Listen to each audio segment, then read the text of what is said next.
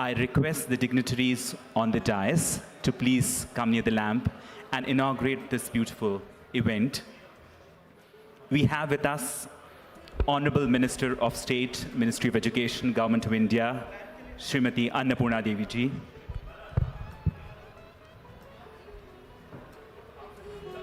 Honorable Minister, Higher and Technical Education, Maharashtra, Shri Chandrakant Dada Patil ji. Honorable Minister of School Education, Maharashtra, Shri Deepak Kesarkar ji. Secretary, Department of School Education and Literacy, Ministry of Education, Shri Sanjay Kumar ji. Renowned educationist and filmmaker, Shri Chandra Prakash Dwivedi ji. And Honorable Vice Chancellor, Savitribai Phule Pune University, Professor Suresh Gosavi ji.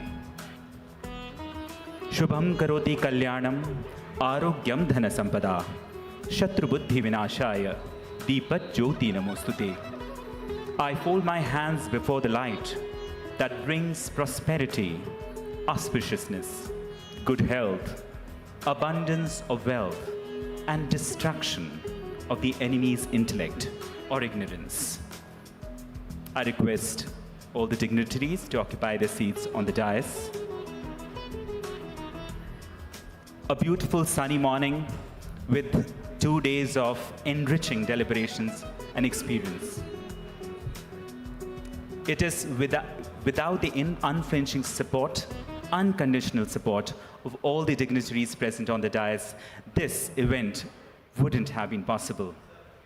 I request the Secretary, Department of School Education and Literacy, Ministry of Education, Shri Sanjay Kumar ji, to welcome Honorable Minister of State, Ministry of Education, Government of India, Srimati Annapurna Devi ji, with a beautiful potted plant, a reminder of our commitment to environment, because that is the base of our existence.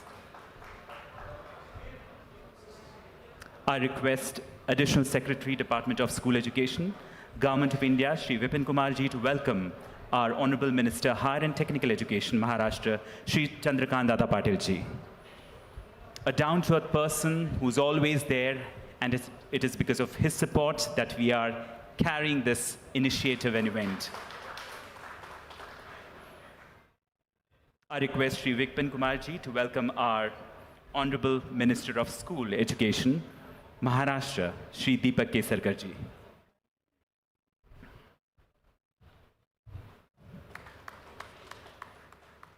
I request Shri Sanjay Kumar ji to welcome our Secretary, Department of School Education and Literacy.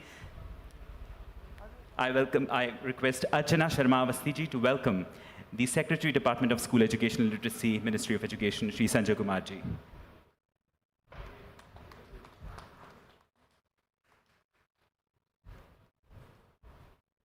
I request Archana Sharma Avasthi ji to welcome the renowned educationalist and filmmaker, Shri Chandra Prakash Dwivedi ji.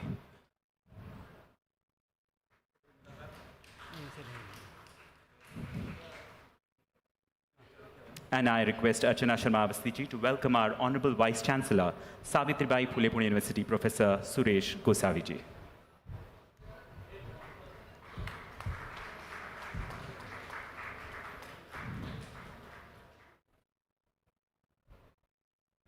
This Sabha is indeed a wishing tree, a kalpataru.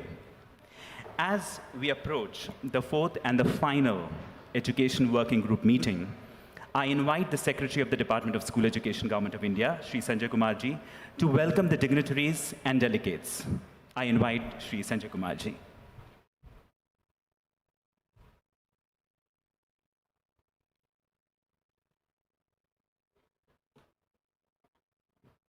Thank you.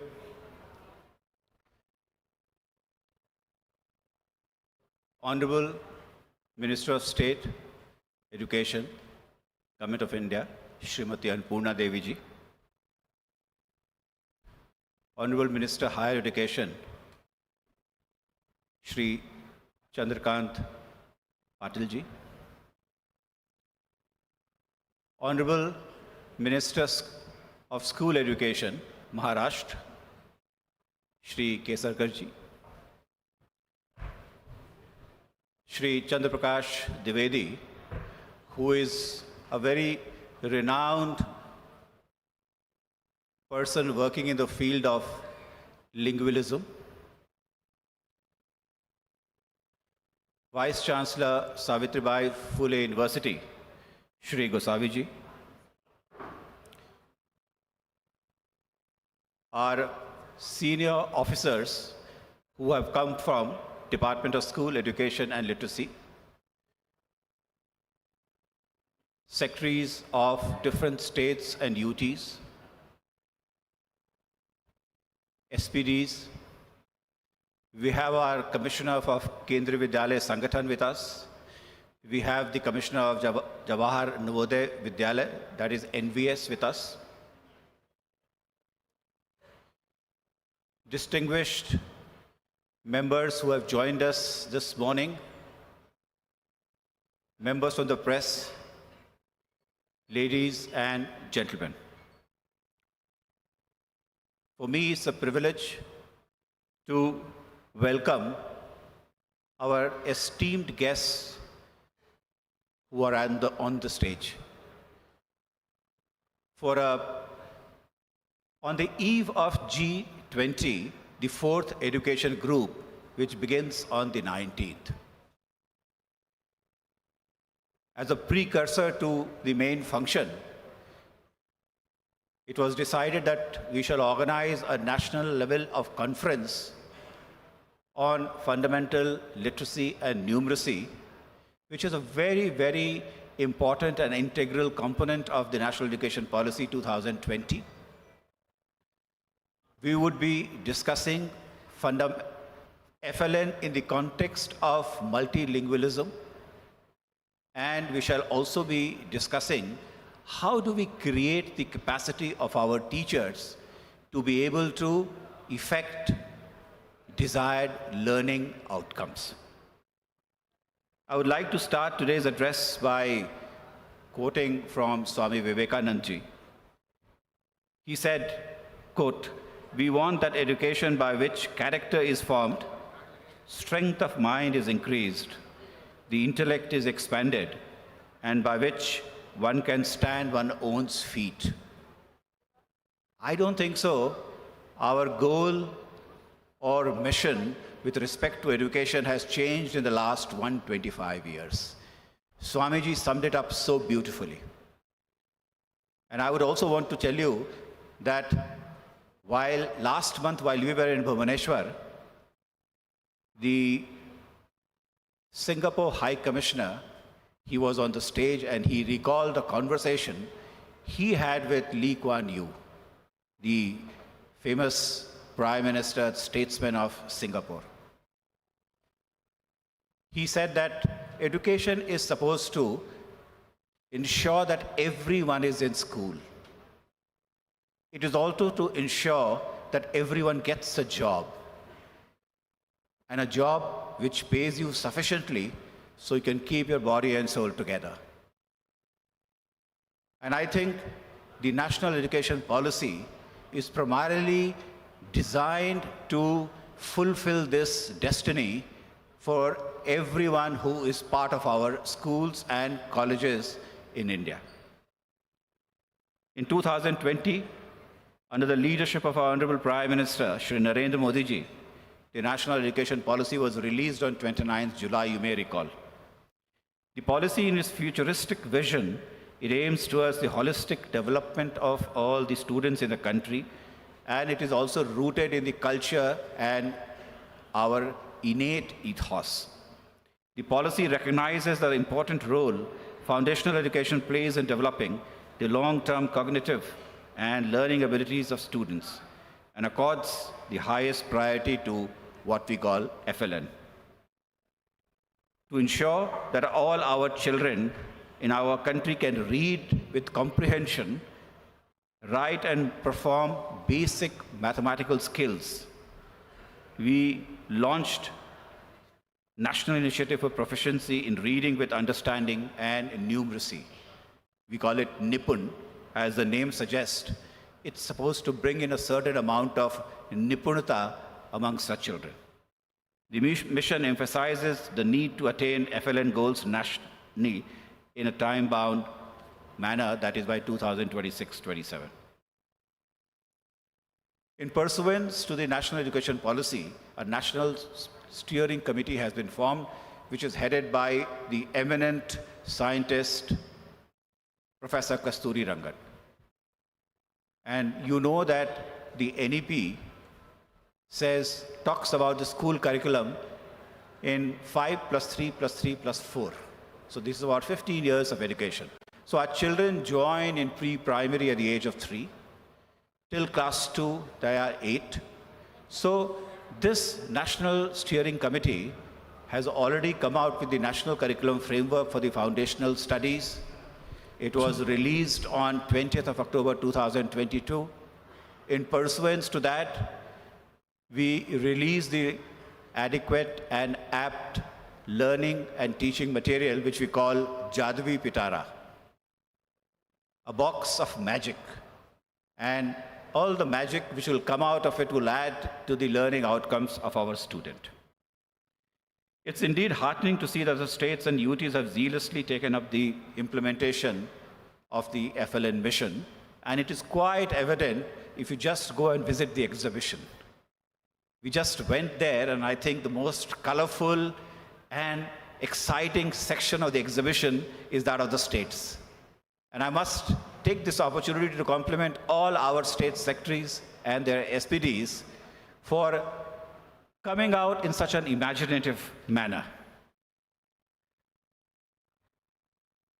This 2-day national conference on FLN is designed to creating the base for lifelong learning. It will help identify and discuss the best practices that states are adopting in creating an environment that facilitates FLN in young learners. The overall objective of the conference is to reflect on the progress of FLN, especially in the context of 2 things: teaching, learning approaches, and pedagogy for FLN in the context of multilingualism, which is going to be the subject of today's discussion.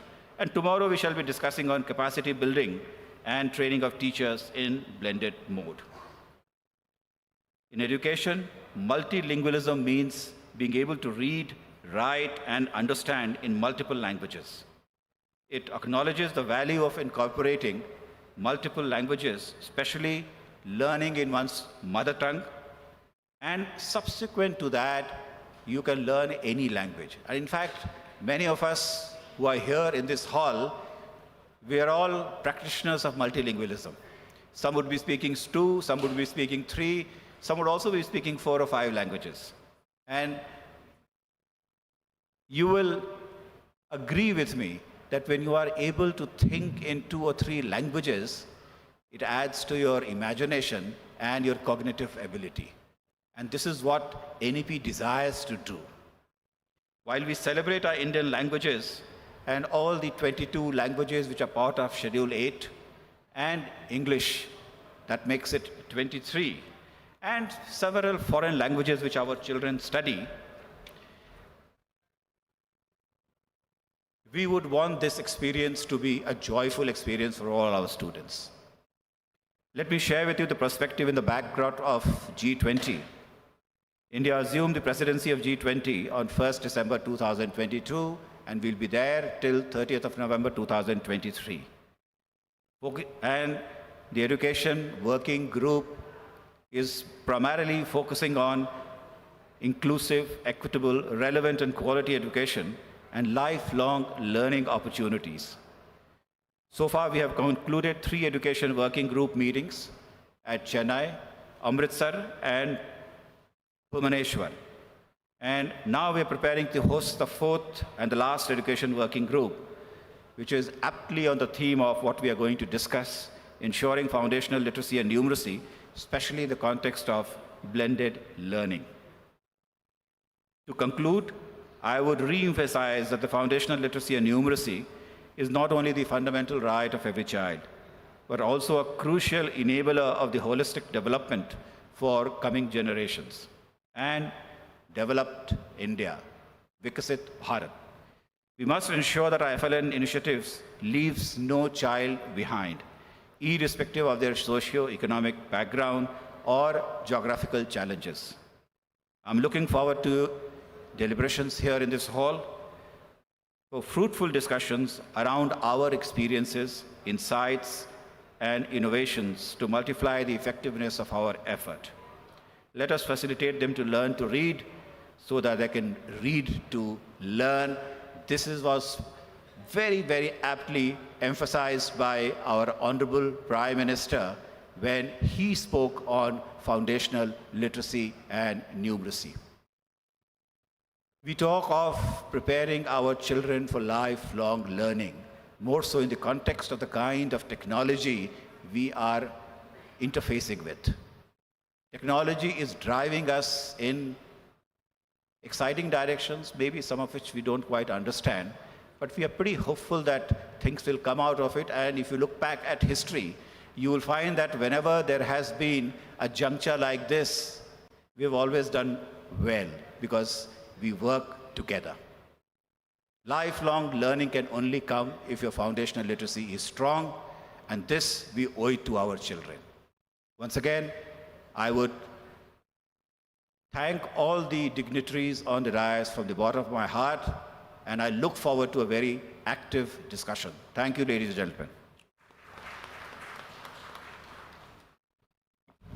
Thank you for those kind words. Our secretary laid down the map of FLN in the context of the NEP and its relevance in the context of child education and development. Vidya vitarko vidnyanam smritihi tatparata kriya yasyaite षड्गुणास्tasya na asadhyamati vardate. Nothing is impossible for those who have these 6 virtues of knowledge, logic, science, memory, readiness, and ability to function. Our next speaker is a combination of all these. A medical graduate with a heavy background of Sanskrit, a media personality, filmmaker, and recipient of Padma Shri. He needs no introduction. We know him as Chanakya. I invite Dr. Chandra Prakash Dwivedi on the dais to share his thoughts on this eventful day on creating the base for lifelong learning.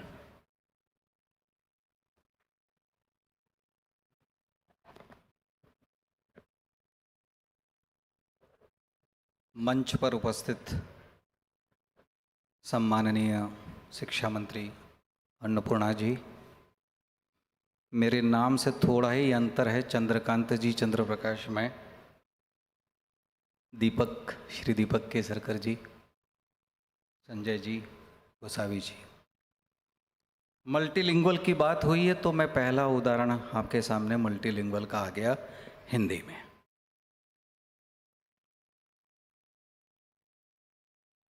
जब मुझे इसका निमंत्रण मिला संजय जी, मैं बहुत डरा हुआ था। डरा हुआ था कि जिस विषय के लिए मुझे बोलने को कहा जा रहा है वो बहुत गंभीर है, इसलिए मुझे वापस पढ़ना चाहिए। और आमतौर पर ऐसे समय में जब हम सोचते हैं कि किताबों से हमारा पाला नहीं पड़ेगा, तब वापस किताबें खोलकर देखना। मैं एक छोटा सा अनुभव अपना कहता हूं और बाद में अपनी बात पर आ जाऊंगा, मुद्दों पर आ जाऊंगा। हम सबके जीवन का अनुभव है, जब हम 10वीं में पढ़ते हैं और अपने सीनियर्स को देखते थे कि वो कितने आज़ाद हैं, तो मन में एक कल्पना होती थी कि 10वीं के बाद किताबें नहीं देखेंगे, थोड़े आज़ाद हो जाएंगे। जब 12वीं में मैं पहुंचा तो लगा एक प्रोफेशनल कैरियर करना है तो मेडिसिन की पढ़ाई ठीक से कर लेते हैं। एक बार मेडिकल की परीक्षा पास हो गए और मेडिकल में चले गए तो फिर किताबों को नहीं देखेंगे।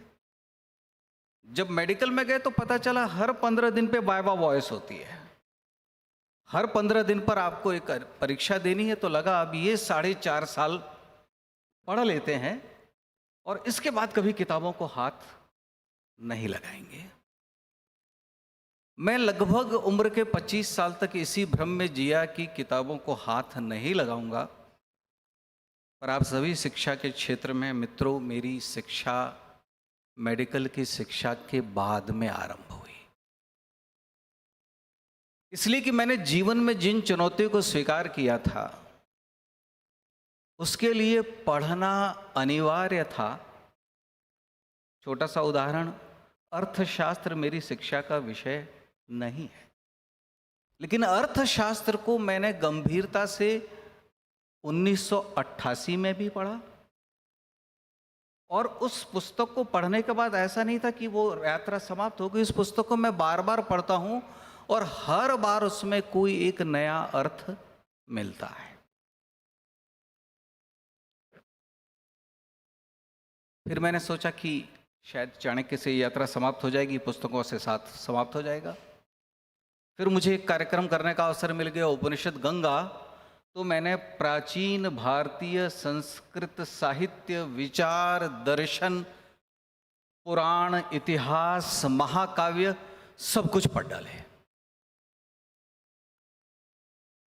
फिर लगा कि अब शिक्षा समाप्त, तो मुझे लोकसभा ने एक कार्यक्रम दे दिया, governance and civil services in ancient India, प्राचीन भारत में सुशासन। और इस पर इतना विस्तार से लिखा हुआ है कि अभी भी मैं उस पर पढ़ रहा हूं, क्योंकि अभी तक मैंने एंशिएंट इंडिया तक अपने अध्ययन को सीमित रखा है, और उसके बाद मैं मेडिवल और मॉडर्न तक पहुंचूंगा। और अभी जो मेरे अध्ययन का विषय है वो है अन्नपूर्णा जी काणे जी का धर्मशास्त्र का इतिहास। मैं 60 पार कर चुका हूं, परंतु पढ़ने की यात्रा अभी भी जारी है। और ये कहते हुए मुझे कोई संकोच नहीं हो रहा है कि मुझे बहुत आनंद आता है जब मैं दिन के 4 घंटे पढ़ता हूं। वो मेरे लिए सबसे श्रेष्ठ समय होता है। जब मैंने, ऋतु चंद्रा जी यहाँ होंगी शायद, मैंने उनसे कहा कि मुझे क्या बोलना है, मैं शिक्षा के क्षेत्र में हूँ लेकिन पढ़ाता नहीं हूँ। तो उन्होंने मुझे आपकी जो सामग्री है वो भेजी, उसमें बहुत सारे ऐसे विषय थे, और उसमें एक विषय मुझे समझ में आया कि शिक्षा नाट्य के माध्यम से, शिक्षा सिंबल्स के माध्यम से, चिन्ह के माध्यम से। तो मुझे लगा इस विषय पर तो मैं बात कर सकता हूँ, क्योंकि पूरी हमारी जो शिक्षा की परंपरा है और प्राचीन भारत की जो परंपरा है, उसका मूल आधार ही प्रतीकों में है, सिंबल्स में है। जब मैं ये कहता हूं तो इसको कृपया आप अतीत का गौरव ना समझें, पर मुझे अपने अतीत पर गौरव, और मुझे लगता है कि सबसे पहले हम शिक्षकों को या जो शिक्षा नीति तैयार करते हैं उन्हें अपने अतीत को आत्मसात करना चाहिए। और इसलिए मैं ये बात आपके सामने रख रहा हूं कि देखिए किस तरह से हमारे समाज ने बिंबों को, प्रतिबिंबों को, प्रतीकों को जन्म दिया है। क्यों हमारे यहाँ ये कल्पना थी कि जब एक विद्यार्थी एक आचार्य गुरु के पास जाता है शिक्षा ग्रहण करने के लिए, तो वो अपने साथ समिधा लेकर जाता है पहली बार, और गुरु उससे कहता है कि इस समिधा को अग्नि में समर्पित करो।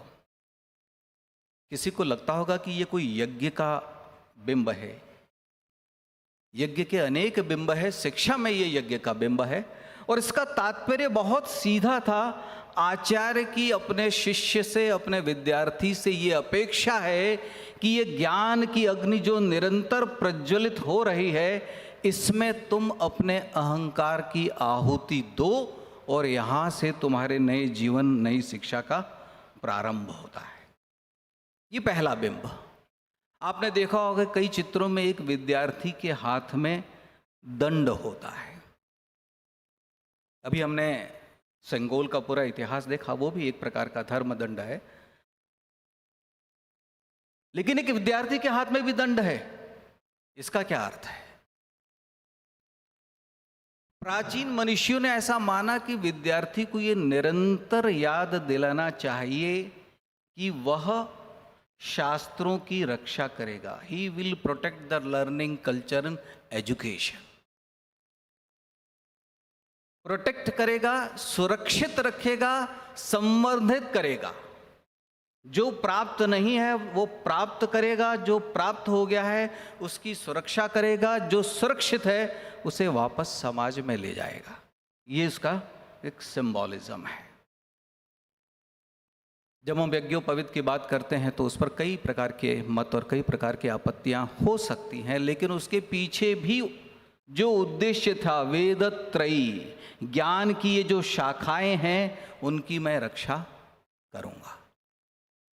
भिक्षाटन ये भारत की एक सबसे अलग परंपरा है, और यहां चूंकि परिवार और कुटुंब की बात आती है, भिक्षाटन हमारी सभ्यता का एक विशेष अंग था, जहां एक विद्यार्थी दूसरे के घर जाकर भिक्षा मांगता है। उसके पीछे दो तात्पर्य थे। एक तात्पर्य ये कि अपने अहंकार का विलय, और मेरी सारी आवश्यकताएं इस समाज पर निर्भर करती हैं और ये समाज मेरी आवश्यकताओं की पूर्ति करेगा। इससे विद्यार्थी और समाज के बीच में एक रिश्ता, और जैसे ही विद्यार्थी का समावर्तन यानी ग्रेजुएशन हो जाता है, वो वापस भिक्षा देने वाले की भूमिका में आ जाता है, और ये निरंतर चलती रहती है। नई शिक्षा प्रणाली में नाट्य के माध्यम से शिक्षा की बात हो रही है। मैं समझता हूं कि आप में से कई लोगों को पता होगा कि नाट्य वेद, पांचवा वेद जिसे कहा जाता है, उसका जो प्रथम अध्याय कि नाट्य वेद की उत्पत्ति क्यों हुई है, बहुत ही रोचक प्रसंग है ये। इसको हम एक पौराणिक कथा मान सकते हैं, लेकिन उसका जो कथ्य है, उसके पीछे का जो अर्थ है, उसके पीछे का जो भाव है, वो हम सबके लिए बहुत उपयोगी है। इंद्र चिंतित है। इंद्र चिंतित है कि लोक धर्म का उदय हो रहा है। लोक धर्म से क्या तात्पर्य है? लोगों का इंद्रियों पर संयम नहीं है, शिक्षा नहीं है, समाज में संघर्ष है, समन्वय नहीं है, और मैं ज्ञान, वेद टू नो, नॉलेज, और मैं ज्ञान को लोगों तक नहीं ले जा पा रहा हूं, इसलिए कि कई बार उनको लगता है कि ज्ञान दुरूह है, हर किसी को बात समझ में नहीं आ रही है। तो वो प्रजापति ब्रह्मा के पास जाते हैं और उनसे कहते हैं कि पितामह, मुझे कोई ऐसा साधन दो जिससे मैं मनोरंजन के साथ साथ ज्ञान व्यक्तियों तक, समाज तक ले जाऊं। तब मुझे लगता है कि पहली बार देखिए कैसे प्ले शिक्षा के लिए, नाट्य कैसे शिक्षा के लिए आ रहा है। प्रजापति उनसे कहते हैं कि मुझे कुछ समय के बाद मिलना। इंद्र प्रजापति को कुछ समय के बाद मिलते हैं और प्रजापति कहते हैं कि इंद्र, मैंने तुम्हारे लिए ये नाट्य लिखा है, इसकी कथा मैंने वेदों से ली है। किस वेद से क्या लिखा, इसका विशद वर्णन है, और यह मनोरंजन का माध्यम है, मनोरंजन का साधन है, इसके साथ शिक्षा भी है। तुम देवताओं के माध्यम से इस नाट्य को प्रस्तुत करो। चंद्रकांत जी, मजेदार बात है, इंद्र कहते हैं कि देवता नाटक नहीं कर सकते हैं। जो सब कुछ कर सकते हैं वो नाटक नहीं कर सकते, तो किसके पास जाओ? तो फिर प्रजापति कहते हैं कि तो एक काम करो, और उसका कारण यह है कि इंद्र का कहना है कि देवताओं को स्टेज फियर है, वो लोगों के सामने जाने से डरते हैं। तो फिर ऐसे कौन है जो लोगों के सामने से जाने से डरते नहीं? तो प्रजापति सुझाव देते हैं, तो फिर आप भरत मुनि के पास जाओ, ऋषि के पास जाओ, क्योंकि वो मूलतः शिक्षक है। शिक्षक को स्टेज फियर नहीं होता है, क्योंकि वो हर दिन कम से कम 30-40 बदमाश और अच्छे बच्चों के सामने अपनी बात रखता है। इंद्र भरत ऋषि के पास गए। फिर आगे की कथा हम सबको पता है कि किस तरह से पहला नाटक देवासुर संग्राम, अमृत मंथन भी उसको कहते हैं, वह भरत मुनि ने अपने 100 शिष्यों, जिनको कथा पुत्र कहती है, उनके साथ मिलकर एक नाट्य प्रस्तुति की। उस नाट्य प्रस्तुति का इंद्रध्वज समारोह पे प्रस्तुतिकरण हुआ, और एक मजेदार बात मुझे जो याद आ गई, जब भरत मुनि ने ये नाट्य तैयार कर लिया, तो जैसे हम सबके जीवन में होता है कि हम जब नाट्य तैयार कर लेते हैं तो उसकी ग्रैंड रिहर्सल कुछ लोगों को दिखाते हैं कि इसमें कोई त्रुटि हो तो हमें बता दो। तो भरत ऋषि ने अपना नाट्य प्रजापति के सामने प्रस्तुत किया और प्रजापति वह नाट्य देख के निराश हो गए। विचित्र बात है कि प्रजापति को निराश का होना चाहिए नाट्य देख के। तो प्रजापति ने कहा कि भरत, ये नाट्य मैंने ही लिखा है, लेकिन इस नाट्य में रस नहीं है। यानी जो नाट्य आप प्रस्तुत करने जा रहे हैं, जो शिक्षा आप देने जा रहे हैं, जो आप पढ़ाने जा रहे हैं, उसमें रस का होना बड़ा अनिवार्य है। रस क्यों नहीं है? क्योंकि तुमने जितने भी पात्रों को चुना है भूमिका के लिए, वे सब पुरुष हैं, इसमें स्त्रियां नहीं हैं। तो रस की उत्पत्ति करने के लिए स्त्रियों की भी भागीदारी होनी चाहिए। और इसलिए पहली बार प्रजापति ब्रह्मा 24 अप्सराओं को भरत मुनि को देते हैं कि इनके साथ मिलकर तुम फिर से नाट्य की रचना करो। और इस प्रकार से भारत के पहले नाट्य में स्त्रियों का प्रवेश हुआ, उनकी भागीदारी हुई। और जिसे हम कहते हैं वह नाट्य वेद जो पहला शिक्षा के लिए लिखा गया था, उसमें स्त्री और पुरुष दोनों ने मिलकर अपने सामाजिक दायित्व का निर्वहन किया। इसमें बहुत लंबी कथाएं हैं, बाद में किस तरह से नाट्यावतरण आया वो कभी और। कई कथाएं हैं सिंबॉलिज्म की। आप क्या पढ़ाते हैं, हम क्या पढ़ाते हैं और हम क्या ग्रहण करते हैं, ये व्यक्ति की ग्रहण क्षमता पर, उसके मानस पर भी निर्भर करता है। द आपने इस कहानी को भी सुना होगा कि प्रजापति ब्रह्मा के पास असुर और देवता दोनों गए। प्रजापति ने कहा द समझ में आ गई बात देवताओं को। असुरों से पूछा, समझ में आ गई? उन्होंने कहा हमें भी बात समझ में आ गई। देवताओं ने जो समझा तो उनका अर्थ था कि द से दया, दूसरों के प्रति करुणा, द से दमन, इंद्रियों का स्वयं पर संयम, और द से दान, जो आपके पास है वो दूसरों को दो, वितरण करो। धन है तो धन, ज्ञान है तो ज्ञान, वितरण करो। ये सुरों को, अच्छे विचार रखने वालों को, भले लोगों को समझ में आया। और जिनको असुर कहते हैं उनको ठीक इसका विपरीत समझ में आया।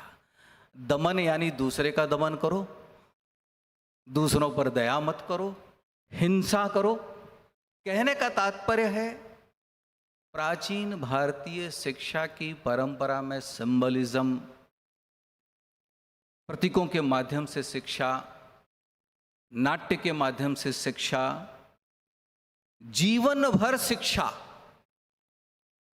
मैं अब आपको एक ऐसी कहानी सुनाने वाला हूं, क्योंकि मैं मूलतः उसी क्षेत्र से आता हूं, कि जहां एक आचार्य मेरे शिष्य ने क्या पढ़ा और क्या उसका जीवन में पालन हो रहा है कि नहीं, वह भी देखने जाता है।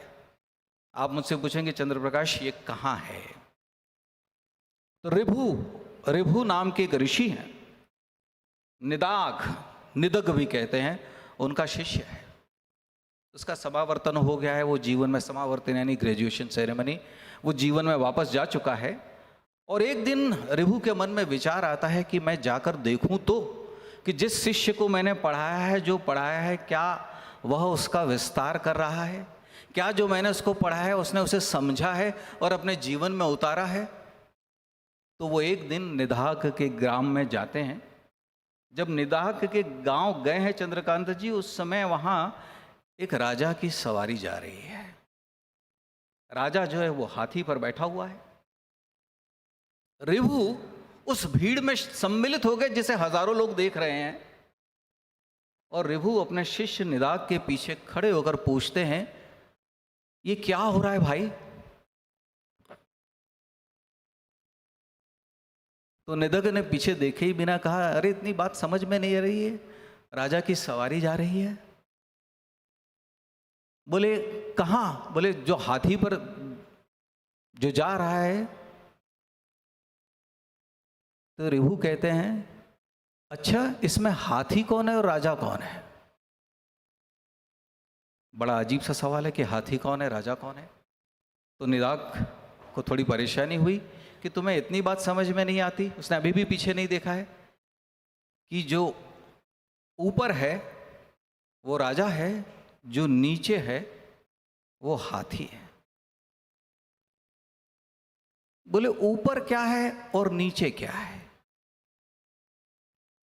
अब निदाग को क्रोध आ गया कि ये कैसा अनपढ़ अशिक्षित आदमी है जिसको ऊपर नीचे भी नहीं पता है, राजा और हाथी भी नहीं पता है। तो अब मैं इसको डेमोन्स्ट्रेट करके दिखाता हूं। और उसने रेहू से कहा कि एक काम करिए, आप इधर आइए, आप जरा अपने घुटनों पर चले जाइए, जैसे ये हाथी है। रेहू वैसे जैसा उनके शिष्य ने कहा वैसे झुक गए और निदाग उन पर बैठ गया और कहा, देखो सुनो, जो तुम नीचे हो वो हाथी है और मैं वो जो ऊपर हूं वो राजा है। बात समझ में आई कि हाथी कौन, राजा कौन? तो रेहू ने कहा, हाँ कुछ बात समझ में आई और कुछ बात समझ में नहीं आई। जो बात समझ में आई वो ये समझ में आई कि नीचे जो है वो हाथी है, तो नीचे क्या है समझ में आ गया। मैं जो ऊपर हूं वो राजा है, तो ऊपर समझ में आ गया, राजा है क्या है समझ में आ गया। लेकिन तू और मैं, तू जो नीचे है वो राजा है, मैं जो ऊपर, तू जो नीचे है वो हाथी है, मैं जो ऊपर हूं वो राजा। मैंने कहा ये तू और मैं समझ में नहीं आया। और जैसे ही उन्होंने कहा तू और मैं समझ में नहीं आया, निदाग को समझ में आ गया कि ये कोई और हैं। और बाद में जब वो देखता है कि ये मेरे आचार्य हैं, भेद की कल्पना हमारे शास्त्रों ने की ही नहीं है। तो कई बार जब हम कहते हैं कि हमारी शिक्षा का जो सबसे बड़ा निचोड़ कोई मुझे कहे कि क्या है, तो इन सारे अंतरों को समाप्त करना और एक ऐसा समाज क्रिएट करना जिसमें समन्वय हो। जिस युग में हम जी रहे हैं, जिस युग में हम जी चुके हैं, वहाँ कॉन्फ्लिक्टिंग आइडियाज रही हैं, कॉन्फ्लिक्टिंग विचार रहे हैं, कॉन्फ्लिक्टिंग मत रहे हैं। और बुद्ध के काल में तो 300 से ज्यादा मत रहे हैं। तो जब आज हम समाज में मतों के नाम पर, विचारों के नाम पर, संप्रदायों के नाम पर संघर्ष देखते हैं, तो मुझे लगता है हम सबकी चुनौतियां बहुत बढ़ जाती हैं कि ऐसा कौन सा माध्यम चुने कि जिससे ये समन्वय हो। और कई बार मैं कहता हूँ कि और जब G20 की भूमिका 20 साल बाद होगी तो मुझे लगता है वो वसुधैव से आगे बढ़कर ब्रह्मांड की ओर चली जाएगी। हमारे यहाँ कहा जाता है सर्व खलविदम ब्रह्मा, जो मैं देख रहा हूँ वो सब ब्रह्म है। We do not restrict our self only to the planet earth, we go beyond this. बड़ा अच्छा लगा संजय जी ने जादुई पिटारा शब्द का इस्तेमाल किया। और वास्तव में भारत की जो वैचारिक संपदा है वो एक जादुई पिटारा है।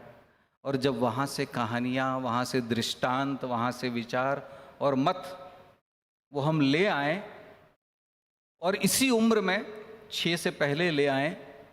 आप सभी जानते होंगे कि मस्तिष्क का विकास 8 वर्ष की अवस्था तक हो जाता है। और हमारे पास ऐसे हज़ारों उदाहरण है। मैं जानता हूँ कि कंटेंट लोड नहीं करना है, ये भी एक विषय नई शिक्षा नीति में आया है कि आप विद्यार्थी को इतना लोड मत करिए, उसको एक्सपोज करिए। मल्टीलिंगुअल की जो बात है साथियों, मैं आज भी अंग्रेजी अखबार पढ़ता हूँ और साथ में मराठी अखबार पढ़ता हूँ चंद्रकांत जी।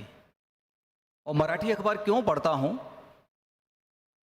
मैं मुंबई में पैदा हुआ, यहीं बड़ा हुआ और ज्ञानदीप नाम का एक कार्यक्रम देखकर बड़ा हुआ हूँ। मैं दूरदर्शन पर अपने आता था और मैं कई बार कहता हूं कि मराठी एक ऐसी भाषा रही जिसमें अभी भी अंग्रेजी शब्दों का प्रयोग न के बराबर होता है। जब दो मराठी व्यक्ति आपस में बात करते हैं, आप देखिए उनमें अंग्रेजी शब्दों का प्रयोग बहुत ज़्यादा नहीं होता। मैं अंग्रेजी का विरोधी नहीं हूँ, मैं हमेशा कहता हूँ अंग्रेजी माँ सी है, हिंदी की माँ सी, माँ जैसी ही है, परंतु एक भाषा अपने साथ कई प्रकार के बिंब, इमेजेस लेकर आती है। आत्मा हम कहते हैं, हम सबके लिए बहुत समझ की बात है, लेकिन यही शब्द जब हम बाहर प्रयोग करते हैं, ममत्व जब प्रयोग करेंगे, तो कईयों को समझ में नहीं आएगा कि ममत्व का बिंब हमारे सामने माँ और बेटे का ममत्व का बिंब बन गया। तो हर भाषा में बिंब हैं, इमेजेस हैं, प्रतीक हैं, और जब वो भाषा जितनी संपन्न होगी उतने ही बिंब ये विद्यार्थियों और हमारे बालकों के हाथ में आएंगे। लेकिन जिसलिए मैंने ये निमंत्रण स्वीकार किया संजय जी, वो बात मैं आपके सामने और अन्नपूर्णा जी के सामने रख रहा हूं कि चुनौती बहुत बड़ी है।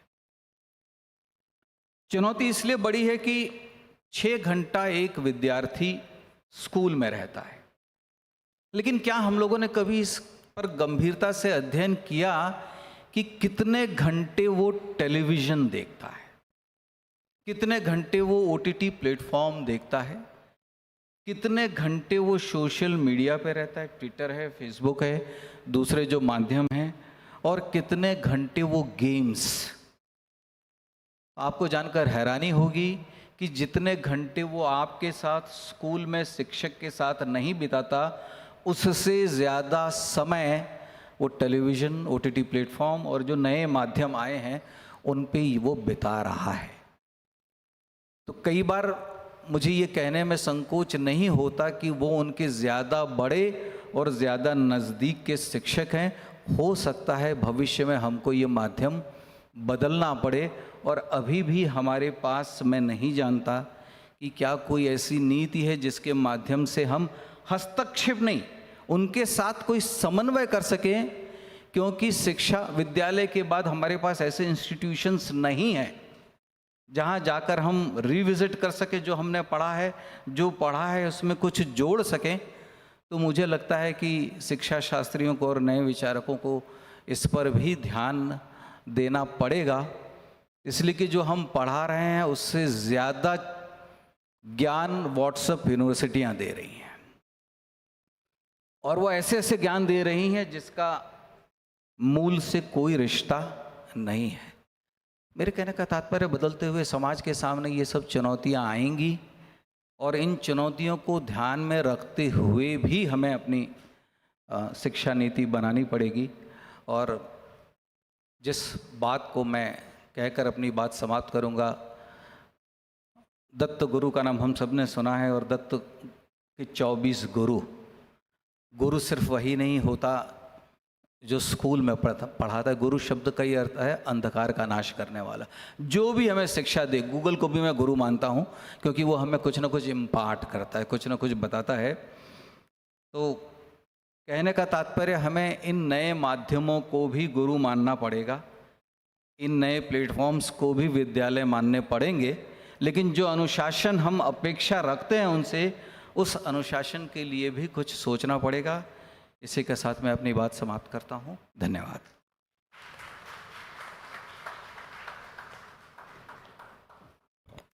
Heartfelt thanks to our speaker for highlighting the pedagogical practices of ancient India, bringing out the relevance of Natyotpatti from Natya Shastra and its all-encompassing nature, because of which even the national education policy stresses on Natya as an effective medium for pedagogy. The National Education Policy 2020 accords the highest priority to foundational literacy and numeracy. That is, to ensure that all children in our country can read with comprehension and perform basic math skills by the age of 8. At this point, I would like to invite Honorable Minister of School Education, Maharashtra, Shri Deepak Kesarkar, to share his views on education. Honorable Minister, Shri Deepak Kesarkar.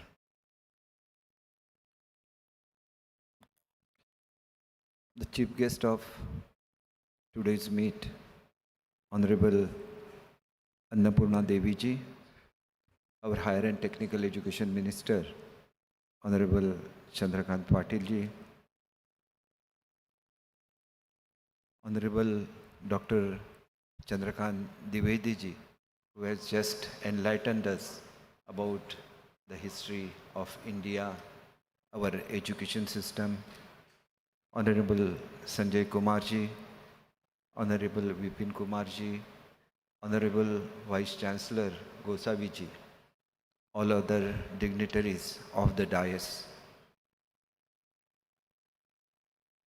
It is indeed a pleasure to participate in this summit when all the secretaries, all the in charge of Samagra Shiksha Abhiyans are present here. We have a unique responsibility of implementing Nipun Bharat, which is dream project of our Honorable Prime Minister. Before I start my speech, I'll have to definitely mention what Dwivedi ji had mentioned. We'll have to give a deep thought to it. No doubt, different techniques of educations are being developed all over the world. And we are trying to follow those techniques. But at the same time, we'll have to think about our own educational system. The first school in the world which was established in UK, that was in 598, which was known as St. Austin School. That was a school.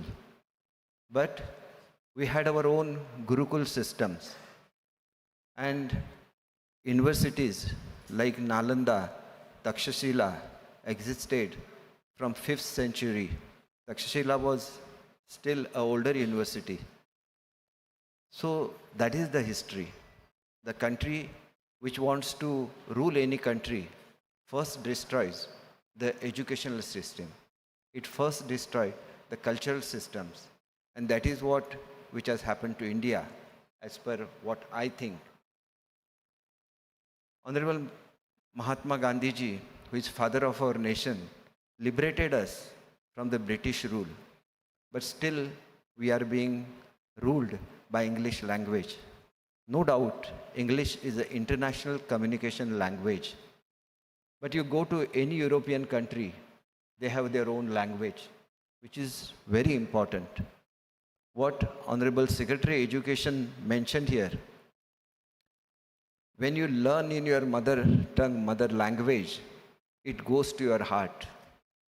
Those countries who have given education in their own mother language have contributed greatly to the progress of the mankind. Take example of any country. If you take the example of Russia, which sent first spacecraft in the orbit, they don't know English. Germany, which is known to be best in technology, they teach in German language. If you go to France, 90% of the French people, they don't know English. Still, they are the best manufacturers of aircrafts. Take example of China, which is a manufacturing hub of the world. They don't know ABC of English. So English is just a communication language. And like Mahatma Gandhi ji liberated us from British rule, Honorable Prime Minister Narendra ji Modi ji, who is liberating us from English, and we always think that English is everything. We'll have to always think that the best of the knowledge could be given in your mother language, because science don't have any language. Anything which is related to technology could be given in your own mother language. And that's why I think that mathematics even don't have a language. You can teach it in your own language, and you can produce the best of the scientists, best of the Nobel laureates. If you don't waste the energy of your student, in translating what they want to say. And that is why I really feel that whenever we are concentrating on education, first thing is make a solid base of your students in their initial ages, where we want to teach them about language, about the mathematics, about the numerology, and then you will have to build their career, because our educational system don't provide jobs to everybody. And that's why vocational training is being included in our new education policy. When I went to Germany recently, I realized that 1.5 day they spend in the workshops, which are being created by their society, by their Chamber of Commerce, and 3.5 day they are in the schools. So we'll have to learn something, because we are a large country. We are equivalent to one continent. And when we think about our educational system, and when we include vocational training into our system, we'll have to see how best it could be practiced. Recently, I had interaction with our higher and technical education minister. The infrastructure which is available in the engineering colleges could be utilized in the evening for the students, because our ITRs are not good enough to give them educational training, because we'll always have restraint of funds that we could allocate for any of the avenues. But our Honorable Prime Minister is trying to give us as much funds or as much resources for our education. I'll have to also congratulate our Honorable Education Minister, who is giving a new direction to our education. And that's why I feel this is the platform where you can discuss and you can act upon certain things which will give a new feature to our students. We are soon going to have a MOU with one state from Germany to provide them manpower, because India is going to be the youngest country, and it has become a youngest country.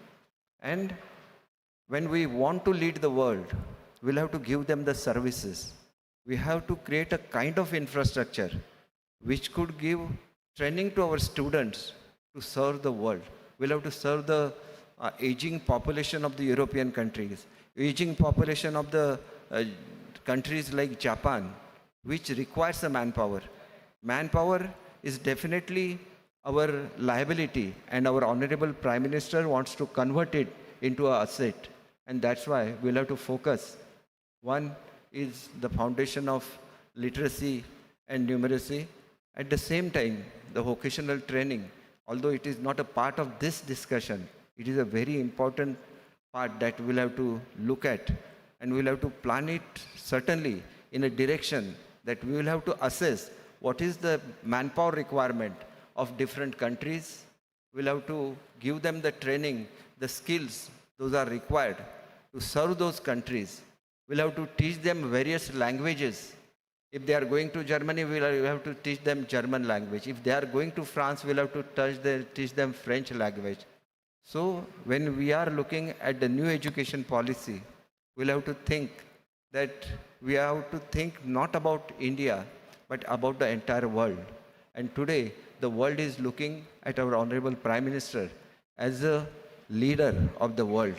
And we'll have to think it in terms of education as well. So I cannot speak as well as Divediji as you speak, but our spirits are such that everybody of us wants to give best of the technology to our students, best of the foundation for the education.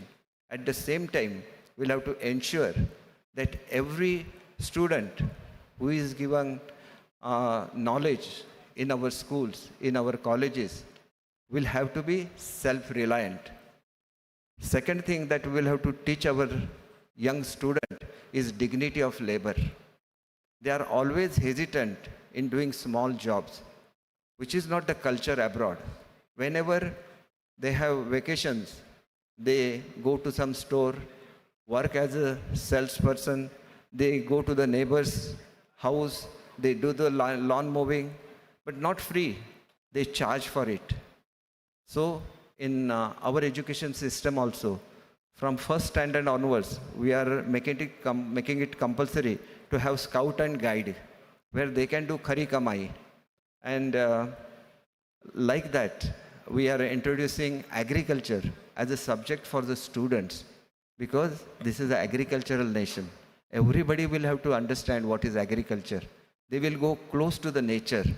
We'll have to protect the environment. Then those are the targets. In terms of technology, definitely we are number one, and we are going to be number one soon.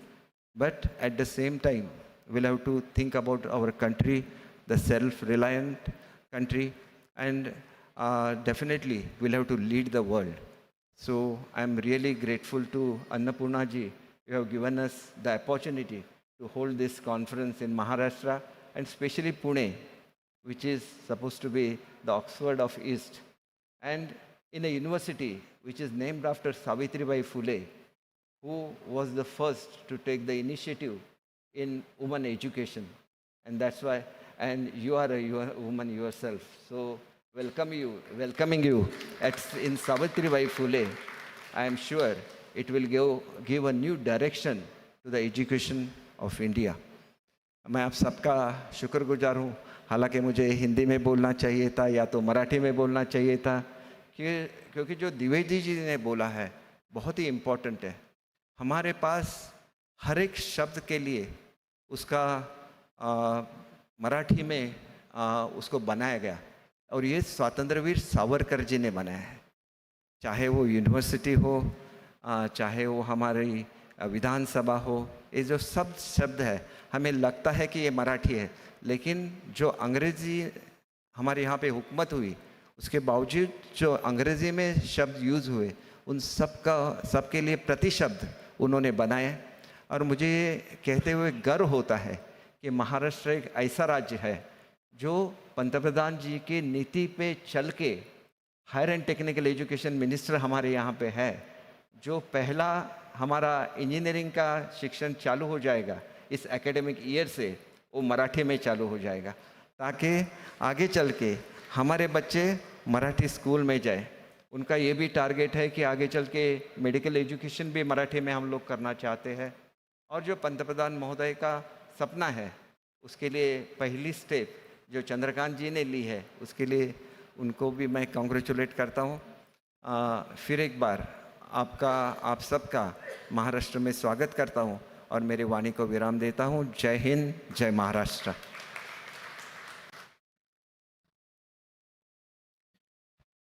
Thank you for the kind words, Honorable Minister. He stressed on the language of the soil as an effective medium for pedagogy, brought a historical perspective towards pedagogy, and also stressed on skilling of the human resources which can be channelized for an Atmanirbhar Bharat. We are indeed very fortunate to have Honorable Minister of Higher and Technical Education, Shri Chandrakant Dada Patil, a very down-to-earth person, a humble person, and it is due to his unconditional support for the cause and the event that this conference has been made possible at this beautiful venue. I request our Honorable Minister to share his views.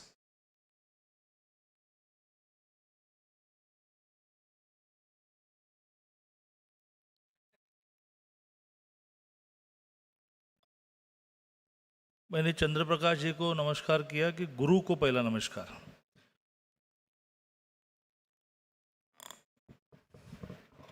आज इस 2 दिन के सम्मेलन के उद्घाटन सत्र में मंच पर उपस्थित श्रीमती अन्नपूर्णा देवी, जो केंद्र की शिक्षा राज्य मंत्री है, मंच पर उपस्थित महाराष्ट्र शासन के शालेय शिक्षा के मंत्री श्री दीपक केसरकर जी, केंद्र सरकार के माननीय सचिव श्री संजय कुमार जी, मंच पर उपस्थित जिन्होंने एक ज़माना ऐसा गया, कुछ साल ऐसे गए कि पूरी तरुणाई को मंत्रमुग्ध किया था चाणक्य सीरियल से, ऐसे श्री चंद्र प्रकाश जी.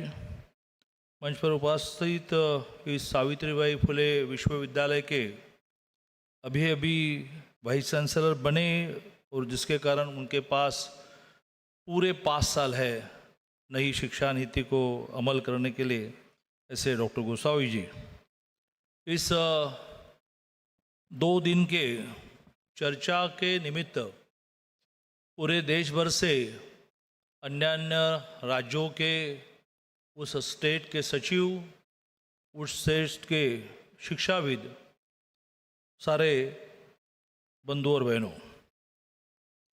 मैं राज्य के शिक्षा मंत्री के नाते और इस जिले के पालक मंत्री के नाते आप सबका स्वागत करने के लिए और आप सबको आश्वस्त करने के लिए कि 2 दिन किसी भी प्रकार की अव्यवस्था नहीं होगी और बहुत आप इस 2 दिन की चर्चा में भी आनंद से सम्मिलित होंगे और यहाँ की हमारे सावित्रीबाई फुले पुणे विश्वविद्यालय ने जिस प्रकार की व्यवस्था लगाई है उस व्यवस्था से भी बहुत आप आनंदित होंगे। तो शुरू में मैं सबको स्वागत करते हुए आप सबको आश्वस्त करता हूँ कि 2 दिन के बाद वापस जाते वक्त जिस विषय की चर्चा के लिए आए हैं उसका भी समाधान आपको होगा, क्योंकि केंद्र के शिक्षा मंत्रालय ने इसका बहुत विचार किया है और इस सारी व्यवस्था के लिए भी आप आनंदित होंगे। हमारे राज्य के शालेय शिक्षा मंत्री ने कहा है कि महाराष्ट्र राज्य ने इस विषय में बहुत बड़ी पहल करने का निर्णय किया है। शालेय शिक्षा के बारे में भी बहुत तैयारी चल रही है, जो भी केंद्र से सूचना आएगी उसका अमल किया जाएगा। लेकिन उच्च शिक्षा और तंत्र शिक्षा के बारे में हमने बहुत पहल की। कल और परसों 2 दिन मुंबई में सारे महाराष्ट्र के विश्वविद्यालय के कुलगुरु, प्रो वाइस चांसलर, सारे विश्वविद्यालयों के डीन और राज्य में कुल मिलाकर 87 जो ऑटोनोमस कॉलेजेस है उनका 2 दिन का वर्कशॉप हमने किया। और अब इस जून से यानी नया एकेडमिक ईयर शायद इस बार कोविड से जो बिगड़ा है उसमें नया एकेडमिक ईयर शायद शुरू होने में जुलाई एंड हो जाएगा। तो इस नए शैक्षिक वर्ष से 1270 पीजी कॉलेजेस जहाँ है, पोस्ट ग्रेजुएशन है वहाँ, फिर 87 arts science commerce colleges autonomous and 50 polytechnic engineering autonomous, सारे 12 हमारे गवर्नमेंट के विश्वविद्यालय, ऐसे कुल मिलाकर 1400 जगह हम नई शिक्षा नीति का अमल करने जा रहे हैं। लेकिन उसमें जो काफ़ी चीज़ें चर्चा से आई है, केंद्र से आई है, मातृभाषा में शिक्षा हो, स्किल डेवलपमेंट के बारे में बल देना हो, प्रैक्टिकल नॉलेज, सिर्फ कक्षा में बैठकर शिक्षा नहीं होनी चाहिए। तो कोई कॉमर्स पढ़ता है तो बैंक में जाए, कोई आर्ट्स पढ़ता है तो किसी अच्छे लेखक के घर में जाकर, कोई अच्छे पोएट के घर में जाकर उनको पूछे कि ये भाई इस प्रकार का जो लिखना है वो आपको कैसे कागज़ पर आप उतारते हो। कोई साइंस का विद्यार्थी हो, कोई इंजीनियरिंग का विद्यार्थी हो, तो प्रत्यक्ष वो इंडस्ट्री में जाए। तो ऐसे सीनियर कॉलेजेस के लिए, उच्च शिक्षा के लिए नई शिक्षा नीति का एक चौकट स्पष्ट हुआ और उस दिशा में हम जा रहे हैं। लेकिन जिसका बहुत महत्व है वह है pre primary, primary, secondary, higher secondary. इसके बारे में मुझे लगता है कि आप सब लोग पहले से भी चर्चा करते आए होंगे और 2 दिन में इसकी स्पष्टता आ जाए कि हम क्या करने जा रहे हैं। इसमें जो टीचर्स रहेंगे, विशेष रूप से प्री प्राइमरी के 3 साल में, उसका क्वालिफिकेशन क्या रहेगा, उसका ट्रेनिंग कौन करेगा, वो ट्रेनिंग का मॉड्यूल क्या है। फिर लगभग गत 10-20 सालों से बच्चे कम से कम घर से निकलकर कई स्कूल में जाए, इसलिए आंगनवाड़ी नाम का प्रयोग चला, जिसमें हमारे राज्य में तो 2.5 लाख आंगनवाड़ी टीचर्स है। तो ये आंगनवाड़ी टीचर्स कंटिन्यू होने वाली है या उनको डिसकंटिन्यू करने वाले हो? कंटिन्यू करने वाले हो तो उनको नया जो सब हम चाहते हैं, वैल्यू एजुकेशन हम चाहते हैं, हमारी परंपरा की शिक्षा हम चाहते हैं, स्कूली लेवल से ही छोटा छोटा छोटा छोटा स्किल डेवलपमेंट भी हम चाहते हैं। तो ये यदि हम नया कुछ चाहते हैं जो इस देश की, इस दुनिया की आवश्यकता है, इसका क्या 2.5 लाख आंगनवाड़ी शिक्षकों को हम ट्रेनिंग देने वाले हैं? तो ऐसे अपने अपने प्रांतों में कई प्रकार के विषय जब नई शिक्षा नीति को हम अमल करेंगे तो ध्यान में आएगा। इसको कहते हैं प्रोग्रेसिव अनफोल्डमेंट, आहिस्ते आहिस्ते ऐसे स्पष्ट होते जाना। तो ये प्रोग्रेसिव अनफोल्डमेंट क्या कैसे रहेगा, इसकी मुझे लगता है कि इस 2 दिन की चर्चा में स्पष्टता आनी चाहिए। अन्यथा बहुत हम अन्याय करेंगे भावी पीढ़ी पर, क्योंकि हमको ही समझ में नहीं आया, फिर भी हमने कहा कि हाँ समझा समझा करके हम शुरू करेंगे तो उसमें से बहुत दिक्कत आएगी। मुझे बहुत संतोष हुआ, कम समय के लिए मैं एग्जीबिशन प्रदर्शन देख पाया, लेकिन उसमें देखने से भी स्पष्टता आती है कि क्या हम करने जा रहे हैं। तो हमारे यहाँ के सारे संयोजकों ने एक प्रयत्न किया है, लगभग 5 लाख पहली से लेकर पीजी तक के 5 लाख स्टूडेंट्स इसको विजिट करें। और ये पॉलिटिकल भाषण नहीं है, उसकी पूरी योजना बनी है।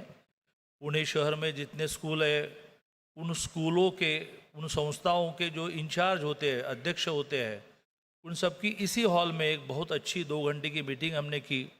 सबने टारगेट लिया है कि हम इतने स्टूडेंट्स को लेकर आएंगे। तो उस टारगेट की संख्या तो 5 लाख क्रॉस हो जाती है, क्योंकि हमारे पुणे म्यूनसिपल कॉरपोरेशन में 2.25 लाख 2,25,000 स्टूडेंट्स पढ़ते हैं। नज़दीक में हमारा और म्यूनसिपल कॉरपोरेशन है पिंपरी चिंचवड, वहाँ 85,000 स्टूडेंट्स पढ़ते हैं। उन्होंने तो सर्कुलर निकाला है कि, और सर्कुलर में कंपल्शन नहीं किया है, वर्णन किया है कि किस प्रकार का एग्जीबिशन होगा, कुछ नई चीज़ें ध्यान में आएंगी। तो उत्सुकता से बच्चे आएंगे, तो यही संख्या हमारी 3 लाख होती है। और उसके अलावा इस शहर में ये और इसके अलावा मिलकर 12 लाख स्टूडेंट्स स्कूली education, higher education, technical education लेते हैं। तो इन सबको एक बड़ी परवणी है कि हर स्टेट का स्टॉल उनको देखने के लिए मिलेगा। हर स्टेट ने क्या सोचा है शिक्षा बदलाव के लिए, वो देखने के लिए मिलेगा।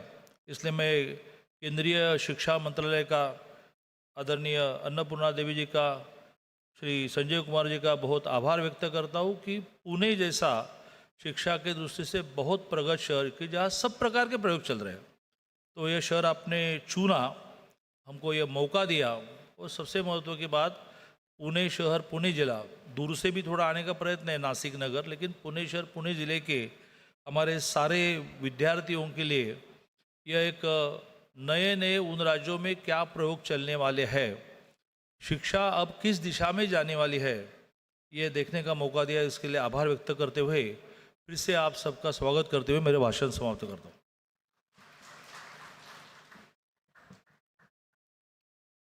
Heartfelt thanks for those kind words, for bringing to light the trajectory from school education to higher education and the vision of NEP in the context of education, and how the progressive unfoldment will bring clarity to the process and execution of the principles underlined in it.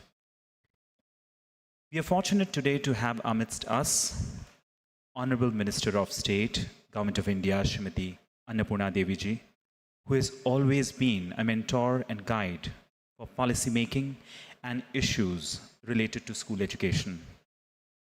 I invite her to share her thoughts with the august audience on the importance of education in a person's life and how it can lead to the development of a nation.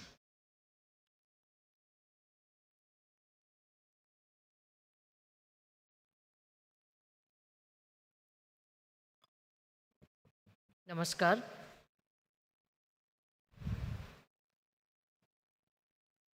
आज सावित्रीबाई फुले विश्वविद्यालय में आयोजित 2 दिवसीय शिक्षा महाकुंभ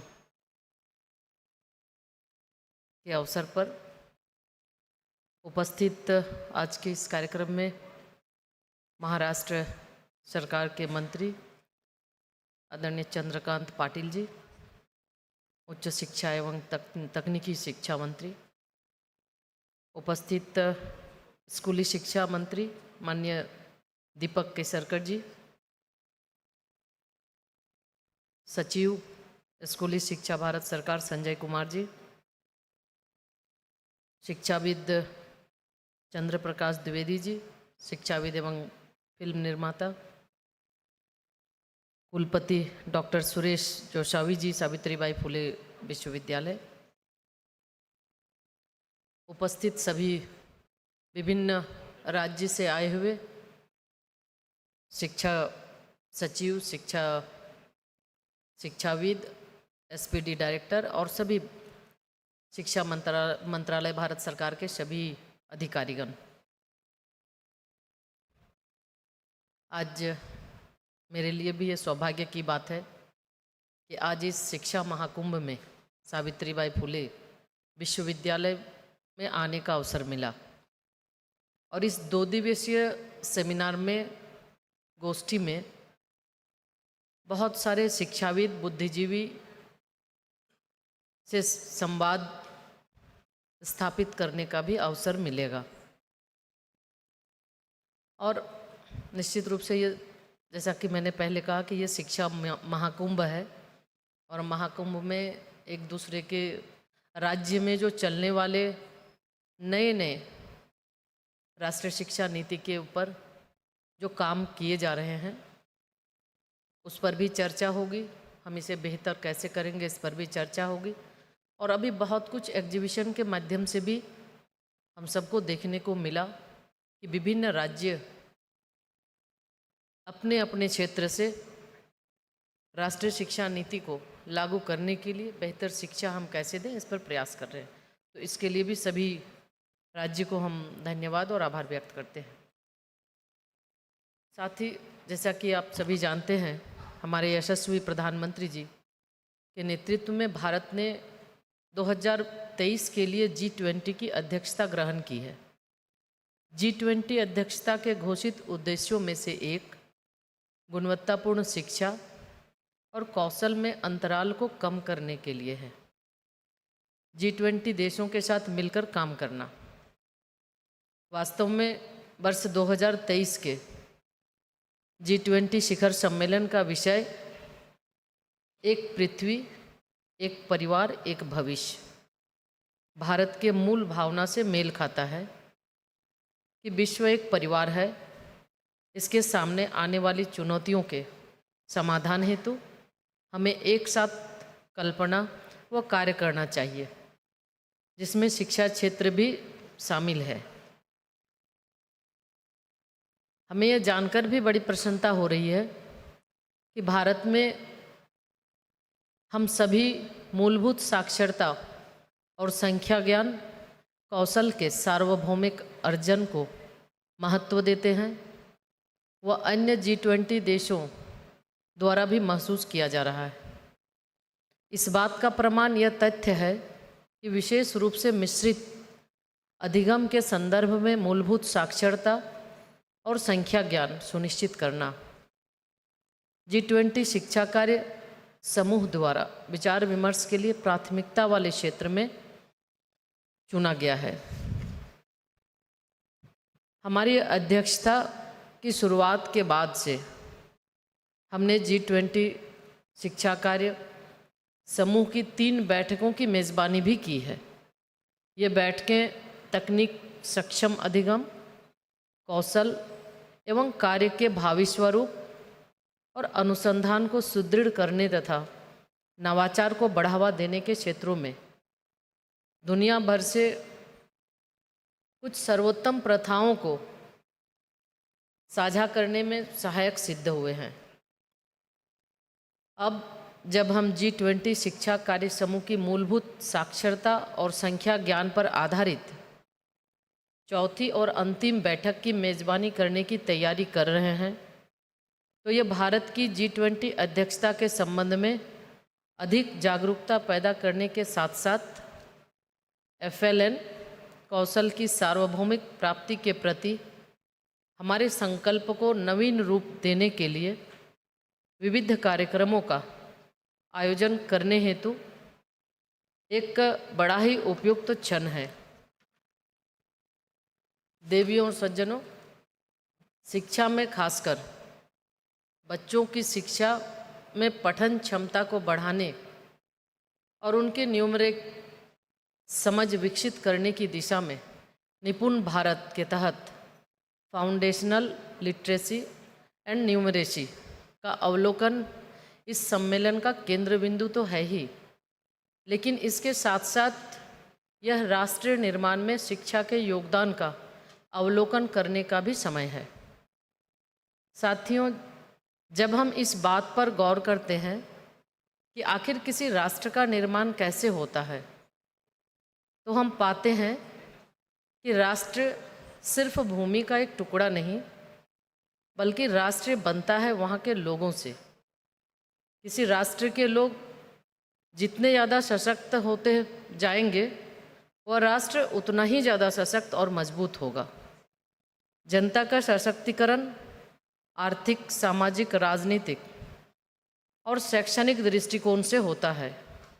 इनसे भी ज़्यादा मैं सबसे महत्वपूर्ण जनता का शैक्षणिक रूप से सशक्त होना मानती हूँ। शिक्षित जनता अपने सामाजिक ढांचे को सुदृढ़ बना पाती है, और ये इसलिए मानना है कि शिक्षा किसी भी राष्ट्र के विकास के लिए भी नहीं, बल्कि उसके अस्तित्व के लिए भी सबसे महत्वपूर्ण बिंदु है। मुझे लगता है आज जब हम सब इस महत्वपूर्ण चर्चा में हम सभी भाग ले रहे हैं, तो किस तरह से दुनिया में कितनी तेज़ी से ये बदलाव हो रही है कि आप किसी भी सेक्टर को उठाकर देखिए। कृषि हो, कृषि की बात अगर हम करें तो हम तेज़ी से मशीनीकरण की ओर जा रहे हैं। अर्थव्यवस्था पर आप नज़र डालें तो आप पाएंगे कि डिजिटल मुद्रा और क्रिप्टो करेंसी जैसी चीज़ों में भी अब लोगों का रुझान बढ़ रहा है। रक्षा क्षेत्र के बारे में अगर बात करें तो कितनी तेज़ी से हम अत्याधुनिक हथियारों की ओर भी अपना रुख कर रहे हैं। और शिक्षा जैसे महत्वपूर्ण सेक्टर इस दौड़ में फिर पीछे कैसे रह सकता है। तो इसलिए इसी तीव्रता को देखते हुए हमें भी बदलाव, तीव्र गति के साथ शिक्षा में बदलाव लाने की आवश्यकता है, और जिसे निरंतर, जैसा कि माननीय प्रधानमंत्री जी राष्ट्रीय शिक्षा नीति 2020 के बारे में उन्होंने कहा है, और हम सभी आज पूरे मेहनत के साथ हर तरह से भारत सरकार के माध्यम से भी राज्य को मदद देने के लिए कृत संकल्पित है, तत्पर है कि कैसे हम राष्ट्रीय शिक्षा नीति को नीचे स्तर तक पहुंचाएं और बच्चों के शिक्षा को हम और बेहतर बना सके। वैज्ञानिक और तकनीकी प्रगति के साथ दुनिया भर में कई कौशल रहित नौकरियों का अस्तित्व समाप्त हो जाएगा, जबकि बहुविषयक क्षमताओं एवं कुशल कार्यबल की आवश्यकता की मांग अधिक से अधिक होगी। इसलिए अत्यधिक महत्वपूर्ण होता जा रहा है कि बच्चे न केवल सीखें, बल्कि यह भी सीखें कि सीखना कैसे है। शिक्षा प्रणालियों का उद्देश्य सीखने की इस दिशा में होना चाहिए कि विवेचनात्मक ढंग से कैसे सोचा जाए और समस्याओं को कैसे हल किया जाए, रचनात्मक तथा बहुआयामी कैसे बना जाए, कैसे नव प्रवर्तन अनुकूलन किया जाए तथा नए बदलते क्षेत्रों में नई सामग्री को कैसे आत्मसात किया जाए। आप सब शिक्षा जगत से जुड़े हुए महत्वपूर्ण लोग इस कार्यक्रम में बैठे हैं, प्रशासनिक क्षेत्र से भी संबंधित लोग हैं। इसलिए मैं इस सम्मेलन को ज्ञान का एक महाकुंभ कह रही हूँ, क्योंकि शिक्षा के संबंध में यहाँ जो विचारों का आदान प्रदान होगा वह सिर्फ विचारों तक ही सीमित नहीं रह जाएगा, बल्कि उसका व्यवहारिक स्तर पर क्रियान्वयन भी संभव हो सकेगा, क्योंकि यहाँ शैक्षणिक के साथ साथ प्रशासनिक पृष्ठभूमि रखने वाले लोग भी बैठे हुए हैं। हमारे मन में इन व्यापक आकांक्षाओं के साथ और हमारे माननीय प्रधानमंत्री जी के मार्गदर्शन में वर्ष 2020 में नई राष्ट्रीय शिक्षा नीति की शुरुआत की गई। यह नीति भारत की परंपराओं और मूल्य प्रणालियों का निर्माण करते हुए 21वीं सदी की शिक्षा के आकांक्षी लक्ष्यों के अनुरूप एक नई प्रणाली बनाने के लिए इनके विनियमन और अभिशासन सहित शिक्षा संरचना के सभी पहलुओं को संशोधित और पुनर्निर्मित कर रही है। क्योंकि पढ़ने और लिखने व संख्याओं के साथ बुनियादी कार्य करने की क्षमता भावी स्कूली शिक्षा और आजीवन अधिगम सभी के लिए एक आवश्यक आधार है। इसलिए एनईपी में 2025 तक प्राथमिक विद्यालयों में सर्वसुलभ मूलभूत साक्षरता और संख्या ज्ञान अर्जन को सर्वोच्च प्राथमिकता दी गई है। और इस प्राथमिकता को अमल में लाने के लिए प्रधानमंत्री जी के आत्मनिर्भर भारत विजन के तहत दिसंबर 2020 में राष्ट्रीय FLN मिशन के शुभारंभ की घोषणा की गई थी। तत्पश्चात FLN मिशन समझ के साथ पठन और संख्या ज्ञान में प्रवीणता हेतु राष्ट्रीय पहल निपुण की शुरुआत 5 जुलाई 2021 को की गई। निपुण भारत में समयबद्ध यानी 2026-27 तक समयबद्ध तरीके से राष्ट्रीय स्तर पर FLN लक्ष्यों को प्राप्त करने की आवश्यकता पर बल दिया गया है। साथियों, हमें अपने बच्चों को ऐसी शिक्षा देनी होगी जिससे वो आने वाले भविष्य में एक गरिमामयी जीवन जी सके। हमें प्रयास करना होगा कि हमारे बच्चे यह भी सीखें कि कैसे भी बियॉन्ड द होराइजन जाकर सोचा जा सके। हमें अपने बच्चों को बदलती हुई ज़रूरतों के अनुसार ढालना होगा और इस संदर्भ में निपुण भारत मिशन के तहत FLN को लाकर शिक्षा मंत्रालय ने जो प्रयास किया वह निश्चित रूप से एक सराहनीय कदम है। यह आज के समय में प्रचलित रोट लर्निंग को खत्म करके विद्यार्थियों के अंदर विषय को समझने की इच्छा जगाने में मददगार सिद्ध होगी। 1 जून से 15 जून तक सभी राज्यों और संघ राज्य क्षेत्रों में शिक्षा मंत्रालय के नेतृत्व में जन भागीदारी कार्यक्रम आयोजित किए गए।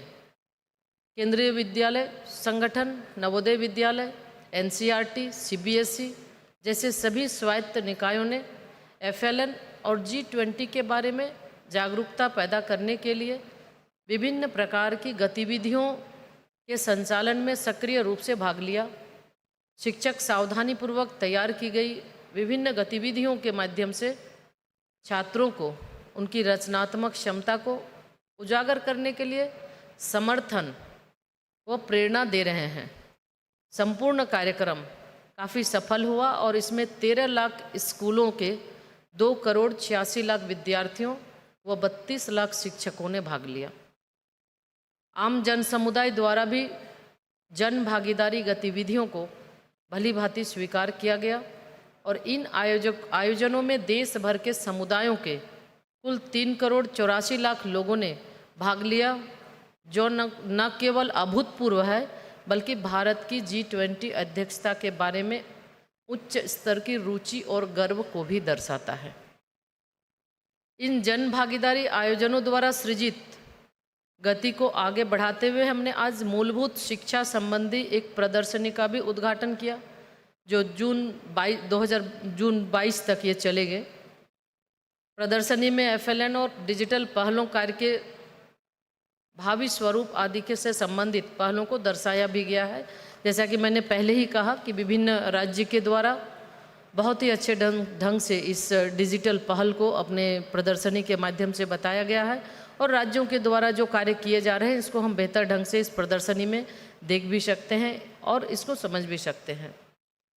साथियों, देश अमृत काल में प्रवेश कर चुका है। हम धीरे धीरे उस सपने को साकार करने की दिशा में आगे बढ़ रहे हैं, जो सपना हमें माननीय प्रधानमंत्री जी ने लाल किले की प्राचीर से दिखाया था 2047 तक विकसित राष्ट्र का। और विकसित राष्ट्र के क्षेत्र में जो शिक्षा के क्षेत्र में किसी बड़ी क्रांति को लाए बिना संभव नहीं है। हम तभी विकसित राष्ट्र बन सकते हैं जब शैक्षिक रूप से हम आगे बढ़ेंगे। भारत सरकार ने अपनी ओर से भी नई राष्ट्रीय शिक्षा नीति के माध्यम से यह प्रयास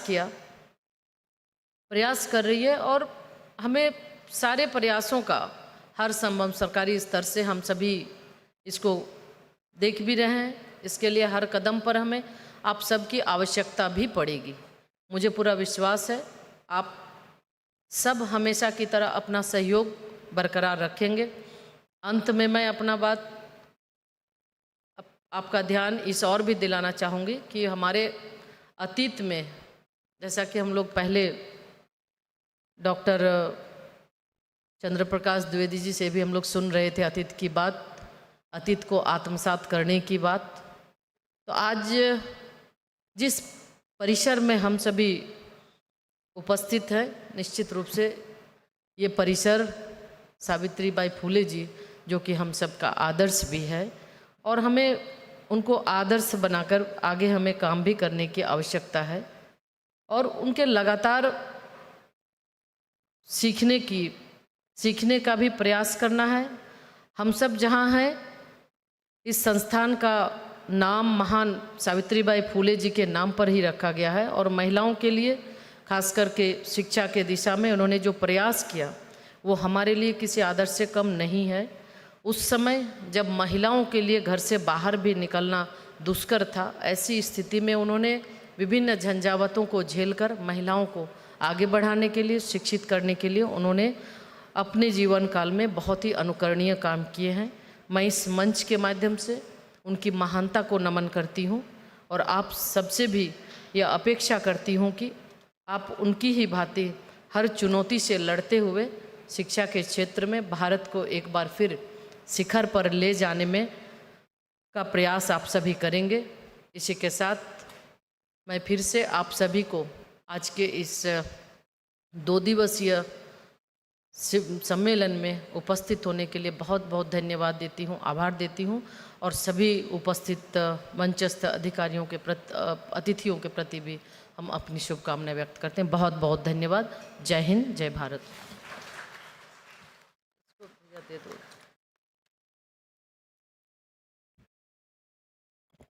A heartfelt thanks to our Honorable Minister for these kind words, stressing on education as the most effective medium in building a nation.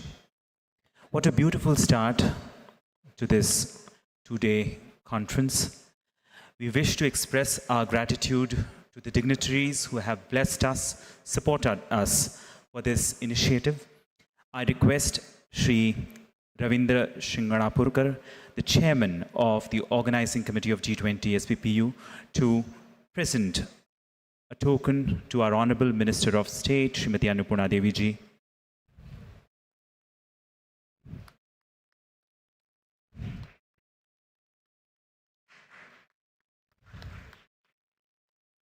I request Professor Dr. Aditya Abhyankar, Nodal Officer of the Organizing Committee G20 SVPU, to present the token to Honorable Minister Higher and Technical Education Maharashtra, Shri Chandrakant Dada Patil.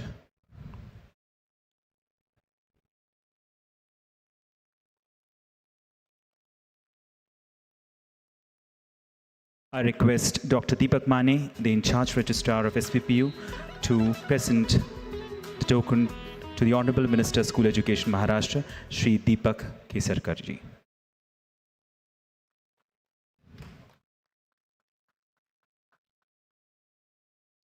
I request Shri Ravindra Shinganapurkar, Chairman of the OCSPPU G20, to present the token to Secretary Shri Sanjay Kumar ji, Secretary of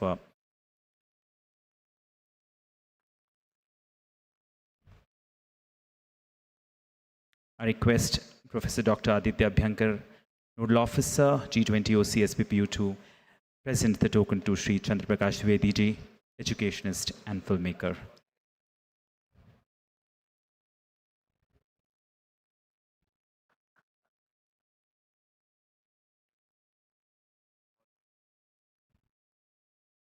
And I request Dr. Deepak Mane, in charge registrar SPPU, to present the token to Honorable Vice Chancellor SPPU, Professor Suresh Gosavi.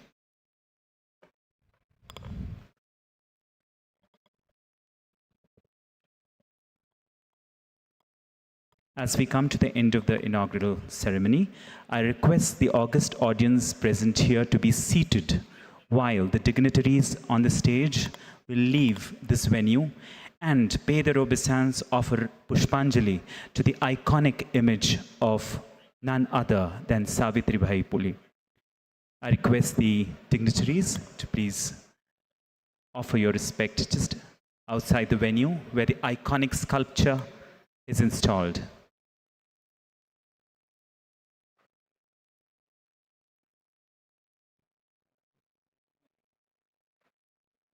I request the august audience to be seated here.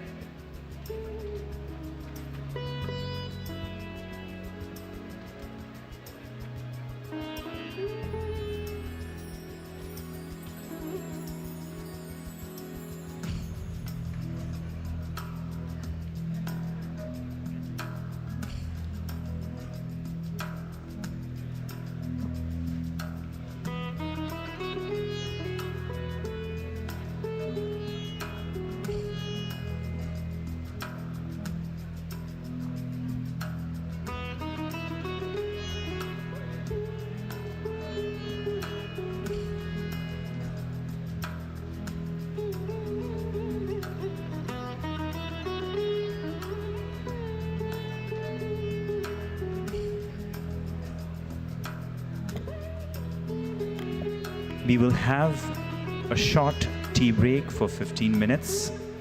In fact, the time for our thematic expert panel discussion is at 12:15, 15 minutes past 12.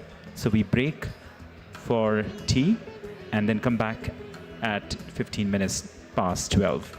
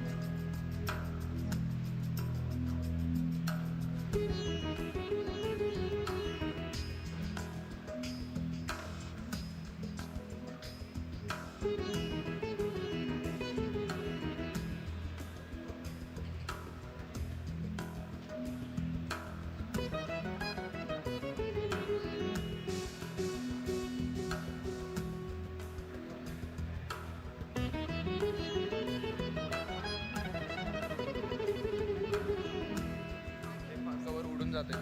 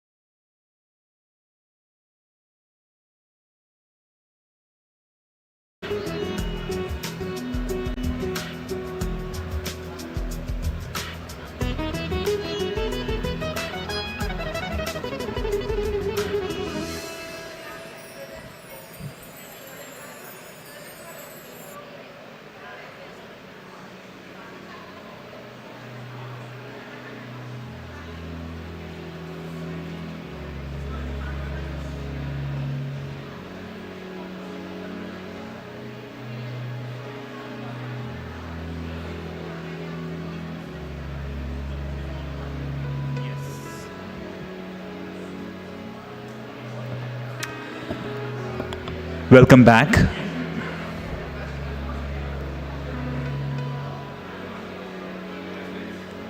We now begin the expert panel discussion on teaching learning approaches and pedagogy for FLN in the context of multilingualism.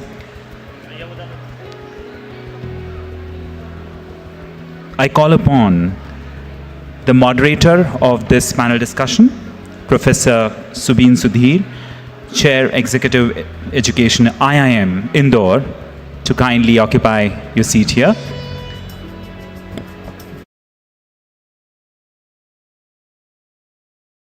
At IIM Indore, he has completed his fellow program in management from the Indian Institute of Management, Kozhikode.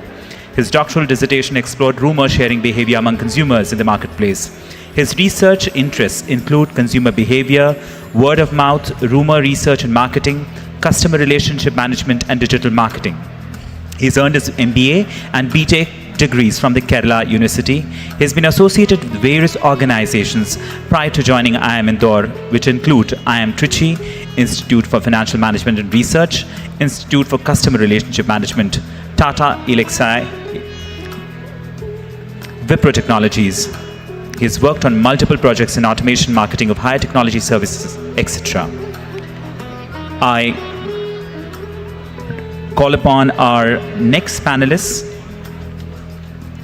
who is Professor Malavika Kapoor, visiting professor at the National Institute of Advanced Studies, Indian Institute of Science Campus, Bengaluru. She is the former professor and head of the Department of Clinical Psychology at the National Institute of Mental Health and Neurosciences, Bengaluru. She has 20 books and over 100 publications to her credit. She is a fellow of the Indian Association of Clinical Psychologists, the Indian Association of Child and Adolescent Mental Health, and British Psychological Society. Recently, she has been honored by the National Academy of Psychology with the Honorary Fellowship and Lifetime Achievement Award. She has been a consultant for organizations such as WHO, UGC, NCRT, NIBCCD, ICMR, and ICSSR. She has been twice awarded the Scholar in Residency at the Study and Conference Center at Bellagio in Italy by the Rockefeller Foundation. I call upon our next panelist, Professor Girish Nath Jha, Director of CSTT. Professor Girish Nath Jha is currently the Chairman of the Commission for Scientific and Technical Terminology, Ministry of Education, Government of India. He is a professor of computational linguistics at JNU at the School of Sanskrit and Indic Studies. He is also a concurrent faculty at the School of Engineering, Center of Linguistics, and at the Special Center of E-Learning in JNU. Professor Jha has served as the chairperson of the Special Center of Sanskrit Studies, JNU, and was the founding dean of the School of Sanskrit and Indic Studies. He has also held the position of the Director of International Collaboration and as coordinator of the Ayurveda Biology program at JNU.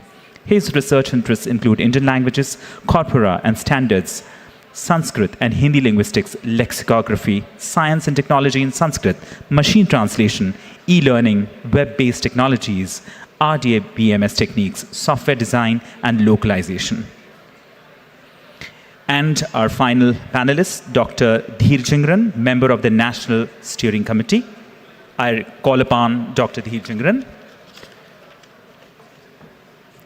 Dr. Dheer Jingran, a former IS officer, is the founder and executive director of Language and Learning Foundation, a nonprofit focused on improving students' foundational learning at scale. LLF works closely with the national and state governments to support systemic reform in primary education at scale. LLF also implements outcome-focused demonstration programs like Impact Bonds to improve student learning. Dr. Dheer has worked in the primary education sector for over 30 years within and outside the government. Within the government as an officer of the Indian Administrative Service, Dr. Dheer has served in policymaking roles in the Ministry of Education at the national level. In Assam, he was a project director of the District Primary Education Program, DPEP, and mission director of Sarva Shiksha Abhiyan, as well as principal secretary, education. Now, I request Director of the Department of School Education and Literacy to welcome Professor Subin Sudhir. I request Shri Rajneesh Kumar, Director of Department of School Education and Literacy, to welcome Professor Subin Sudhir.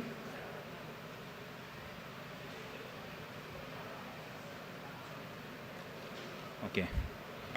A small change. I request J.P. Pandey, Director of Department of School and Education Literacy, to welcome Professor Subin Sudhir.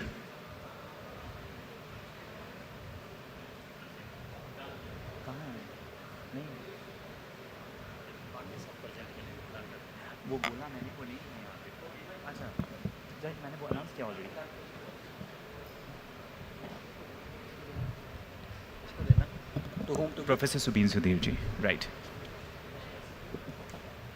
I also request J.P. Pandey ji to welcome Professor Malvika Kapoor, visiting Professor NIAS.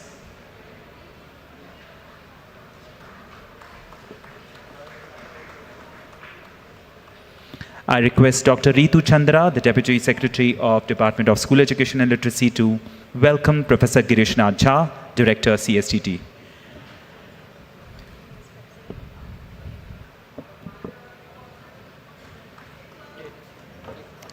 And I request Dr. Ritu Chandra also to welcome Dr. Dheer Jingran, member of the National Steering Committee.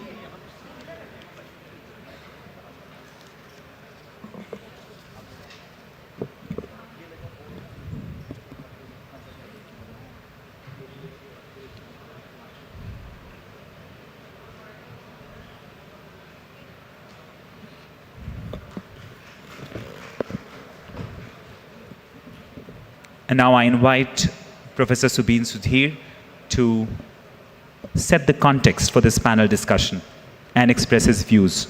Thank you.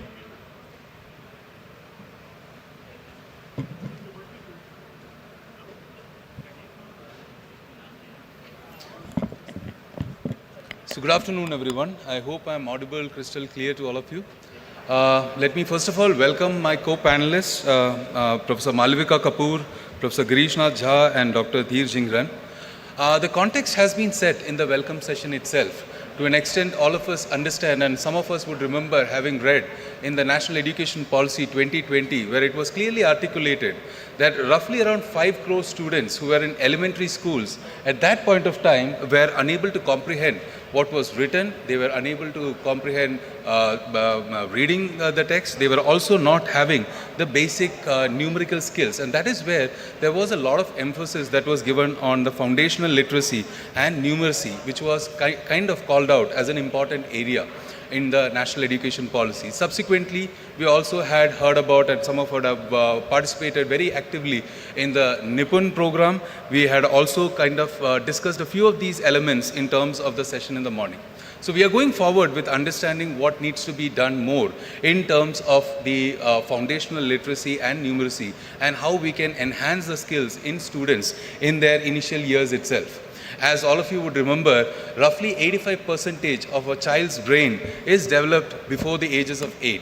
It becomes very critical for the child to grasp all of the important and fundamental skills in terms of being able to understand and appreciate languages, in terms of being able to understand numbers and conduct basic numerical functions by the time that they are in their third grade. And that is the objective by which we are going forward with the foundational literacy and numeracy programs.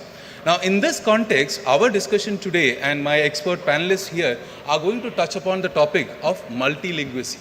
Now, when we talk about multilinguistics, we have a very diverse nation where we can take a wide number of examples of people who have moved from different parts of the country, or they have a mother tongue which might not be the primary mode of education or instruction that they experience in school.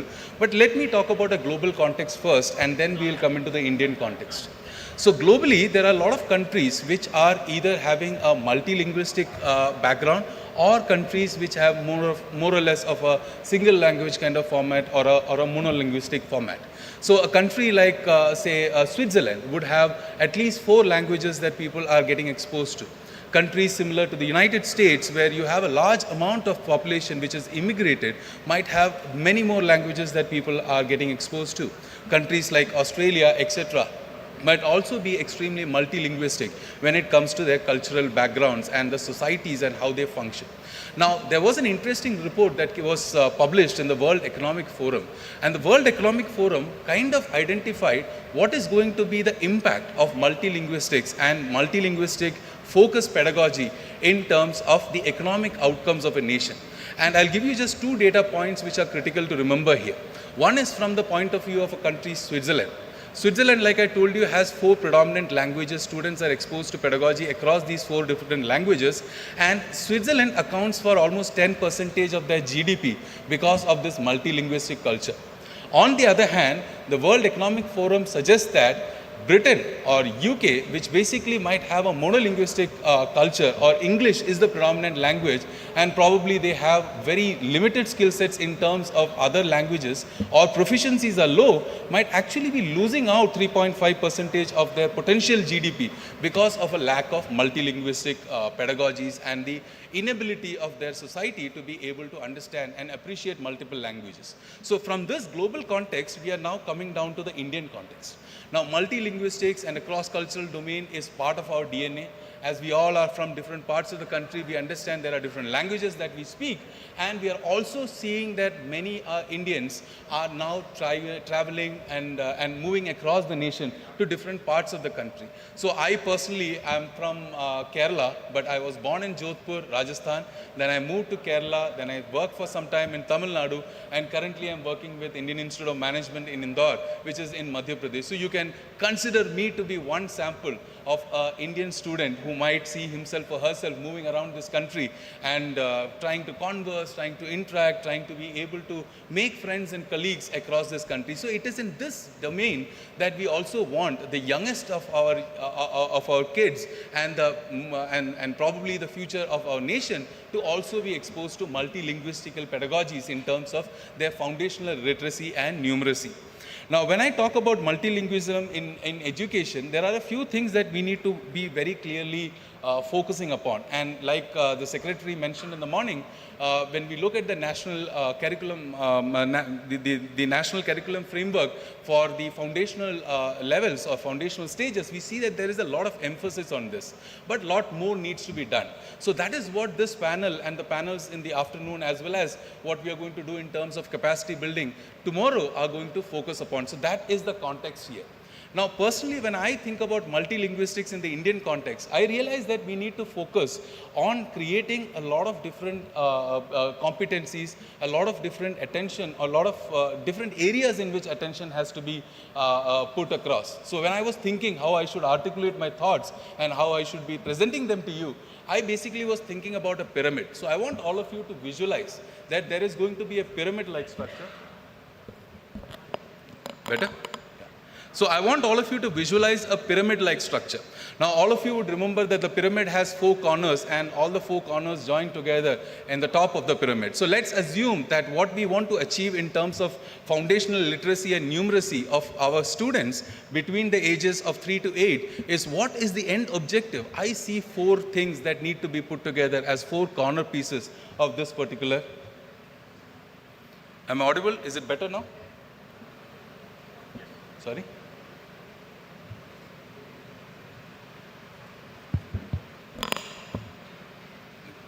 Am I audible? Is it better now? Okay, I'm very sorry for that interruption. So we are talking about, or I'm trying to make you visualize a pyramid. The pyramid basically is a structure which has 4 edges and a top that basically comes together. So we are talking about 4 essential areas that we need to focus upon. And the 4 areas that I'm going to talk about or quickly touch upon before I invite my co-panelists also to come in are going to be around the acronym of PLAN, right? So P, L, A, and N. The P here stands for pedagogy, which is going to be the most critical area that we are going to focus and discuss in this particular session. The second element is about leveraging human and technological resources. That is the L in the plan. The third element is to appreciate and create a culture of appreciation of multilinguistic pedagogy and multilinguistic learning. And the fourth element is the nurturing, and the nurturing that the student and the society needs to provide to these kids. So let's quickly get into each of those elements. When I talk about pedagogy, I essentially am talking about the systems, the structures, the curriculum, the assessment tools, etc., etc., etc. Now here, when we bring in a flavor or when we look at it from the lens of multilingualism, we need to then start asking questions a little differently.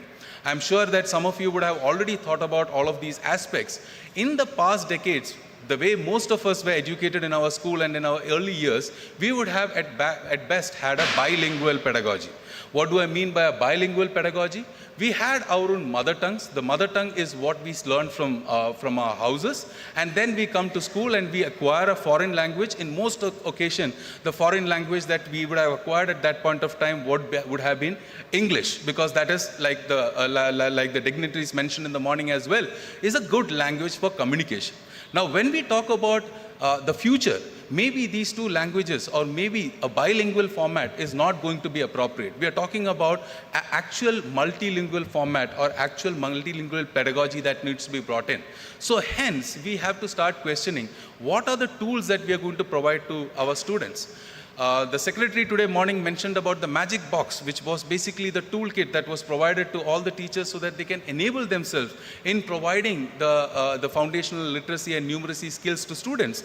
But are they proficient enough in terms of all the different languages that we are talking about? Are we covering all the different nuances that are important in terms of the characteristics of those specific languages? For example, if you talk about Hindi versus if you talk about Malayalam or you talk about Kannada, there might be language-specific characteristics that need to be brought in. Are we touching upon all of that is something that we have to carefully focus upon. The second aspect that we have to focus upon is how do we want to integrate languages and these multiple languages into our curriculum. When we talk about the traditional way in which we have defined our curriculum, we are talking about a strictly separationalist kind of language structure. What do I mean by a strictly separationalist language structure? We are talking about there being a strict separation in terms of how one language is taught and how another language is taught.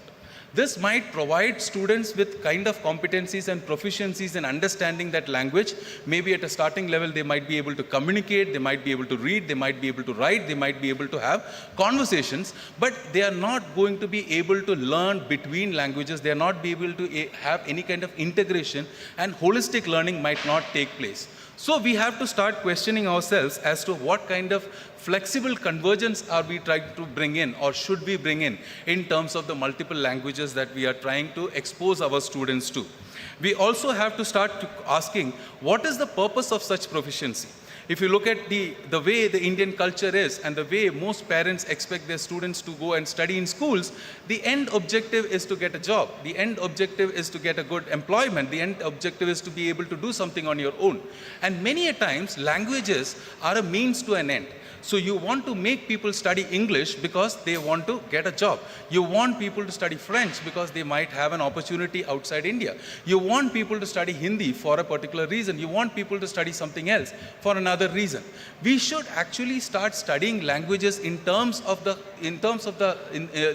study itself. Because if you look at languages in themselves are ways by which the children are able to associate meanings to different symbols. They are able to understand the structure and the syntax of how different languages function.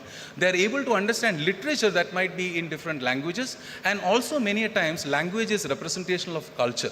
So with multiple languages, students or children might be able to get themselves immersed into this multicultural or cross-cultural environment that India is of right now. We need to understand what kind of mathematical abilities do we need to provide in terms of this multilinguistic atmosphere. When we talk about mathematical abilities or numerical abilities in a multilinguistic atmosphere, we have to also remember about the Indian numerical system. And the Indian numerical system, which is getting lesser and lesser emphasis in today's educational system, needs to be also imparted in terms of this multilingual format. That is what is the first P, where we have to talk about pedagogy. And what I believe, or my views, is that we should not look at multilingualism as a challenge, but rather we should try to embrace multilingualism in terms of our pedagogy, in terms of our curriculum, and in terms of everything else that we do. The second aspect in the pyramidal structure that I wanted all of you to visualize was leveraging human resources and technological resources.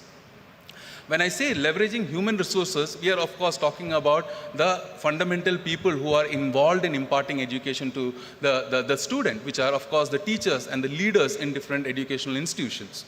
At Indian Institute of Management, Indore, we have been interacting with a large number of school educators and school principals in terms of various capacity building initiatives. And one thing that keeps coming back to us, and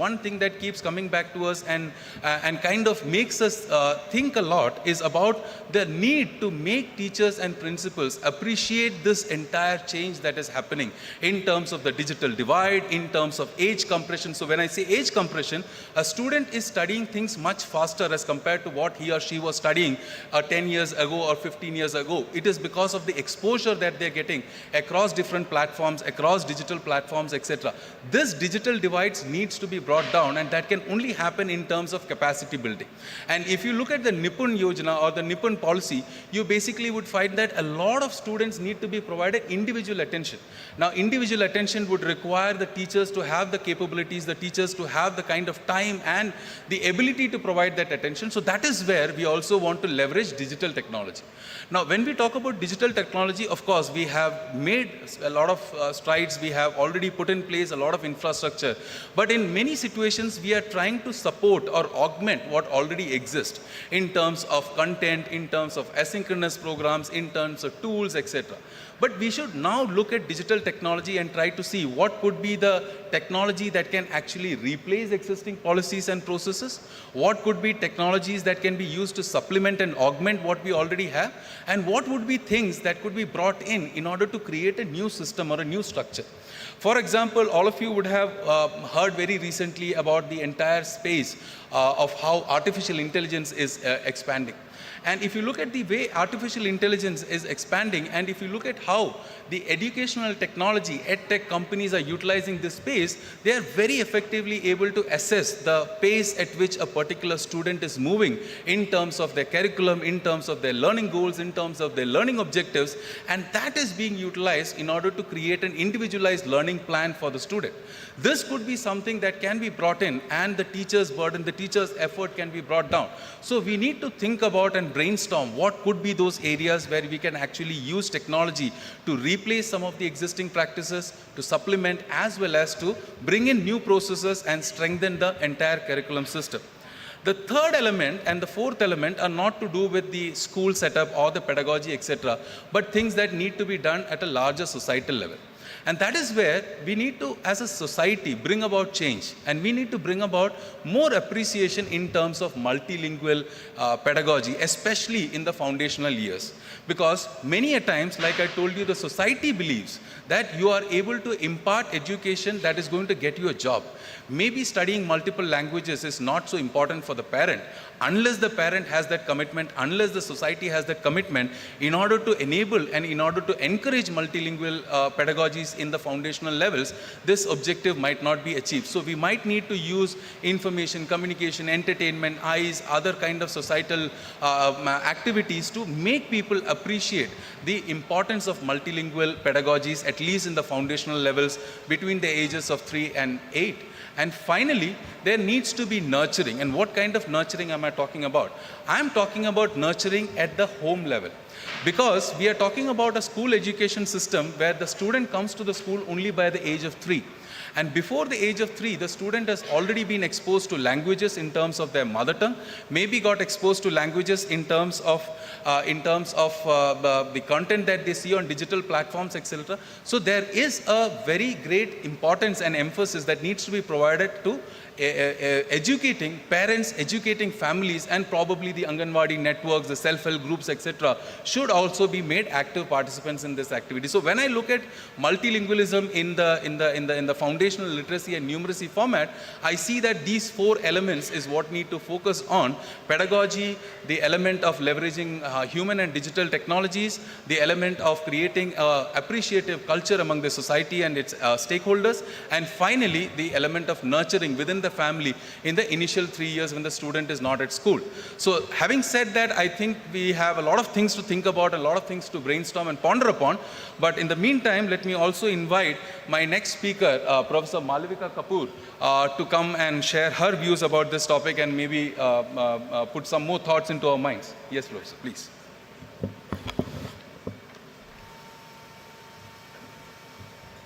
The panelists do have the choice of being seated, remain seated, and express their views, as they have the cordless mics also.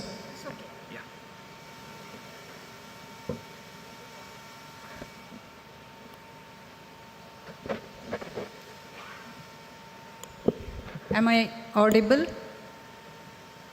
Am I audible? Yeah. To start with, I would like to say that I'm going to be very candid and very honest about what I have experienced in my life, so that if I say something which offends somebody, that's okay too, because I represent children. Since my onus of responsibility is with children, I'll have to say the kind of things I will. To start with, I will start with my own experiences and then proceed to how things went on across 2-3 decades of work with children. Now, we all say we have very good preschools. You know, we send our children to best preschools. I'm sure you all do. And a little girl in Chennai who went to the best schools came and told me, I have finished lower KG, I have finished upper KG, I am so tired, I don't want to go to school anymore. Now, this was to me that something is seriously wrong with our so-called good preschool education. There is something seriously wrong with it. Apart from that, what I have learned bringing up my own children, how difficult it is, how do you manage it. When you care for them, you discipline them, at the same time you reward them. So it is not an easy job to bring up a children. It's very easy to write books about it. Then the next stage is of grandchildren, who were equally important in teaching me a lot of things. So between my own children, who I was very committed, didn't do any conferences till they went to school, that was the kind of thing. And then my grandchildren, to whom I can spend a lot of time with, and then what they taught me. So these set of people at home taught me more developmental psychology than any Western textbooks. Then I went on to working with rural, first I worked with clinic children in Nemans for several years. Then I started going to rural schools in Bangalore and urban schools. And then I started about 20 years back working with the tribal children in the Nagarhole area. So as I started working with the children, I discovered a lot. And especially what Professor Yashpal Sharma said, learn from children what to teach them. So actually my second book I named Learn from Children What to Teach Them. That's the title of my book. So whatever I'm going to talk about today is what I learned from children and no one else. So this is my background, and I will just quickly go through my slides. So since we are in the EC group, am I audible? Yeah? We are at the 8 years group and how important it is. I was in this group as part of, whatever Nipun Bharat and all the efforts. And in various meetings, the 2 agenda items I pushed very hard and got it. One is, whatever you do with the child, it should be child-centric. It is not activities to be given by teachers. It is the activity generated by the children. Whatever you do, it should be child-centric and play-way method. Absolutely play-way method is recommended, not unidirectional teaching from the teachers. And the other one, which is very dicey in this part of digital divide, probably I am on the other side of it, I said no gadgets of any kinds to children before 8, because the brain is almost evolved by that time, and the damage you can do is less. But the earlier you give more damaging it is. I am a clinician. I'm seeing babies with mobile addiction. They won't eat without mobiles. And then how to make them withdraw from it. So I'm seeing what kind of wreaking havoc the technology is doing with the very young children. And I'm I think the first speaker said you're replacing the images of one kind with the other. The most dangerous images are coming from the technology, which is replacing our original images of the culture. So, what I'm worried about is not recognizing children's potential. So, developmental psychologists like us have done very wrong by not pushing into education and telling them what you're doing is wrong. Because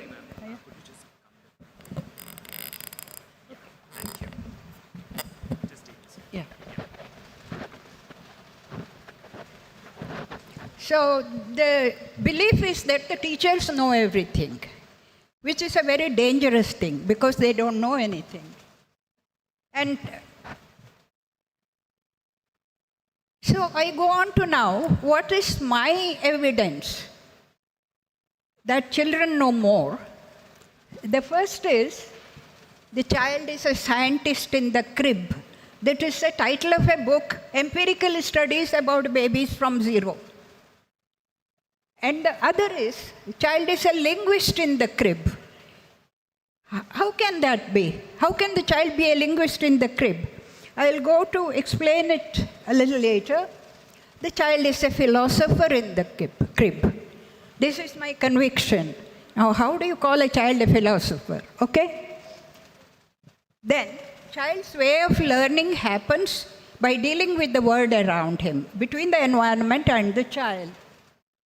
And they start developing in all domains, be it cognitive, language, emotional, social, moral. I mean, you should see the morality of 2-year-olds to believe it.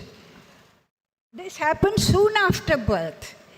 So, well known at it that child's mind is a blooming, buzzing confusion is all wrong. Child is born with basic potential for dealing with the world from the time of birth. So by thinking that we give them it later is a very wrong notion. The present developmental studies show this.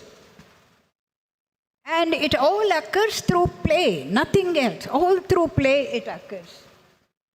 And so we don't need formal methods from this age. Next slide, please. Yeah. Now formal education, very well known, Benjamin Bloom's pyramid, shows these are very important for education. I'm sure most of the educationists are very familiar with this model. But my complaint is this is dealing only with cognitive development. Is that enough? So, you remember, most of the schools don't follow all the layers of pyramid. They rely only on memory and remembering, and that is the lowest level of learning, and that is what is practiced in most schools, that you memorize and that is the end of it. Whereas we have to reach the top, how to make them creative, and very little thought is given in the present educational system, which is suitable for children. FLN group, that's all I'm saying. For higher group, you can follow the same. Next one, please. Everyone is born with the capacity to learn any language. Okay? Language development is instinctive. Every child, as Chomsky says, has a language acquisition device built in. It is a tool found in the brain, which is more a metaphor, but it is true that it's built in. And child rapids his own rules of language, from very simple to more complex sentences. You don't have a grammarian to teach them grammar. It comes when he utters his first words. He has his own logic for it. Grammar is a skill they have to attain later.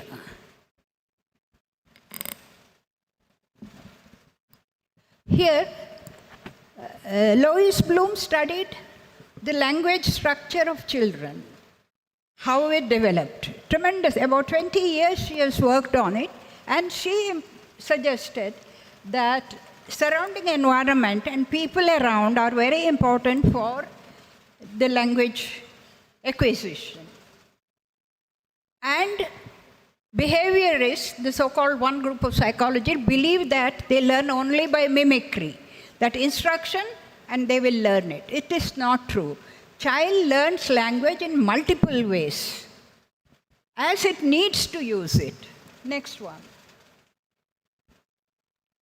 Now, this is a very interesting study. It is called million word study. It's actually 30 millions. In Hart and Risley's study way back in the 70s of 56 families of white-collar workers and blue-collar workers, and studied their language development. Original study is very, very simple, very basic, and they came out with this statement: children can learn millions of words just by the kind of background these children have, upper class and very low class kind of thing. Now, obviously, this study would lead to a lot of queries. So, till today, there have been more than 150 research studies to check out using different methodology. So, if you want to know how various studies contributed a lot, you will find they come out with a statement: it is true, the development of vocabulary is tremendous and phenomenal in the 3-year-old group, which was a revelation, but it's tied to various things. In US, they saw it as a function of the socio-economic status, educational status of the parents.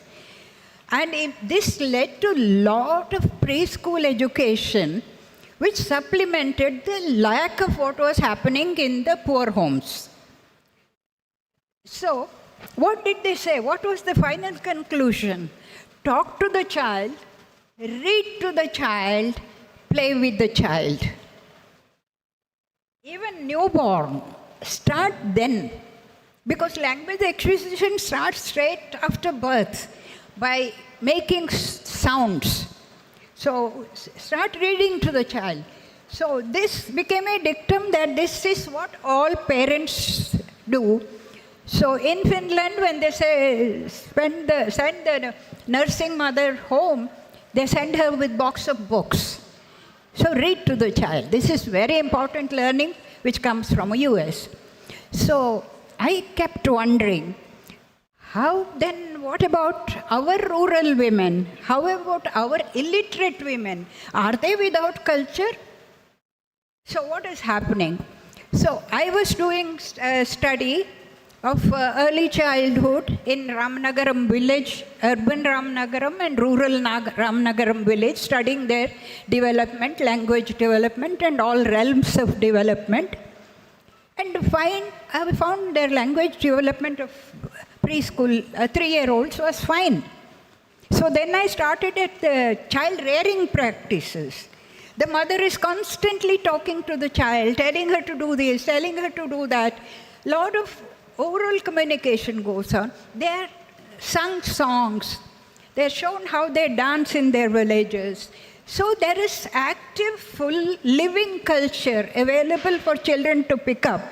So I found our tribal children in no way were backward in terms of the cultural inputs.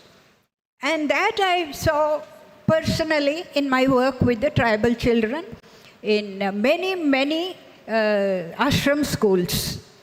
So I have been working with ashram schools for 20 years. And I started with the conviction that first, if you want to introduce study language, you have to start early, but you have to present to them the material in such a way it's attractive. So teaching language more through storylines is what I used. So you read a whole story and then entire story is repeated again and again few times, and then you find suddenly the child is repeating it. Initially it's rote, but then comprehension comes. So top-down reading instead of top-up reading, that generally is practiced. So top-down reading was very useful. And at that time, children also said, these children were being taught Kannada. Said, we want to talk English. We want to hear English. So I said, if they want it, it's my job to give it to them. So parallelly, I took the literature, like Ladybird books, in large Xeroxes, started showing. And within 20 sessions, the kids were doing the books, both in Kannada and in English. Then I thought, what are we doing for 5 years in classroom if we can do it so easily with these kind of books? And in addition, teachers would ask, what are you doing? We have had all NCERT training. We know how to be child-centered, how to work this and that. Then I examined 5 class syllabus of NCERT. Then, so what is required? Colors, shapes, size, volume, numbers. You know, maths is, this is really FLN. You need both language and you need maths also. So, I was following this technique for a very long time and found children were pretty good in most of the things. After, we give the school material and give some for them to do, like drawing sheets and crayons for them to keep. And I developed almost a technology for it. So then I said, I will do a primer.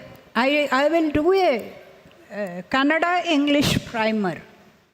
So this is the part. NCERT syllabus, lessons are basic, and body movements. This is through nursery rhymes. They have their own local nursery rhymes, then there are English nursery rhymes. You make them sing and dance for both. So that body movements, then we give them another section in maths where there is concrete learning, more complex learning with drawings, with numbers, from concrete to more complex level, fractions. So up to 5th class. But we did a trick.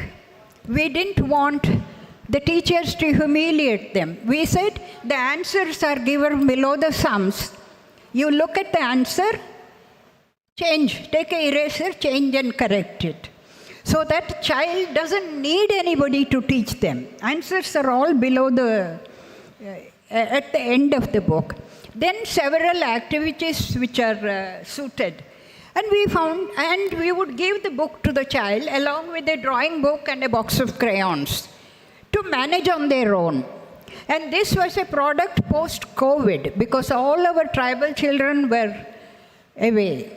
And we had to do something, give them something to have. So this is what we gifted them with. So I have this. Just for sample, I've given a couple of pages. So this is in English and Kannada. And we did one more exercise. He said, our pictures are not very beautiful. Will you color them?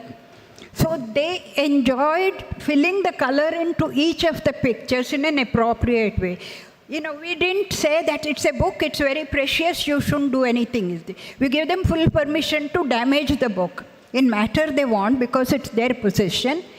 And when it's with them the whole time, they look at it again and again and learn more and enjoy reading. So I keep telling the teachers, if you just give some tiffin once, is that enough? They have to have food all the time. Similarly, they have to books around them all the time. Expose children to books, story books. So this exam, next one. Other published materials are by Storywell. That's the Delhi publisher. They are doing bilingual books. They will do it in different languages, but right now, for example, this my book they have done in Hindi. So they do their own for higher concepts also, so you can go to their website and see what they have. Next one. Okay. Now I had a small video. As you know, they develop glitches. So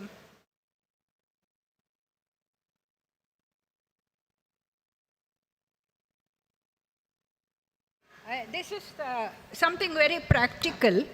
I brought this book here 2 years back, all the wild animals in color like this for them to understand. And the content is this, the maths content, like this, and 10 lessons, and lot of other activities at the end for the child. Draw a picture and make it into a jigsaw puzzle. So there are multiple activities in it, and it keeps them busy. Okay? Now, when I recommend books, I feel guilty because in India there are hardly any books most people can afford. So this I produced, and I could sell it 2-3 years back at 54. I mean, I wasn't selling them, I was just giving this away. Then I find the cost of books went up tremendously. We made the half size. Then I thought it's okay. Children have small hands, we'll give them small books. So now the size is this, and I have made it for 54 rupees for the entire book. This was, you can't get it that cheap. So all I'm saying is, material, these are very hard to get. If anybody wants to use this, I have not given the copyrights, it's on public domain. Anybody wants to take these books, like if you want to Xerox and supply to this whole group, I'm quite happy for that. And then you can take to your own state and do it somewhat similar, but always culturally adopt them. Dresses may be different. So you can use it the way you want, but this is an actually activity book for children, so that they can spoil it. Thank you, Professor Malvika. Thank you. Because of shortage of time, I would have to request Professor Girish Nath Jha to address the gathering as well.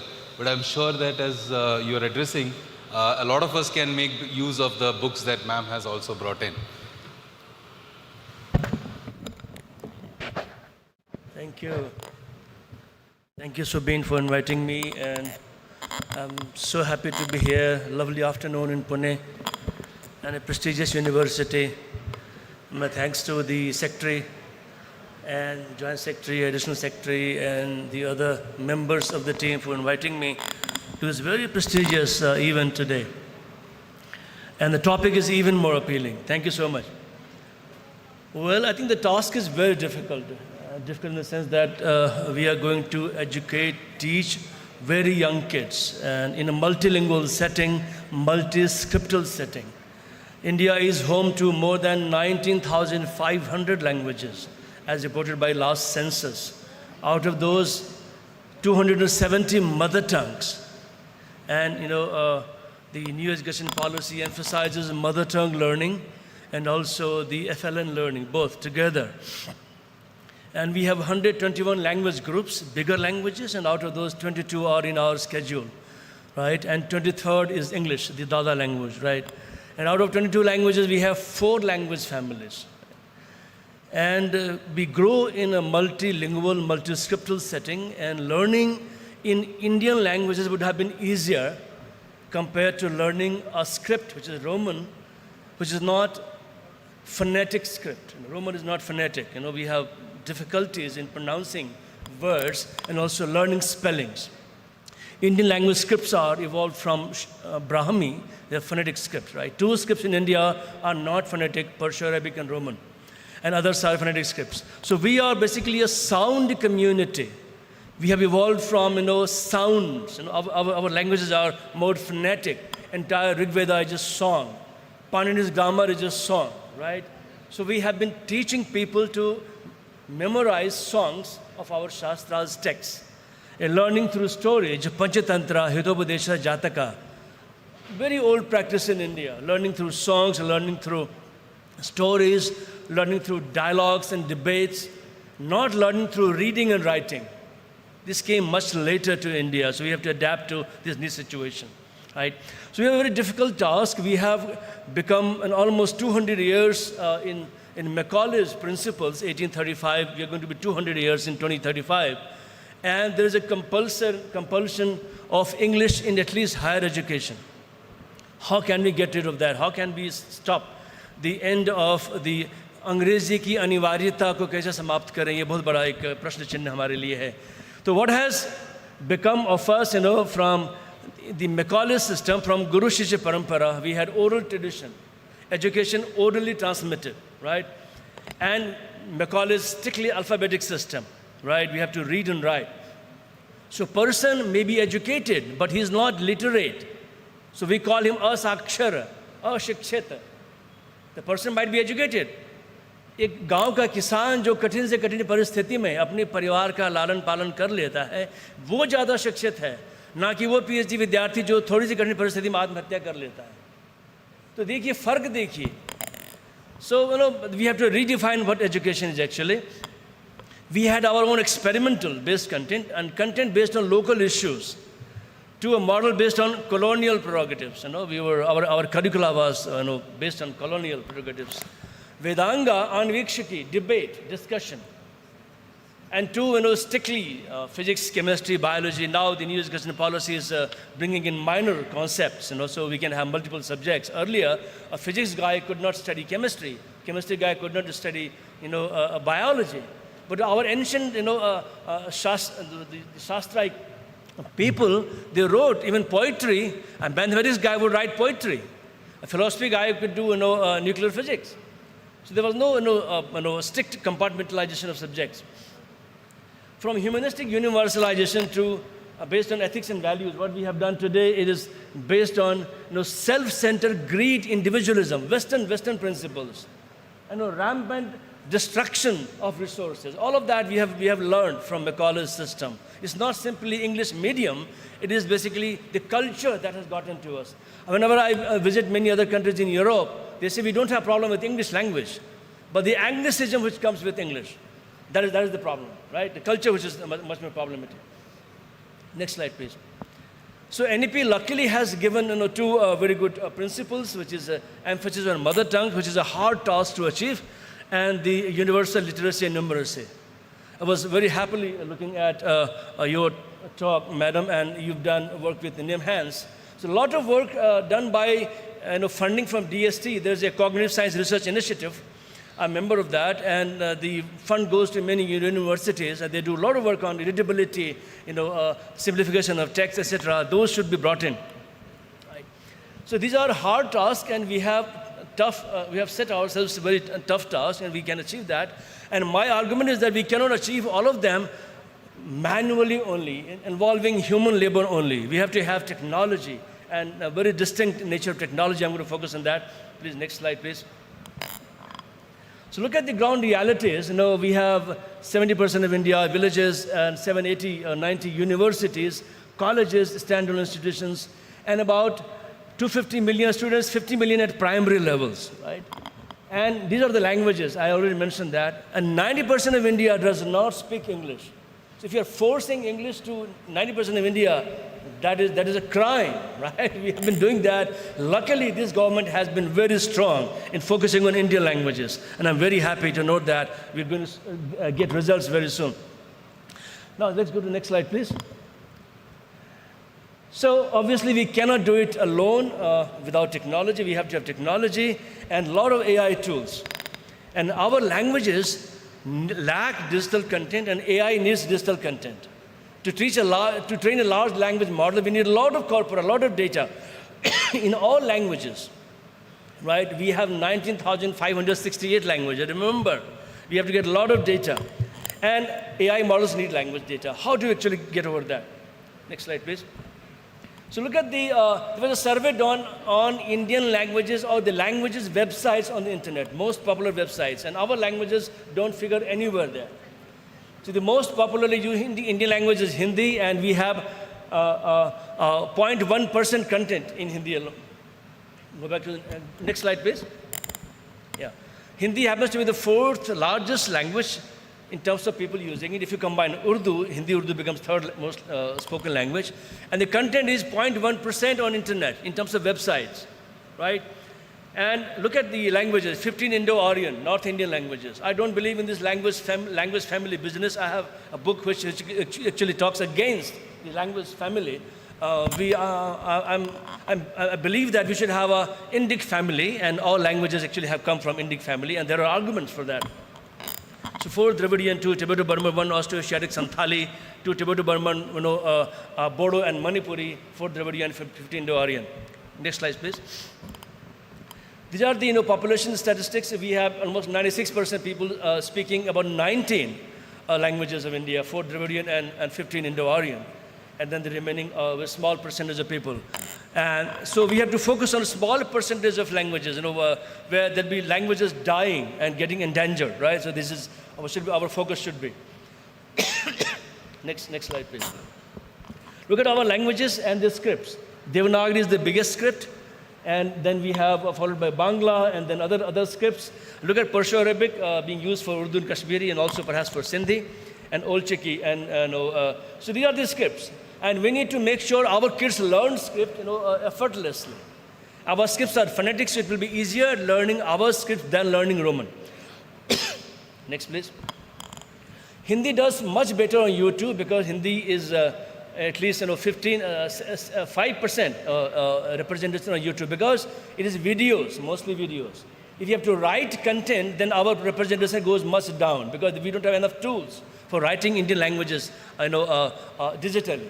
But we can speak and record videos that is much better, and our languages will grow on that front much faster than creating websites in Indian languages because of technology not supporting there.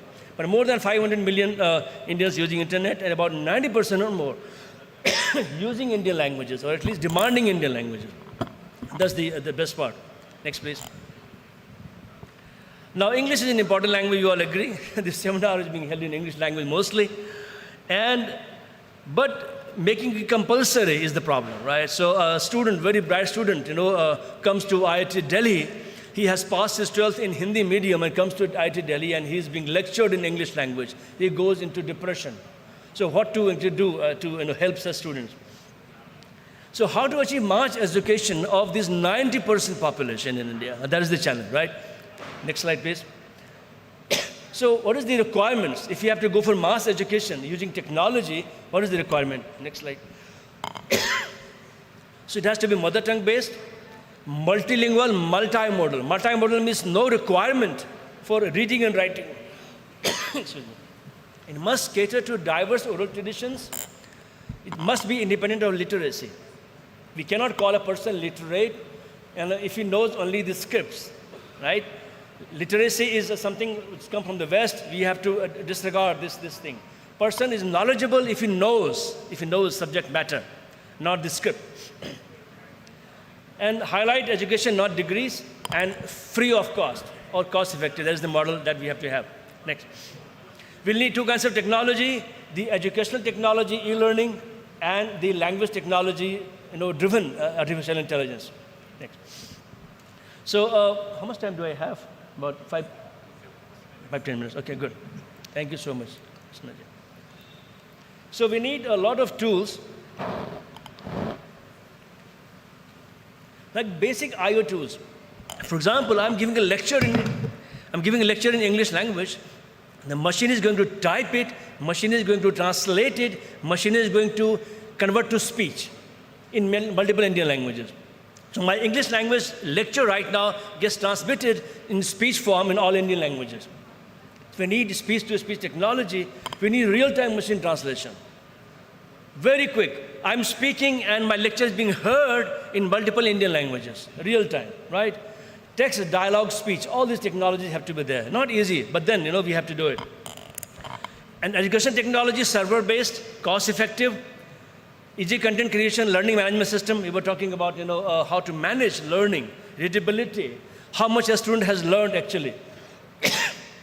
Dynamic, interactive content with sufficient multimedia. I've done animation of Panchatantra Hitopadesha Jataka on my server. I have a server called Sanskrit in JNU, which does all that. And, useful content to help learn livelihood. Education must have purpose. Nobody will get degree just for the sake of getting a degree, right? How does this degree help you in learning, in earning a livelihood? Next slide, please. So what would be an ideal e-learning solution for India? Let's see. Go next slide, please. Yeah. Dynamic content. Culture quotient has to be very high because we have a lot of different cultures in India. Usefulness of the content. Multimodal, should handle speech and gestures. I'm teaching through speech and gesture. You are not able to hear me, but you can still learn from my gesturing. Should understand user queries, dialogue, multilingual content creation on the fly using machine translation. And must be delivered on mobile tabs and has to be free. And I'm always highlighting the free and cost-effective in India. It works in India. If you want to, want payment mechanism, it will not work. Please understand that. Free is the buzzword in India, right? Next slide, please. So what is desirable and what do we need to do most urgently? So we can have plan 1, plan 2, plan 3. So first plan is 2025, where we have to attain universal, FLN. Next slide. Using AI in e-learning. You have to have AI and it has to be Indian AI and Indian data centers, right? Intelligent simulation of actual learning in society. How do we simulate learning, right? Involves a multilinguality, multimodality, multi-script capability, all of that. Please, next slide, please. And AI can be used to enhance language processing and understanding capacity of machines in lesson summarization. So big lesson, child is not interested in going through big lesson, big story. So child, shows disinterest. He quickly flips the page. Machine knows that this child is not interested. So the page comes back with a summary, with animation.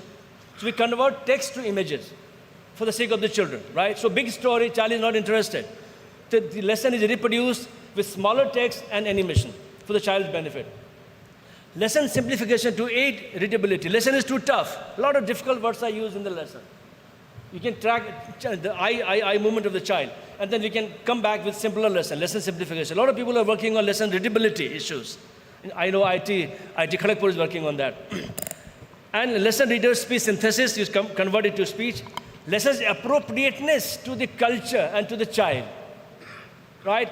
You must have gone through, the translated Pogo content in Hindi is dangerous for our living rooms. Our children watching this foreign content translated in Hindi and Indian language is very dangerous because they bring in foreign culture, which we think are harmless, but they are not harmless actually, right?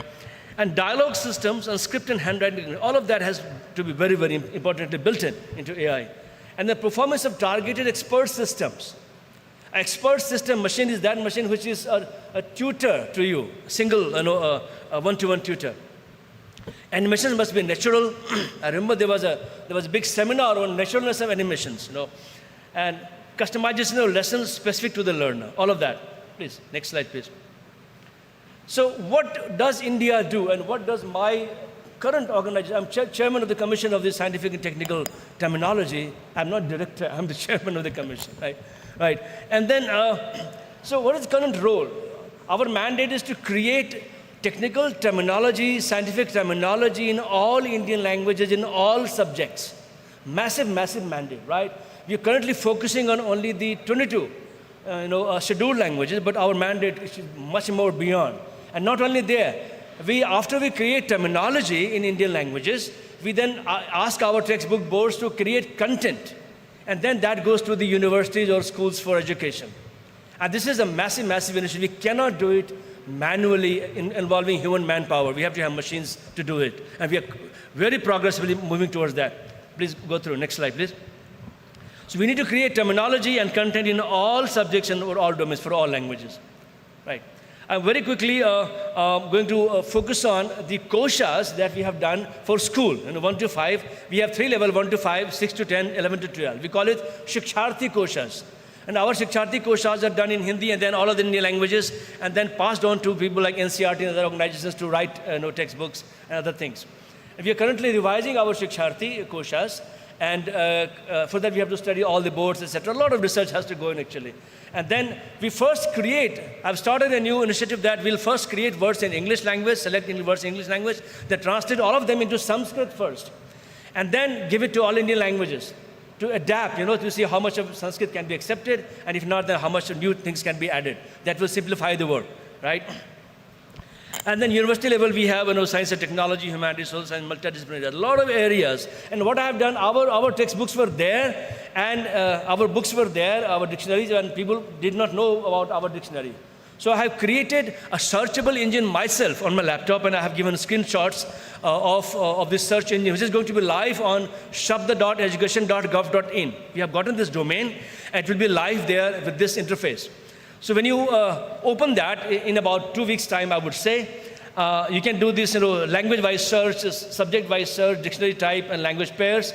If you enter a search, like our translators, they need to open our books. They don't need to open our books anymore. They can have this URL and a mobile app. They will type a word. For example, they type a word administration. Go to the next slide, please.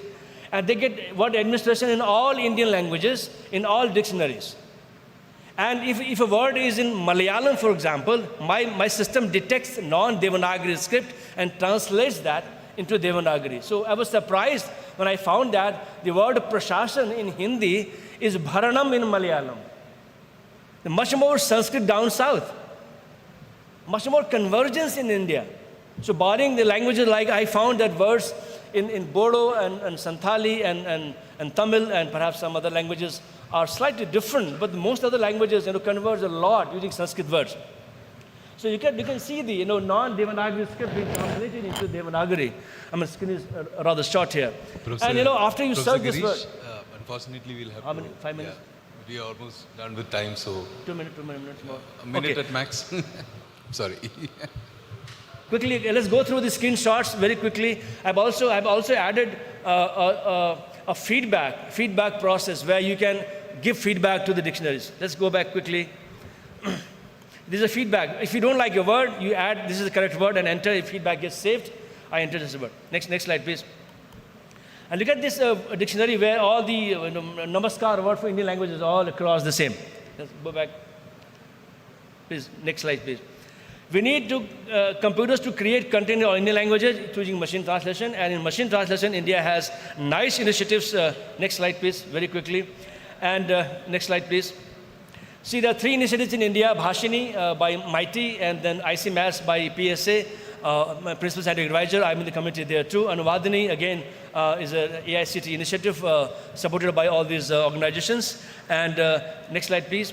So these initiatives and the academia in India actually are working very hard to make this AI possible for multiple Indian languages. Let's go back. Next slide. Industry also working in different areas. Google, Microsoft. Next slide, please. So finally, bingo, I'm at the summary stage. We need our own education model, drawing from the best our ancient tradition has and modernity offers. And I'm very happy that new education policy does the best from both the traditions. Content creation has to be done at a feverish pitch, very, very fast content creation. We have to use AI tools like machine translation, summarization, speech, OCR, etc. Deliver education using e-learning platforms, simple platforms, user-friendly platforms. We have to have India's own multilingual, adaptive, scalable AI. Remember, we can't just use algorithms and retrain. Like, ChatGPT is not going to last longer. I know that. We have to have our own, we have to edit the algorithms and retrain large language models with our own language data. And India's own data centers. Remember, we can't train on a GPU server using Amazon or Microsoft or Google because data will be there. So we have to have our own data center. We have to do all these things, and with that, I'm very sure we'll be able to succeed very fast. Next slide, please. And we have these questions in Indian languages. Thank you so much. Thank you, Dr. Girish, and I'm very sorry I had to interrupt you in between. Let me now request Dr. Dheer Jhingran for his address.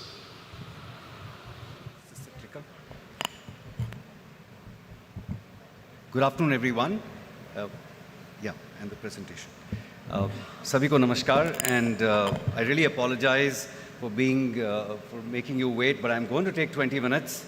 And my biggest hope is that I keep you engaged for 20 minutes. We get back to FLN and this one, please. Yeah. So we know that all of us sitting here are engaged in FLN. We are trying our best in the States to try and ensure that children's learning outcomes improve. And all of you are doing a great job. I'm also working with some states. And I think that deserves really great appreciation. However, I think if we have to achieve FLN outcomes, there are two gaps. The first is what Dr. Malavika Kapoor mentioned. We've got to have a very strong early childhood education, because if that is not strong, we cannot achieve FLN just in classes 1 to 3.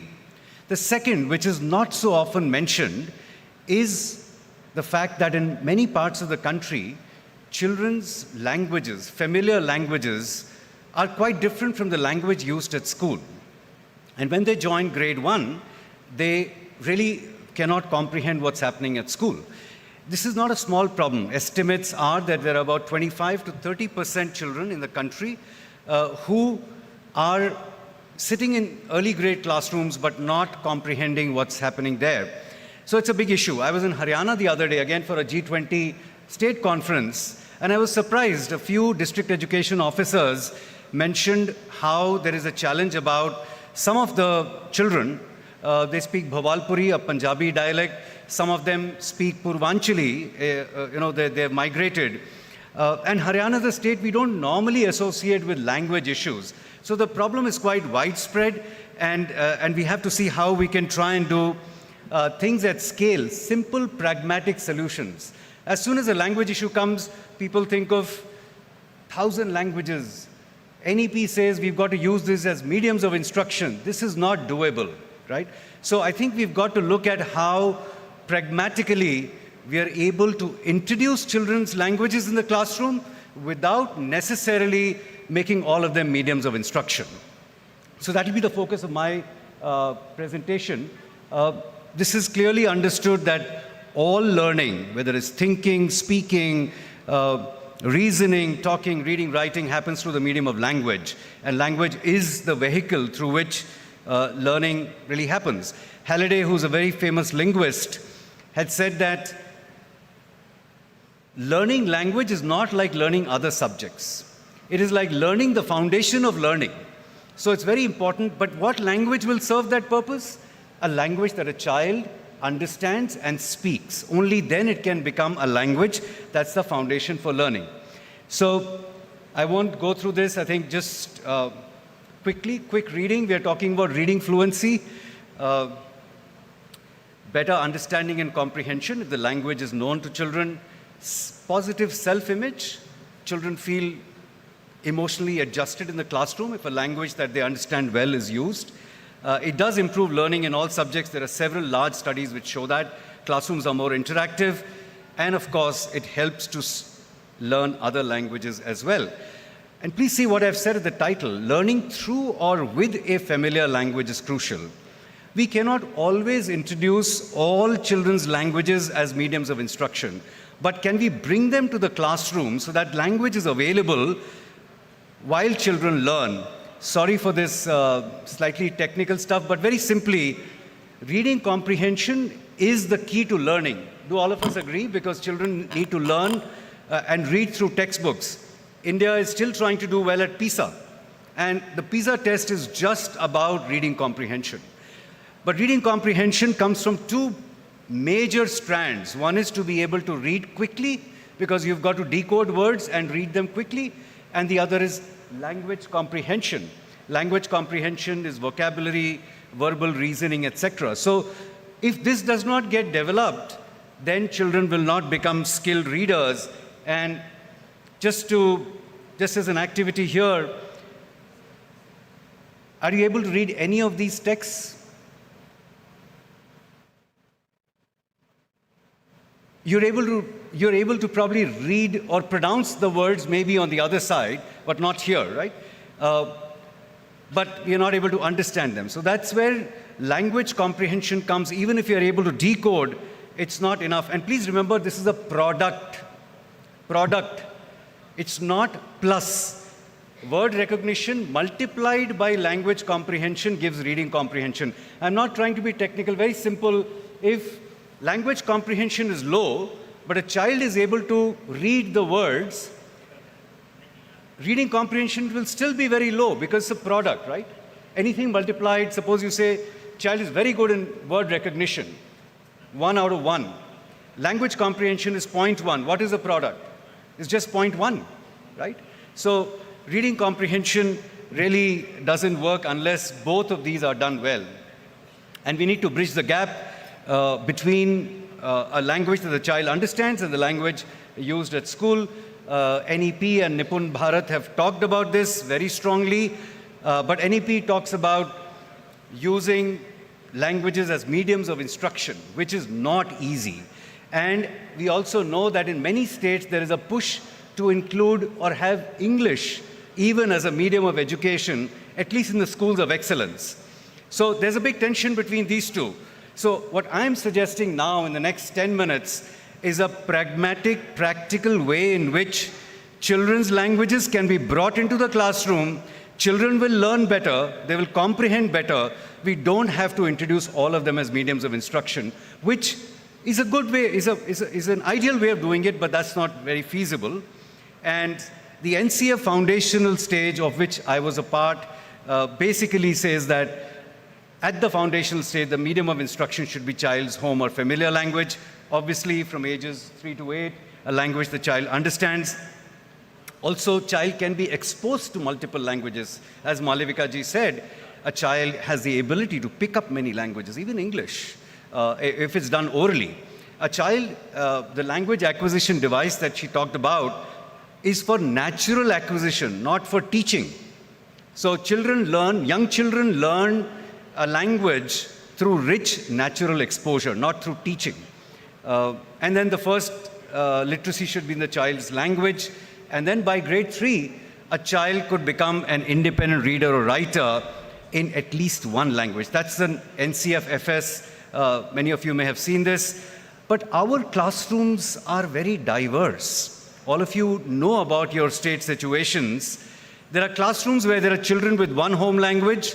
They don't understand what's, the language used in the textbooks. In some cases, there are multiple languages inside a classroom, right?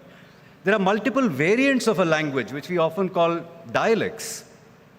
Sometimes the teachers don't understand the language of children. So situations are really very diverse in our context, and we have to design solutions that can cater to these situations. I will not go through this. Okay, sorry. So just for example, even in one district, this is for Bastar here, for Dungarpur in Rajasthan, Chhindwara in Madhya Pradesh, even within a district, there's so much variation that really it's very difficult to have a clear solution for MLE, for multilingual education. But we must also remember that languages are not equal. We take pride in saying we are multilingual. We are a multilingual society. But languages, there is a hierarchy. And that is why it's often not easy to introduce these languages in the classroom, because there's a feeling that this language is inferior. It is not fit to be a formal, not even a medium, but formally used in the classroom. So that's a challenge. And it was mentioned about awareness. I think you mentioned about awareness of these issues. So estimates say that about 25 to 30% in children in India face a learning disadvantage because they're studying through an unfamiliar medium of instruction. And these children are, of course, remote tribal habitations. The second is where the home language is very different from the standard language. For example, Bundeli in southern Uttar Pradesh, in Lalitpur district, let's say, or Bagheli in Madhya Pradesh, bordering Uttar Pradesh.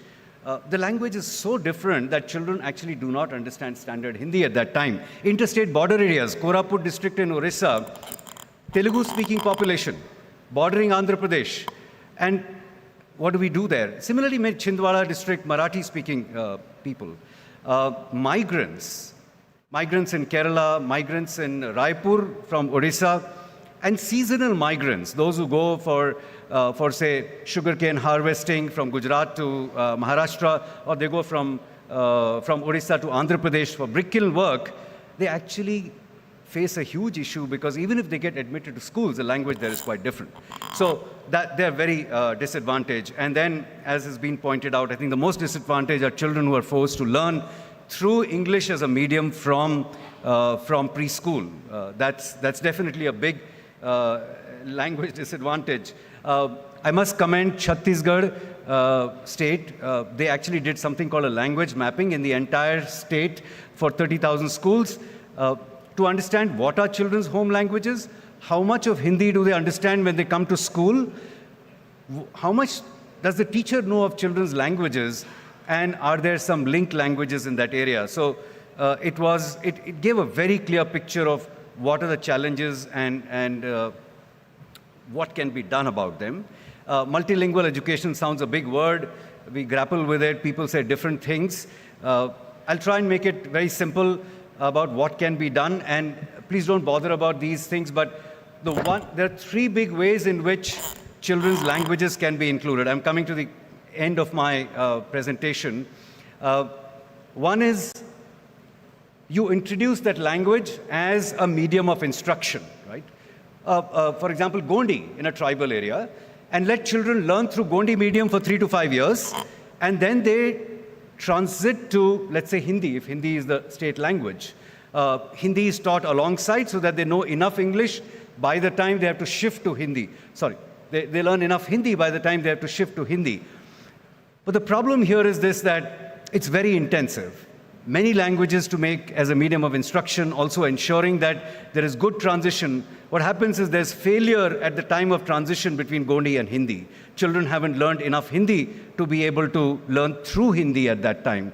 You may have heard of Sardar Patel Vidyalaya in Delhi, which teaches Hindi medium until class 5, and then from class 6 is English medium. But they ensure that by class 5, children have learned very good English to be able to negotiate the entire text in English. I'm not advocating for the option 1.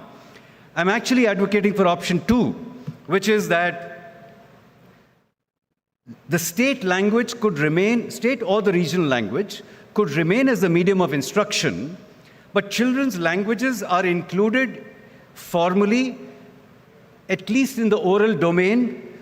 There's a lot of conversation that happens, a lot of explanation. Children are able to express themselves, and that is the solution that we can do at scale. It's being tried out. It's being implemented in several districts in the country. Of course, we've also got to look at situations where teachers do not know the children's languages. So broadly, these are the three things that can be done. And I'll focus right now on second one, which I said can be done at scale.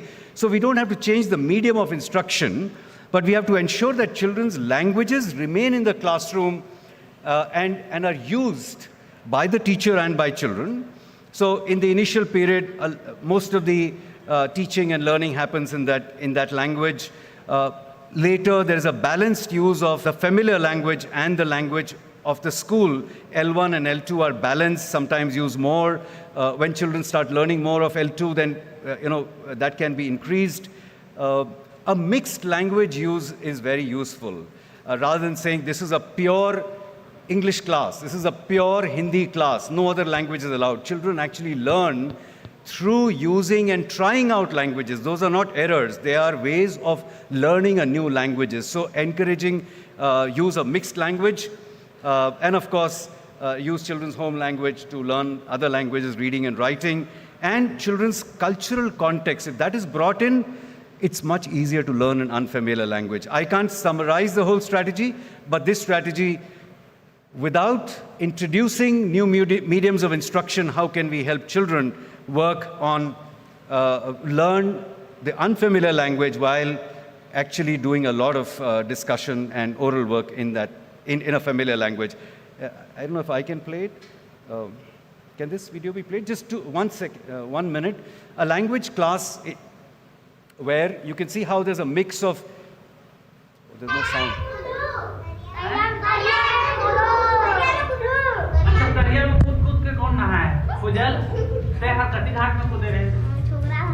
तौरे पर आते हैं कैसे करेंगे? देखता था वो फुग्गा बदल रहता है, देखता था क्यों है क्यों सर उसमें उछल जाएंगे ये सब। अब मान लो ट्यूब भी नहीं हो इतना पीछे सर लकड़ी सोनी बता रही हो। सर लकड़ी पे बैठेंगे तो ऐसे ऐसे करेंगे तो जाएंगे लकड़ी लाओ उसको बांध दो। Okay, this is grade 1 children. Because the teacher is using their language, they're also using the language. And Hindi is being used. Hindi is the medium here. But they learn very organically. What if the teacher doesn't know the children's language? I don't have time to go into it, but certain things have happened in your states that we have picked up, which can be used in many places. English, I will just summarize by saying English is very important, but the best way to learn good English is not to start from preschool or grade 1. Children actually learn good, another unfamiliar language if they've got a foundation of one strong language. So I would advocate for English. At least orally we can do a lot of exposure, but not before grade 3 English literacy. The balloons there are, this is a theory which says balloon effect theory. If you do more of one language, the other language gets reduced. However, there's enough evidence to say languages grow interdependently, and if you were to make one language strong, it's easy to develop the other language. So in the end, multilingual education is actually home language plus state language plus L3, it could be English. It's about not using languages in watertight compartments, ensuring how children can play with these languages, learn them, and using the support from their languages, and not just for the language class, but also for other subjects. That's what is, and this is preaching to the choir, but if early childhood education, at least that should be mandatorily in the home language and not a formal language. Can we have teacher recruitment and deployment which ensures that the teachers who know the language are in the correct places?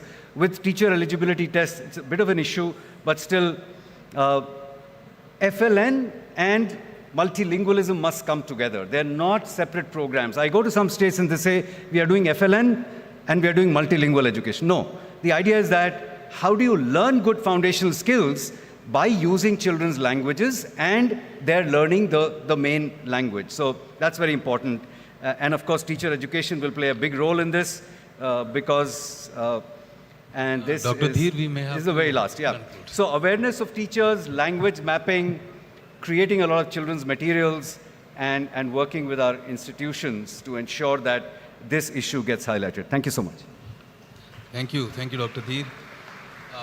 I'm sure that many of you have a lot of questions, like I also have a lot of questions to all the experts, but unfortunately because of limitation in time and because we have to head out for lunch, I would request all of you to keep your questions active and we'll take up these questions while we are having lunch.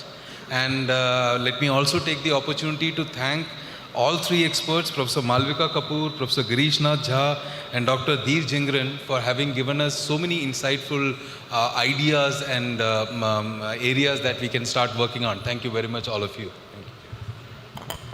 We'd like to thank all the experts for an invigorating session. I invite Dr. Sanjay Dhole, Professor Sanjay Dhole, Department of Physics, to present the memento to our moderator, Professor Subin Sudhir.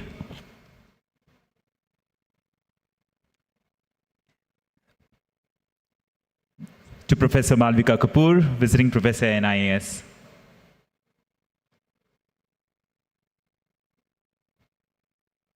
I request Professor Sanjay Dhole to present the token to Subin Sudhir ji.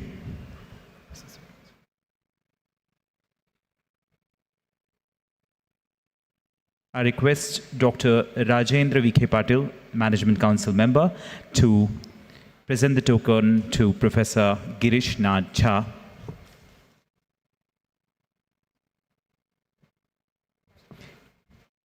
And I request Dr. Sagar Vaidya, Management Council member, to present the token to Dr. Dheer Jingran.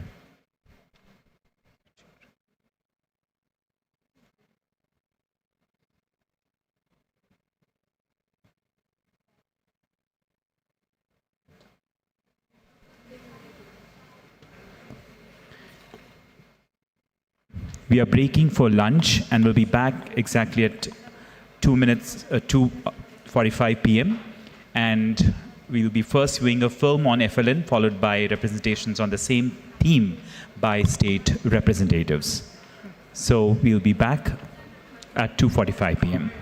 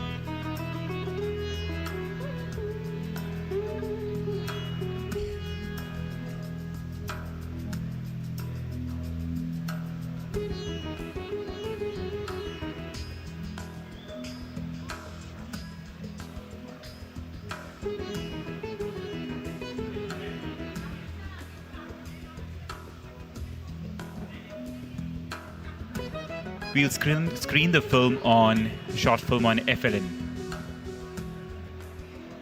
I request all the members to assemble in Sant Jnaneshwar Sabha as soon as possible. We are beginning with our short film on FLN.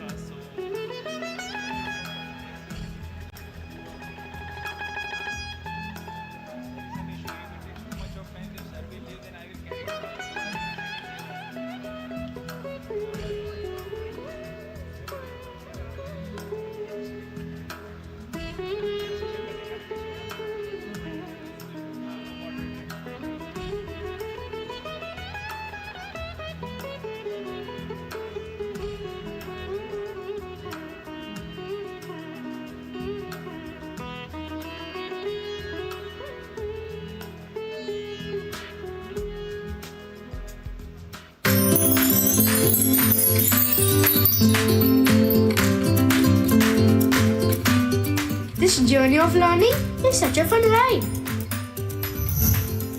With wings of literacy and numeracy, we can fly far and high. No mountain is too big, no ocean too wide. We learn to play and play to learn. Imagine things, win challenges. Yes, we are getting smarter and more caring. So much is being done to give us a strong foundation, like बच्चों में सामान्य लेख को पढ़ने और समझने की क्षमता का विकास ये बहुत आवश्यक होता है। बच्चा आगे जाकर रीड टू लर्न करे, इसके लिए जरूरी है कि शुरुआत में वो लर्न टू रीड करना सीखे। लर्न टू रीड से रीड टू लर्न की ये विकास यात्रा फाउंडेशनल लिटरेसी एंड न्यूमरेसी के माध्यम से पूरी की जाएगी। the launch of National Education Policy 2020 for our all-round development. It covers logical thinking, problem solving, alphabets and numbers, play, discover, learn, self-identity, and the spirit of teamwork. Next is National Curriculum Framework for Foundational Stage for Holistic Development. Then we have Nipun Bharat and Vidya Pravesh. When my parents learned about all these initiatives, they were pleasantly surprised and amazed to see a new ways of learning using technology. Even the teachers are given special training so they can make us learn better. After all, it is about foundational literacy and numeracy, a way to prepare us for a better tomorrow, a better world. G20 Vasudhaiva Kutumbakam. One earth, one family, one future. Vasudhaiva Kutumbakam.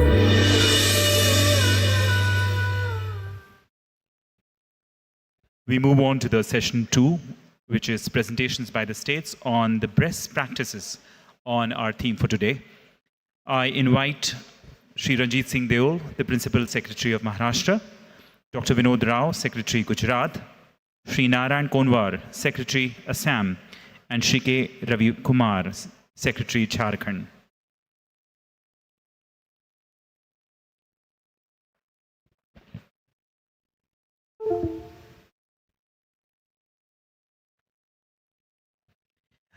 I invite Dr. Ritu Chandra, the Deputy Secretary, to felicitate and welcome Shri Ranjit Singh Deol, Principal Secretary, Maharashtra.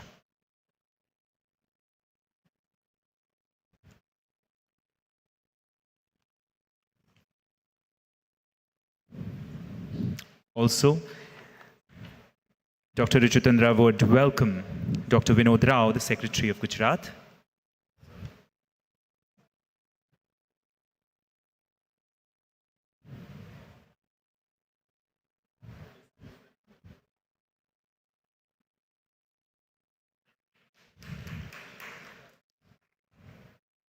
I invite Shrimati Mukta Agarwal ji, Director, Department of School Education, Government of India, to welcome Shri Narayan Konwar, Secretary, Assam, and Shri K. Ravi Kumar, Secretary, Jharkhand.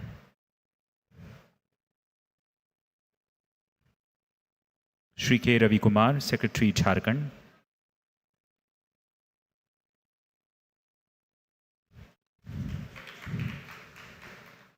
The duration given to each state is around 15 minutes, and the last 30 minutes is for open discussion. Kindly use the clicker for your presentations, as there will be no discoordination. We begin with our first state, Maharashtra.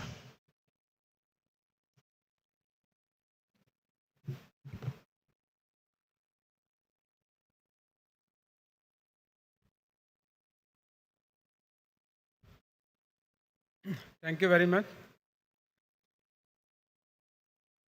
Honorable Secretary, sir, all senior colleagues, seniors and colleagues from Government of India, from all the states, and all my colleagues sitting on the dais, and all dear friends. I will be presenting on multilingual education and FLN in Maharashtra, and some of the best practices which we did during the last few years. So there will be a small presentation on that. Thank you. So this is the content which I will be going one by one. The first one is school education at a glance in Maharashtra. So in Maharashtra there are about 36 districts and 408 blocks, and we have about 2.2 crore children which are studying in Maharashtra different schools, with 7.5 lakh teachers, and about 1,10,000 schools are there. And I just want to mention that in PGI ranking, we in 2021 we were first. We shared the first position with Kerala and Punjab, and in NES also in the grade 3 and 5th we are in the top 5, and GER and NER is also good, and parent-teacher ratio, it's from 25 to 21 different, but it's as per RT norm, but it's not optimal, it's suboptimal. And in the chart, in the map, we have shown some 13 districts, These are the 13 districts where there are, these are the tribal, where there is tribal population. And in these 13 districts, there are 16 different tribal languages which are being spoken, and 60 dialects are being spoken in these districts. So about multilingualism, what are the steps we have taken? So these are the objective is to rate of migrant. As you know, Maharashtra is an industrial state, and within state also there is lot of migration. So from tribal area also there are people migrating, and from other states a lot of migration is there. So we need to have a multilingual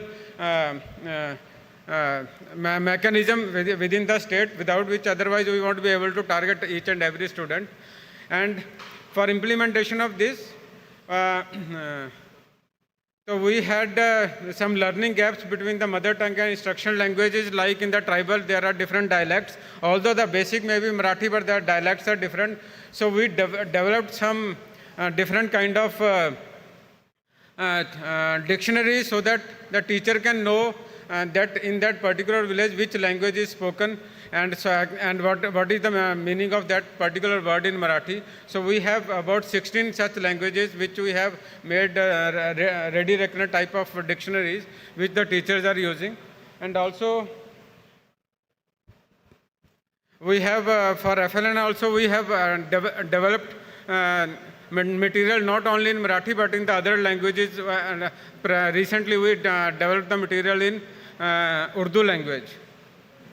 So outcome of this is that for achieving these objectives, we trained all our 2.5 lakh teachers which are teaching in government schools, and that teaching was done in the multilingual, how to handle the multilingual in the schools. For that, that training was done. And we have translated 10 Marathi titles into 10 languages. Like these are all local languages like Bilori, Pawari. These are tribal languages or dialects. We have converted some Marathi books into these languages for the ready reference. And we also give education in 10 different medium of instructions like Marathi, Urdu, English, Hindi, Gujarati, Kannada, Bengali, Tamil, Sindhi and Telugu. And wherever there is a sufficient population, I think there is a demand for that particular language schools. Otherwise, we have to go for this multilingual. We train the teachers to teach in multilingual so that the teacher, they can interact with the students properly and impart the education. So this is a school representation language-wise. About 86,000 schools are in Marathi, but the rest, second number is English and then Urdu. And there are different schools in the different languages. And the second one is the student representation. Most of this is 139 is Marathi, then English and then Urdu. So we are catering to all kind of different languages in our schools. Regarding the Nipun Bharat, and last year we started a program called Shala Purav Tayari, that is school readiness program for the children of age between 5 and 6. So what is the objective is that to ensure that the children are ready whenever, when they are in the Anganwadi, they should be ready when they are going to the schools. And in that, before the school, they start interacting with the teachers of that local school and with the Anganwadis. Anganwadi, otherwise also they are interacting, but the teachers start interacting with them. And also we involve the parents and the volunteers in that.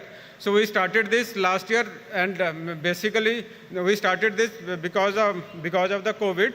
And there was a gap, and students were not in the schools at all for 2 years. So we started this, and it got a very good response. In last year also we had Mela in April, first Mela in April, then there were lots of participants. Like this year we had 2.6 lakh participants. And then we shared the content with the mother groups which we made for this purpose. And then in the mother groups, the material was shared was like report card, parents handbook, and then idea cards, worksheets for the students, so that for 1.5 months or 2 months, the parents can interact with their children based on that material which we are providing. And then second Mela was conducted after 1.5 or 2 months in June, and in the second Mela we generally induct the students into the school. That is the Pehla Paul, the induction of the students in the school, and in which the footsteps of the students are taken, and then they are welcomed to the school. So we have about 65,000 schools, government schools, but we covered almost, even some aided schools also, we covered about 70,000 schools last time we covered, and 50 lakh students were interacting during this activity. And the impact of this was that about 2.5 lakh mothers groups were formed, and we saw an increase in students registration in government schools by about 2 lakh. So these are the steps which we are showing in our exhibition, in our stall also, that there are different steps in the Pehla Paul, how this Nipun implementation strategy is. There are different steps to conduct that. And even the Pratham is the organization which is the NGO which was involved in this Pehla Paul. And I invite all the different officials, if you want to visit, there are nearby 25 schools where these things are happening actually. And if you can, Pratham can organize the trips to these schools, and we can actually see how the Pehla Paul activity is happening. So after that, we did with the help of Pratham, we did some sample survey, and we found that 61% of the mothers were able to explain about the idea card. There were 90% mothers who received weekly worksheets, and then 70% mothers viewed videos. So this is the data which we collected with the sample survey from all the schools. So these are some of the material which was distributed to the mothers and to the students to be inducted. And if we can see that there were 13.2 lakh children were engaged, and teachers were engaged, then parents were engaged and volunteers. Total about 30 lakh participants were involved in this school readiness campaign.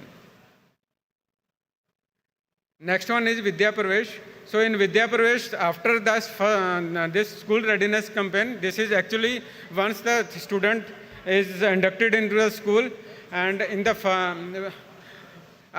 first class for 3 to 4 months, we give special care like joyful learning and the learning with the toys. These kind of material is being given to the schools, and teachers are actually teaching through this material for the first 3 to 4 months. Next is Nipun Maharashtra. So all these activities are actually taking us to the Nipun Maharashtra, and there is collaborative workshop like academic task force which we have created, then at the SCRT level, then district task force at the district level, then 100-day reading campaign also we conducted last year. This year also we are conducting. The Nipun Utsav is also being celebrated in the schools.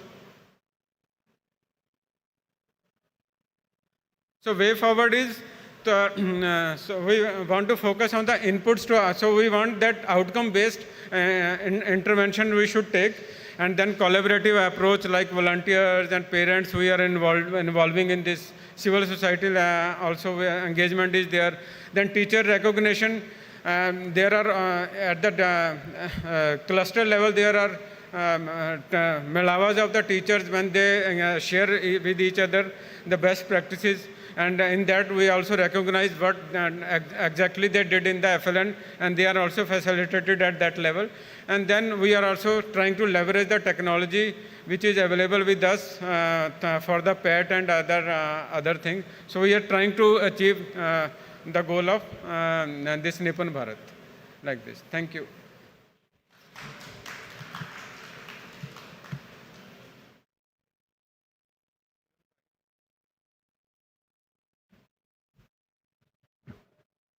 I invite the next state, which is Gujarat, presented by Dr. Vinod Rao, Secretary, Gujarat.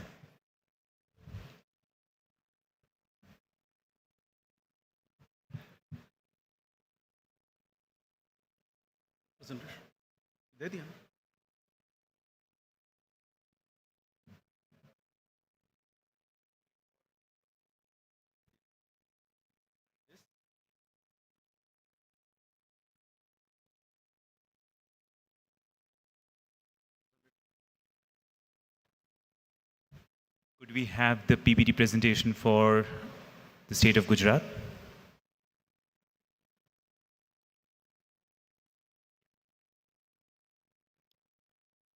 Respected Secretary, sir,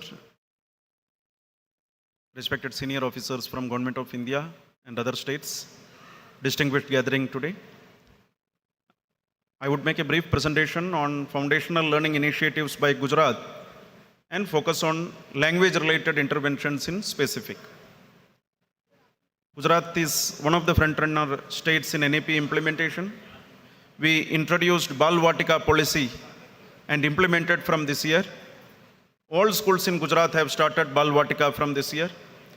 Last week, rather this week, Monday, Tuesday, we had the Shala Praveshotsav in Gujarat, where across all schools, 9.5 lakh students have got admission in Bal Vatikas.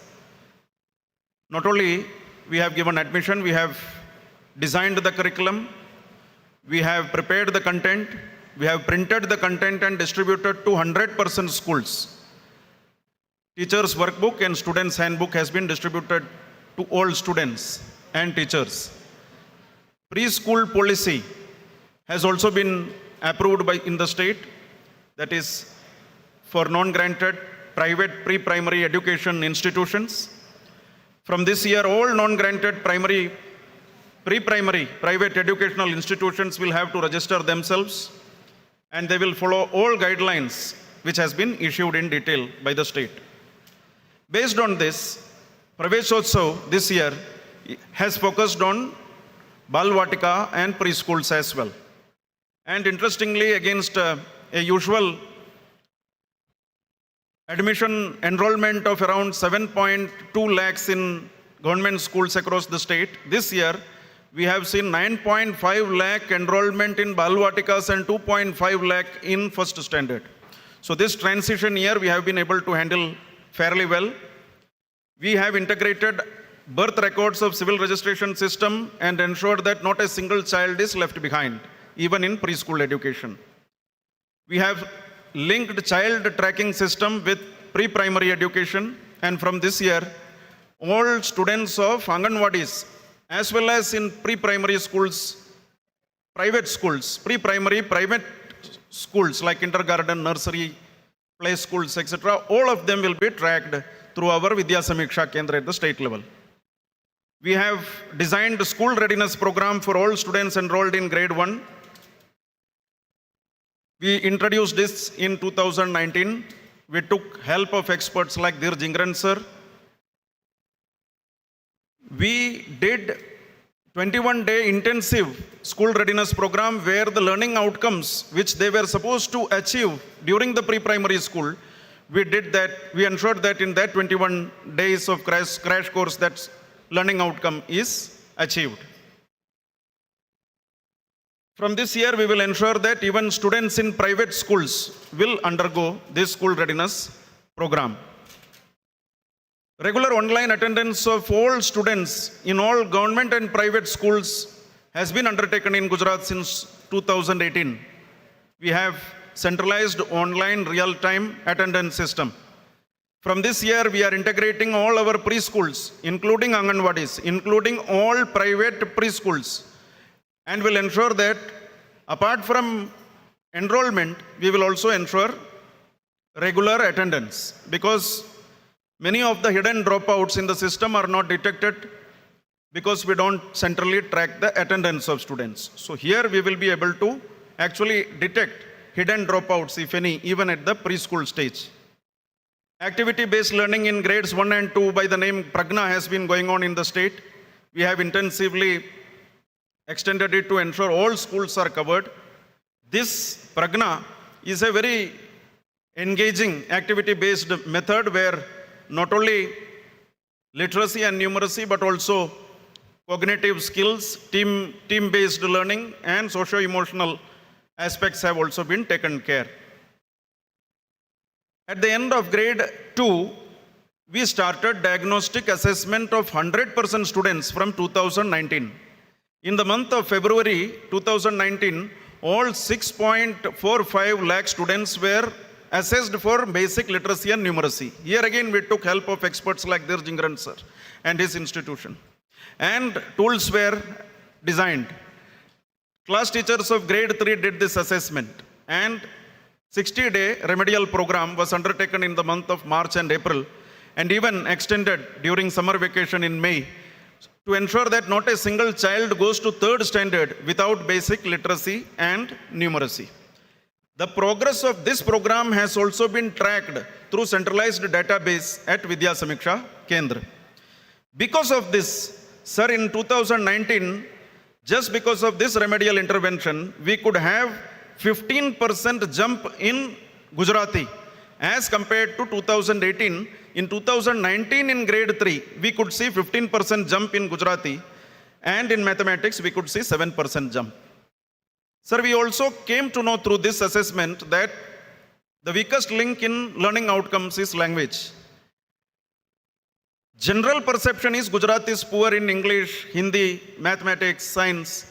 But the fact that emerged out of our centralized assessment and centralized data analysis was that the poorest link was Gujarati. And therefore, intensive focus on Gujarati started from 2019. We started centralized assessment, both formative and summative assessments. The half year and the year-end exams from grade 3 to grade 12 were made centralized with same question paper, same timetable, answer paper going outside the state for evaluation, data entry of every student for every subject, for every learning outcome was made, and we could get startling, unbelievable trends at the state level, and many of our myths got dispelled because of this data analysis. We came to know that the 5 poorest learning outcomes in the state, where 89% students made mistakes in certain learning outcomes, and the 5 poorest learning outcomes were all language-related learning outcomes. And when the language, the medium of instruction itself, is the poorest achiever in learning outcomes, the content which is taught through that medium also will be poor. Based on this centralized assessments, we could give about 17 crore report cards to students for every exam that we conducted, which specified which language, which learning outcome they were poor in. This is subsequently we went forward and identified those learning outcomes which were critical for learning. And again, in those learning outcomes which are critical for learning, which are non-negotiable, maybe across 3rd to 12th there are 500 learning outcomes, but 50 of them should be most critical, which should be non-negotiable. Now, when we analyzed that again, we came to know that the poorest achievers in those gateway learning outcomes are also language-related learning outcomes. We went ahead and started school accreditation across all schools. Today, all 32,500 schools of Gujarat have been accredited 3 times. And in that accreditation framework, one of the critical aspects we have highlighted is FLN, Foundational Learning. And therefore, teachers in these schools are now focusing on FLN achievements, because that will eventually determine the grading of their school. This is a typical school accreditation report card where significant weightage goes to FLN. We introduced English language in Vidya Pravesh and grade 1, 2, and 3 from 2021. All earlier efforts to introduce English as a language in grade 1 was resisted. But thankfully, in 2021-22, we could successfully implement it. We could design the content, we could give handbooks for teachers, and Grade 1 and 2, we started English through listening and speaking, not reading and writing, but listening and speaking. From third onwards, we introduced reading, writing, listening, speaking. From third onwards, we introduced bilingual terminologies in science and maths, so that all terminologies in science and maths will be in Gujarati, as well as in bracket there will be English version of that terminology. From grade 6th, we want bilingual textbooks, where on one side of the textbook will be Gujarati, on the other side will be English. This will be introduced from the coming year. The aspects of the issue, or rather the challenge of one language, one state language and multiple dialects was highlighted by Jingran Saab, where he used the word home language and then the language of the state, which he called as L2. We also tried to tackle this issue. Gujarat, a single district like Dangs have multiple dialects. Kutch has multiple dialects. Teachers going from Ahmedabad to Kutch will not be able to even interact with the students in Kutch. So to tackle this, we have created dictionaries in local dialects. We have also created learning content for 1 and 2, grade 1 and 2, in bilingual medium, where local dialect and the Gujarati language has been used. This is a work in progress, and in the coming days, I think this is somewhere we will have to focus if we have to strengthen foundational literacy and numeracy. We created audiovisual learning content in the state and provided free of cost to all students of government school. From this year, we will provide free of cost to all students of private schools too. And in this e-content for Gujarati, Hindi, English and Sanskrit languages for all grades have been created, and now this will also add to students' convenience in picking up language through self-learning using audiovisual methodology. We introduced QR coding of textbooks, 100% textbooks in 2019, and the textbooks which we distributed in 2020 during June, which coincidentally was when the pandemic was in place and schools were closed, they were all QR coded. And in just that 1.5 months, we moved from 10th position to 1st position in the country in Diksha, direct place. And we have consistently maintained that 1st place across the last 3 years. Vidya Samiksha Kendra has been a pillar of support for achieving learning outcomes, and particularly in foundational learning. So attendance, assessment, accreditation and administration is undertaken through Vidya Samiksha Kendra. And ultimately, one of the biggest winners of this effort will be students of preschool and foundational learning. The last of the points I will highlight is this. One of the reasons for poor FLN and poor language skills is multi-grade learning. In Gujarat, we have 8,500 schools with less than 60 students, because of which 11,000 schools in Gujarat have 1, 2 or 3 teachers running from 1, 2 or 3 classrooms. Having multi-grade students sitting in single classroom, 1, 2, 3 in one class, 4, 5, 6 in another class, and 7, 8 in the third class, it takes away whatever grade appropriate learning is required. And therefore, we have found a interesting analysis. Only 70% students in the state are studying in 53% of smaller schools, while 83% students are studying in 47% larger schools. Or let's make it more simple, 20% of students study in 50% of schools, and 80% of remaining students study in remaining biggest 50% schools. So we decided, let us develop these 50% schools into schools of excellence. We will not close down small schools. Let small schools continue with Balvatika 1 and 2, but maybe from 3rd standard, we can provide transport and ensure that students come to the nearest schools of excellence. So accordingly, 20,000 biggest schools in the state, we will ensure a dedicated teacher for every grade and a dedicated classroom for every grade from academic year 23-24. It's a very big statement. It's a big commitment publicly to be made. For 20,000 schools in Gujarat, the biggest 50% schools, where 83% of our students are today studying, we will ensure a dedicated teacher for every grade, a dedicated classroom for every grade before the academic year comes to an end. And this will ensure automatically another 5 to 10% of students will move from smaller schools to bigger schools on their own, not by push pressure, but by pull pressure. And accordingly, for these 20,000 schools, we will make 50,000 new classrooms, out of which 26,000 are already under execution. 20,000 new computer labs, all of which are under execution. 1,50,000 new smart classrooms, out of which 1 lakh plus are already under various stages of execution. And adult tinkering labs and other learning by doing activities. This is largest school transformation mission in India with 11,000 crores. And this, we have been fortunate to get support of World Bank, AIIB, and Government of India in this initiative. Thank you so much, sir.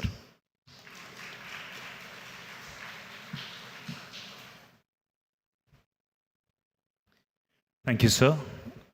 I invite Sri Narayan Kunwar, Secretary Assam, to give his presentation now.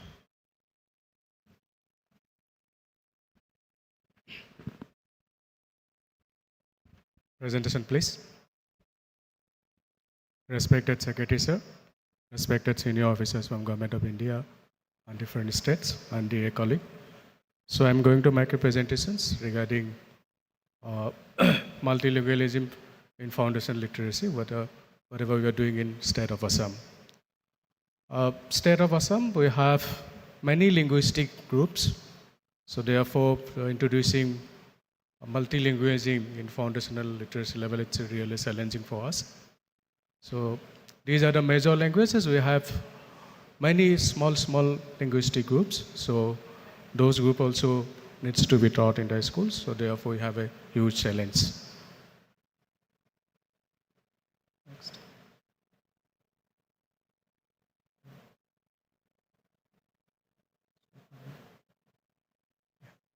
Next, please. Next, please. So Assamese obviously is the predominant. We have 56% population speaking Assamese, then Bengali, then Hindi, Bodo, and other tribal languages. Though percentage is only 10%, but we have many communities. Therefore, that's the real challenge for us, to how to include those communities, particularly in that foundation learning level. Next, please. Nipunakam, the way to achieve the FLN journey. So our journey started with Honorable Chief Minister, sir, on 16 November 2021. He started, launched the Nipunakam mission. After that, we have this formation of steering communities, SRG, PMO, etc. So after that, we focus on the capacity building. Accordingly, the DSCG, BSCG will form.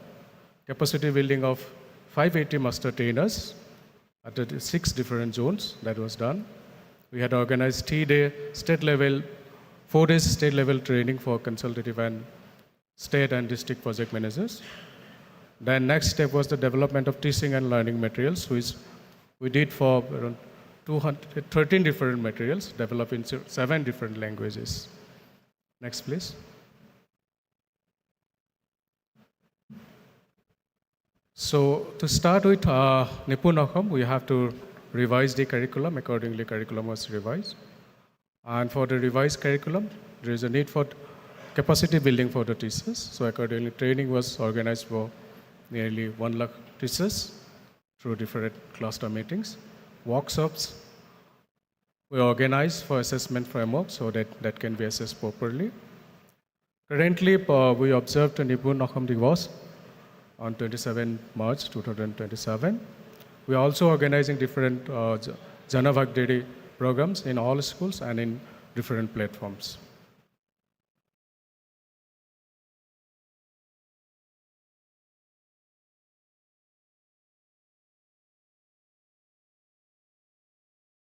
Educational opportunities to all the students, irrespective of their linguistic differences, to bridge the linguistic gap, and also foster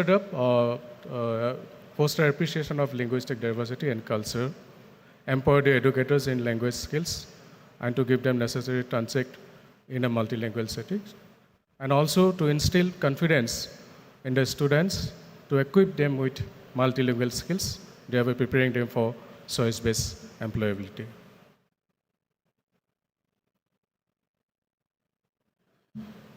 So first, we started with creation of resource pool. So we have this state resource group and district academic core group, block academic core group. These were formed. To support multilingualism, representatives from all the language groups were ensured in SRG. Thereafter, the capacity building in FLN, which include multilingual education, was done for SRG members through a series of workshops. All teachers were trained on FLN and multilingual educations. And these are some, we have 114 SRG. Out of 114, 73 SRGs are for 9 language groups, so that those can be trained properly. The second strategy is the creation of teaching learning materials in multiple languages. So we are providing free textbooks in 9 different languages, different medium instructions: Assamese, Bodo, Bengali, English, Hindi, Garo, Manipuri, Karbi, and Mar. We are also developing the sub-state resource group so that they can work on this language group. All SRGs members were trained in FLN, and subsequently teaching learning materials for FLN were developed in different mediums. A total of 213 different materials were developed in 7 different languages during the academic year 2021-22. And 146 materials have been developed in these 7 languages for the academic year 2022 and 23. Collection of songs for the children and form of book were completed by SRT and translated into 15 different languages. Audio version of these books are also available. SCAT Assam has also developed multilingual search on 4 different themes: fruits, vegetables, animals, and birds.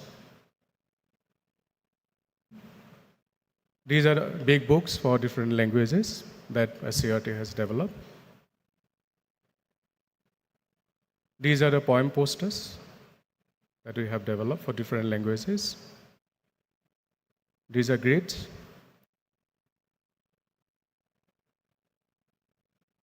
Sentence card. Third strategy is administrative reforms. So we had conducted TET examinations in different languages like Bangla, Hindi, Manipuri, Mar, Garo, Nepali, to have resourceful teachers to scale up multilingualism in the state of Assam. So since we have conducted an exam in different languages, we have got the teachers from different linguistic group. That way, this has given the additional resources or available resources to the state of Assam to start multilingualism in our state. Recently, we have also added Santali as a medium of instruction in school to promote multilingualism, particularly in the tea garden areas. Gunutsav was also conducted in the different languages, in 8 different languages, so that the students of those linguistic groups, they also participate in Gunutsav and perform well.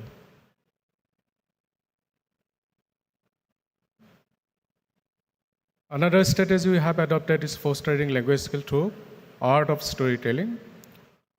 Mostly we are doing it to 2 communities. One is a missing community, a tribal group, and another one is the tree-type community which has a substantial populations.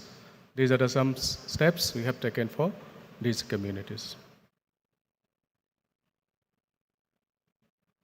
Since we have a substantial number of tea garden population, so special focus was given for the T-type community, and their dropout rate is also very high. So one initiative called INJAR, so Learning to Learn. This is a special initiative which has started in 1,733 schools in 24 districts, focusing on the tea garden community children.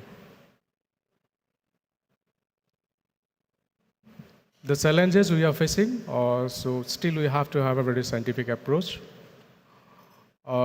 Given the diverse linguistic background to the students in classroom, it's difficult to identify the teachers with minimum proficiency in multiple languages to develop teaching learning materials, technical expertise, and logistics.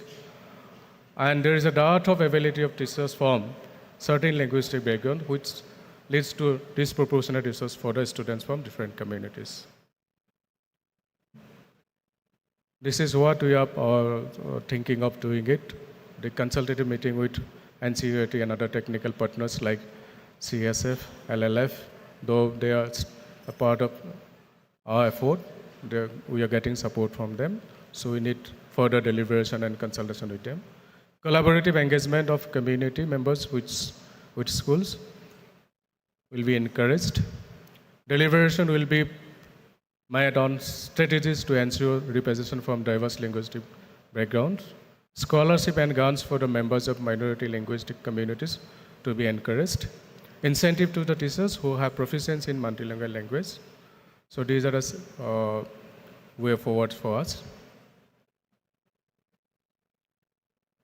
So I think there was a video, but it's not coming. Thank you.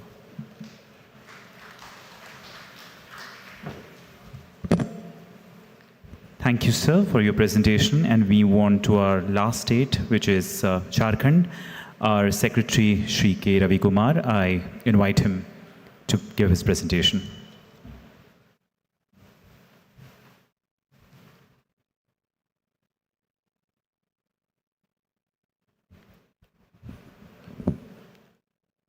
Presentation good afternoon to everyone.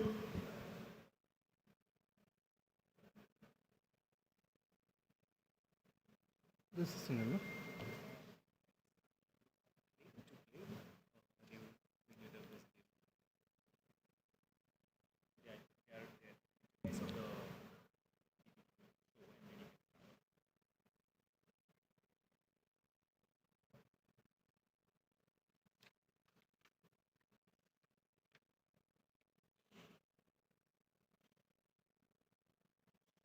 I think they are facing some problem.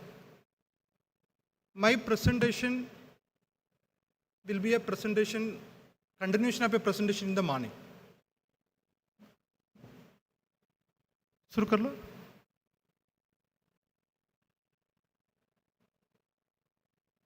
नहीं, सीधा presentation शुरू कर लो.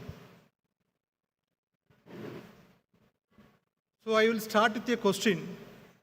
So that's why I'm waiting for the presentation.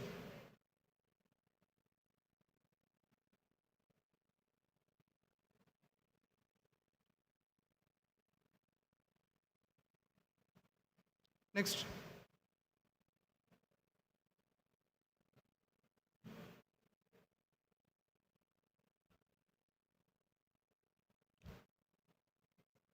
One step back.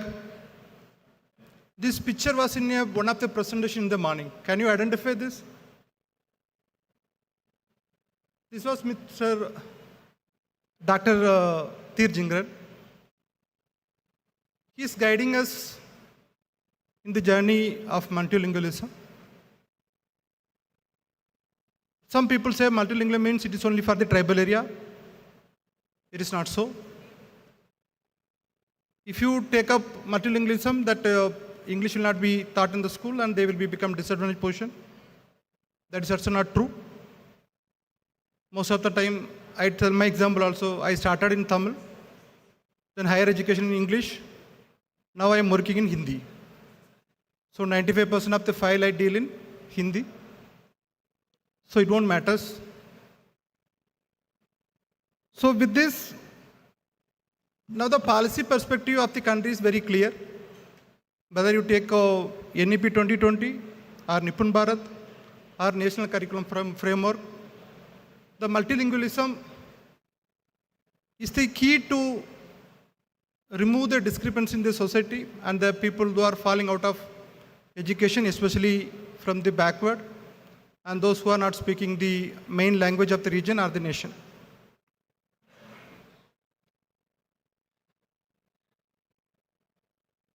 So language mapping of the Jharkhand was done with the help of various organizations, and we surveyed the entire country, entire state.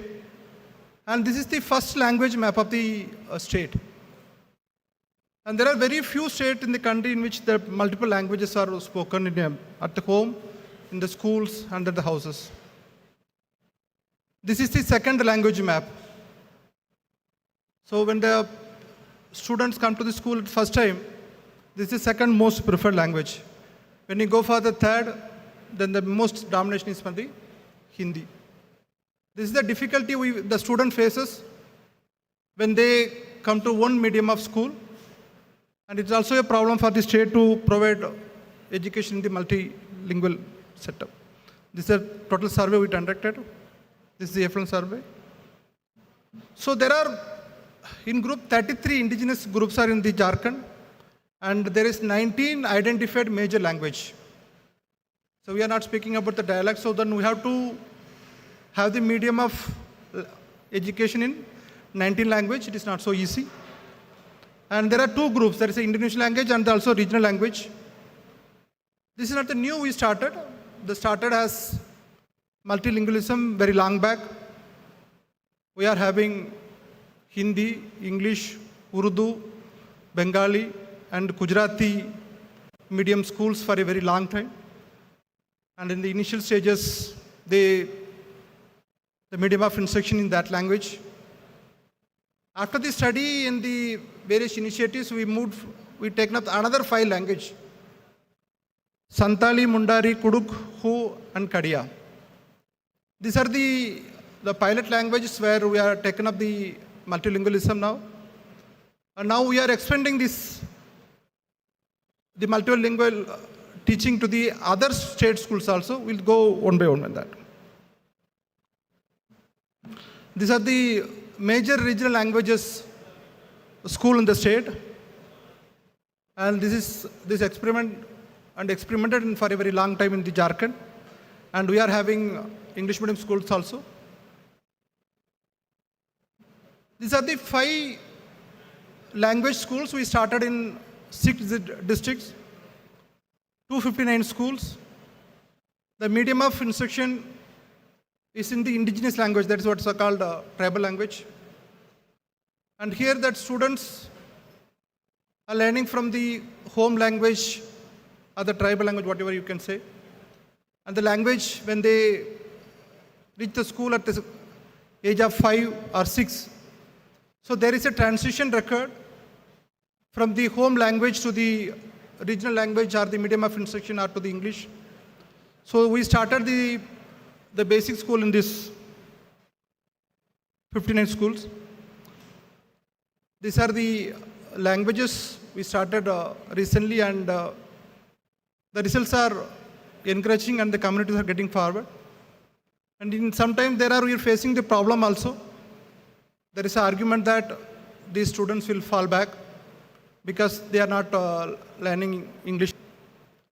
But the theory and the expert says the student has to start their education in the home language, and we are pursuing further in that. One step back. So the language exposure, initially we give in the home language, and gradually we move to the school language. And one thing is which is very clear, there should not be 2 scripts in their language. The language 1 and 2, as far as possible, it should be in one single script. We are using only Devanagari. In other tribal language, there is a discussion also there in the Santali to move to the Old Chiki. Still the government decision is to keep only one language, one script, that's Devanagari. When they have multiple script, then they face the problem, and we tested that also. And the teacher's capacity to speak to the language of the student they speak at home is also a difficult task. This is the plan actually. We start with language 1, basically home language. Then we move to mixed language. Then the L2, that is a Hindi. This is the way that multilingualism. By when they reach the grade 3, they will start Hindi. The various materials are developed for the schools, and it is our own resources through JCRT we developed for the teaching and material, the dictionary, other aspects for them, and Parka story books and other handbooks also we developed, and we trained the teacher on the multilingual learning. This is the way we develop the resources for us, and it's the own teachers, those who are teaching in the other languages, if their mother language or they are having the basic knowledge in the tribal language, we selected them and they worked for that to develop this material. This is the way we built our capacity of the teachers. We are having the KRP, key resource persons, from our own schools and our own teachers. Then we developed 4 master trainers for the blocks, and through them we trained the teachers to convert into a multilingual schools. These are the books we developed for their students, and this is developed at our JCRT.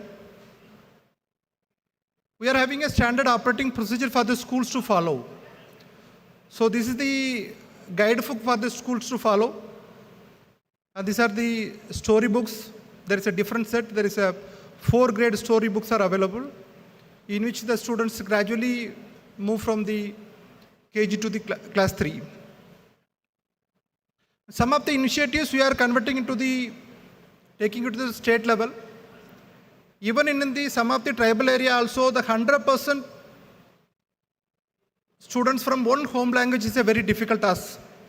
Most of the schools, they are 70% from the home language. There still we are facing some issues.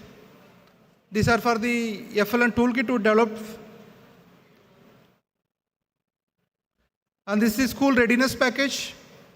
And the other reading material we develop for the gradual conversion from the home language to the school language. This is a print-rich compendium. It is not only from the chart and other matters, it also the school building also we colored and write on the home language. This is a bilingual calendar activity for the parents. This is in the 5 tribal language, and it is given for each household, and for the mother to guide the children, and also it's a guide for the mother to follow the school activities. It is given to each household. This is a bilingual big book. This is for the schools which have the mixed student population. They are both having the home languages from the different language. So these are the bilingual book from Hindi and one of the tribal language. So we are having a digital platform. This digital platform will be in 5 tribal languages, and this will help the students up to 5th standard. We are having a robust monitoring system, that's the E-Vidya Vagani. Through that monitoring system, we are following the school level activities. The classroom observations, what is happening in the classrooms through CRP, PRPs, and the supply chain for all the material distribution up to school level. The inventory management is done through the supply chain, that through E-Vidya Vagani. And the student learning progress and the learning assessment by the CRP, PRP. These are the way that we are monitoring the multilingual schools, how they are following the SOP and how they are following the syllabus also. The community engagement also very important, and when unless otherwise there was no acceptance in the community, they will move to the Hindi school or the English medium schools. We are having the regular interaction with them, and the initial progress also satisfactory. And when they come to learn about their children's progress, especially when compared with the other non-mother language medium schools. So we are getting support from the tribal community also. And we regularly conduct the interaction with the experts. and to get their idea, and also we have regular interaction within the teachers, how to take it forward. So these are the final way forward for us. We are planning for a state level policy to ensure continuity. In the government there are problems, the officers are changes, the system should not change. So for that we are developing a policy which will be for 5 years. And for a comprehensive classroom instruction also we are working on that. We are planning for a 5 years roadmap, such a way that the continuity will be developed. In the journey we are not alone. We are supported by various organizations. Because of the supporting organizations, there is a continuity in the policy and also initiatives. They are working on the very specific areas. Because of the changes in the higher level does not affect the school activities and also the preparation of the resource materials and also the training. These are the various organizations which are working with us to take these things forward. Thank you very much.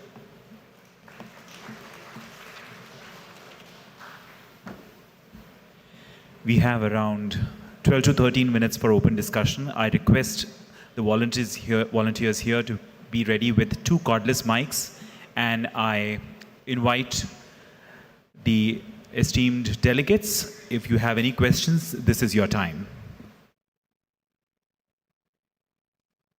The volunteers with 2 cordless mics, and I invite the delegates present here to ask questions. This is your time. This is an open discussion.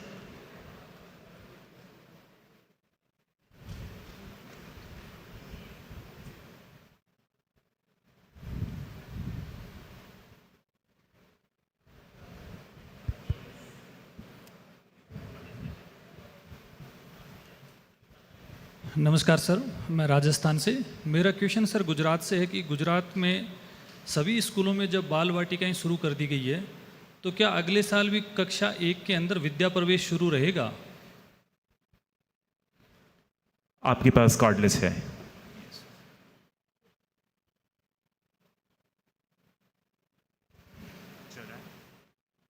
Sound guys, इथला mike चालतोय का?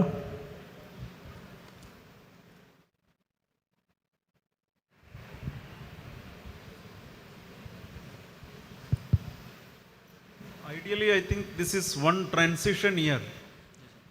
So, मेरे ख्याल से next year अगर हो तो भी बहुत कम रेसिडुअल बच्चे होंगे, लेकिन लगभग फर्स्ट ट्रांसिशन ईयर में अभी से मतलब प्रवेशोत्सव will be hereafter from Balvatika. This year, because being a transition year, we had to do both Balvatika as well as in grade 1. So I think from next year, ideally it would be from Balvatika alone. And just conceptually, let me make it clear. In Gujarat, we took this decision that Balvatika, the 3rd year of preschool, for 5 to 6 years of age, will be integrated with school education. तो इसलिए प्रवेशोत्सव उधर से हम शुरू कर। Okay. वैसे देखा जाए, parallelly we have started Praveshotsav in anganwadi also. So ideally anganwadi का प्रवेशोत्सव से next year चालू होना चाहिए, क्योंकि pre school education in private schools will be now compulsorily registered with Director of Primary Education. तो next year से जो प्री स्कूल में 3rd ईयर पूरा हुआ बच्चा प्राइवेट में या गवर्नमेंट में आए, वो भी सुनिश्चित नेक्स्ट ईयर से करना पड़ेगा। अभी आईसीडीएस में सर्वड एरिया, अनसर्वड एरिया वगैरह है, प्राइवेट प्री स्कूल रेगुलेटेड नहीं है गुजरात में। अभी इस साल जब रेगुलेटरी का फ्रेमवर्क बना दिया, नेक्स्ट ईयर से ideally Praveshotsav should go to pre school. इसका मतलब ये हुआ सर, आपके प्री स्कूल भी रहेगा, बाल वाटिका भी रहेगा, आंगनवाड़ी तो है ही है सर। Thank you sir. अगला क्वेश्चन सर मेरा महाराष्ट्र से ही था कि आपने यहाँ पे बताया था कि लगभग 2.5 लाख मदर ग्रुप क्रिएट किए गए थे एडमिशन के टाइम। तो मदर ग्रुप जो था वो किस प्रकार से उन्होंने काम किया था और क्रिएट कैसे हुए थे? जी सर। नहीं, हमारे यहाँ महाराष्ट्र में I will tell you that there is a huge legacy of self help groups of women, and mostly the young adult mothers are part of those groups. So there is a ready-made infrastructure available in Maharashtra, and those groups are very vibrant. So they take up various activities.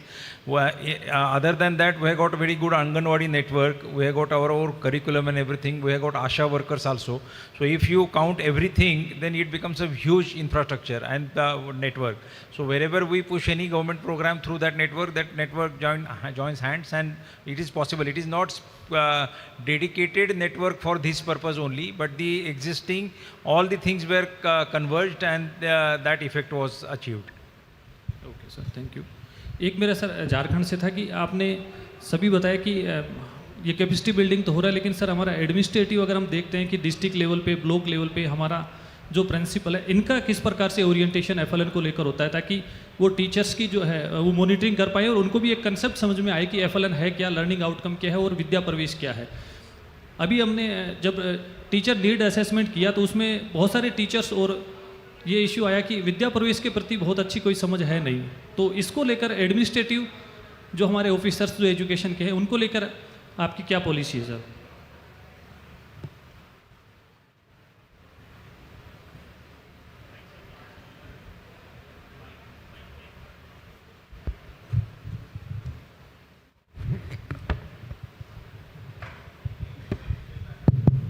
In education, there are two set of people who take the class and they teach the student.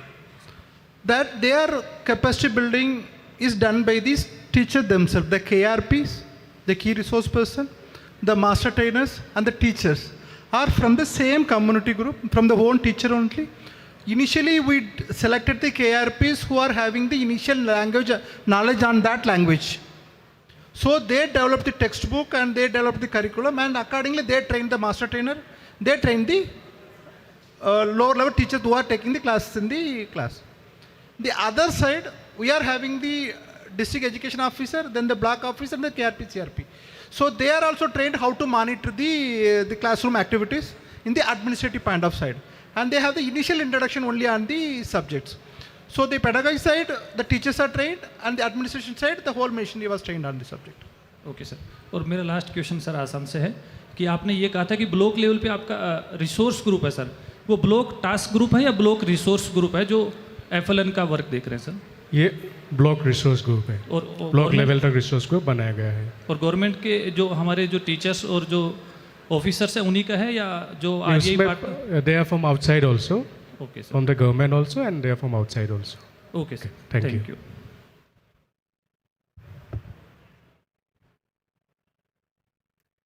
Yeah, it is great to see the progress made by each of the states in implementing this FLN.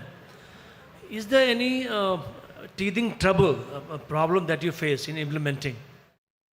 We have seen the good report, that things have been implemented. But there must have been problems also, right? Is there a documentation on those problems faced by you in implementing the programs? Yeah, an FLN program. Any of you can answer. Interesting to know. As such, the documentation has not done, but as per your suggestion, we have to go through that also. We have to identify the issues. But there are discussion on that. Even suppose the tribal language, the Santali we take up now, there is a discussion, the scripture there should be in the Devanagari or the Volchiki. So there is one problem we are facing. And there are some discussion, this is the conscious effort of the government to keep them backward. Because the students are not learning English, so they will be kept backward. And the scaling up also takes some time.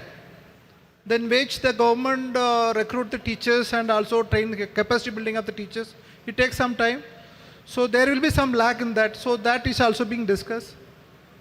But mostly when you take it, it is a positive response we are getting from the people, and after we'll go through it and again we'll study what are the problems we are facing, then we have to go through that problem. I had collected some data from the Kokrajhar blogs when I was making a keyboard for the Bodo language. I found a lot of agitation in the data, violence, that people are unhappy with what is the progress being made, etc., etc. So when you go and talk to the people and to implement programs, Do you face the same problem there? Not all places, sir. In some places we have some issues, but now I think people are also accepting it. So obviously, as I said, it will take little time. Okay, I think with the process of time and government is making a full effort. So slowly, all these hesitations will go, and we'll be able to progress it, sir. नमस्ते, मेरा सवाल गुजरात से है। गुजरात में pre primary school अभी main stream में ला रहे हैं, तो स्पेशली क्या चैलेंजेस हुए हैं उनका फ्रेमवर्क बनाने के लिए? क्योंकि महाराष्ट्र में या ऑल ओवर इंडिया में छोटे छोटे घर में भी प्री प्राइमरी होता है, तो आपने मेन स्ट्रीम में लाने के लिए फ्रेमवर्क के लिए मेजर चैलेंजेस क्या थे और क्या पॉलिसी आपकी, थोड़ा डिटेल बताएंगे आप? नहीं, while designing our framework, we have taken the best learning lessons from other states which have already implemented it. Many states have already pre-primary regulatory framework in place. So one important decision we had to take at that time was who will man it, who will own it. Because technically speaking, that falls within the domain of Women and Child Development Department. And the natural tendency of any state is that the director of ICDS would be the responsible officer and the department would be Women and Child Development. Here we proactively owned up that responsibility, because if good works happen there or not so good work happens there, ultimately the school education department would be the beneficiary or the victim of it. So we proactively said we are willing to own up that responsibility. So from that point onwards, we have positively addressed the issue. We didn't find any resistance till date. Only resistance to some extent was from this year we strictly implemented 1st June 2023 as the cutoff date for completion of 6 years for entry in first standard. That we implemented from this year. People went to court, people tried through media, people tried every means of, and we are getting reminders that this has to get implemented. So from this year, 1st June 2023 was the cutoff date for completion of 6 years. So by default, every private school in Gujarat had to start preschool from this year, because there would be an unaddressed 5 to 6 year age cohort which needs to be addressed. So timely decision and strict implementation we could do. There was a lot of, even now, like last week also, court wanted us to file an affidavit. And we are doing it. We are, I think, ultimately it will be upheld because it's a policy, well thought out policy. Great. और एक सवाल इससे connect है कि NEP ने कहा है कि ग्रेड 1 to प्री प्राइमरी में आ रहा है और उसका इंटरप्रिटेशन हर स्टेट अलग अलग कर रहा है। एक्चुअली द मेन इंटरप्रिटेशन ये है कि जो प्री प्राइमरी की पैडागॉजी है, सिखाने की जो डिलीवरी है, वो ग्रेड 1-2 को आनी चाहिए, पर प्री प्राइमरी स्कूल्स भी अभी ग्रेड 1-2 के एडमिशन्स ले रहे हैं। तो थोड़ा गुजरात में भी वैसे, महाराष्ट्र में कुछ जगह ऐसे बोर्ड्स भी हमने देखे। I think the relevant state laws guide the primary schools. So 1 to 5 and 6 to 8 both is guided by the Gujarat Primary Schools Primary Education Act. The relevant state laws would be schools would be registered under the relevant state act in the given instance. So I don't think a pre-primary school can give admission in 1 and 2 unless the relevant act enables that. Thank you. नमस्कार, मैं मध्य प्रदेश से हूँ। मेरा सवाल महाराष्ट्र से है। पहले पाँव जो आपका प्रोग्राम है उसको could you please explain little more, and उसको आपने how you have integrated it with multilingual strategy.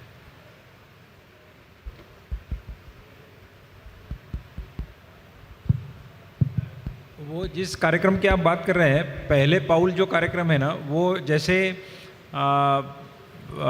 Malvika madam ने जैसे कहा कि बच्चे केजी में ही एग्जॉस्ट हो जाते हैं और उनको आगे पढ़ाई करने में दिलचस्पी नहीं रहती है, क्योंकि एक बुरी तरीके से एक अपब्रिंगिंग उस स्टेज में होती है कि उनको स्कूल से डर पैदा हो जाता है और वो स्मूथली आगे फॉर्मल स्ट्रक्चर में नहीं आ पाते।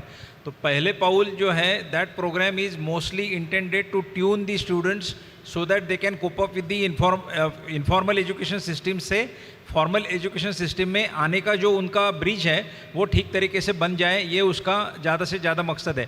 There is no much formal learning और there is no much thinking about that what they are going to learn, but it is only to set their mind properly so that they can easily dwell into that formal education system. So it is very much restricted to that point. So we are not going to overburden with so many things at that point of time, otherwise kids will again run away. So that the purpose of that program is very limited, to keep their interest intact, to make them feel that they are transiting into a better thing, और वो teachers को भी ये पता चले कि किस type के बच्चे उनको स्कूल में आ रहे हैं, वो बेसिक तैयारी उनकी हो चुकी है, ऐसा नहीं कि स्क्रैच से उसको शुरू करना पड़े। So that is the very purpose of that programme. Thank you very much. I thank all the state representatives for their presentations and the delegates for making this open discussion very interesting and enriching. I request Dr. Bhagyashi Mantharkar, Management Council member, to present the memento to Shri Ranjit Singh Deol, Principal Secretary, Maharashtra, and Dr. Vinod Rao, Secretary, Gujarat.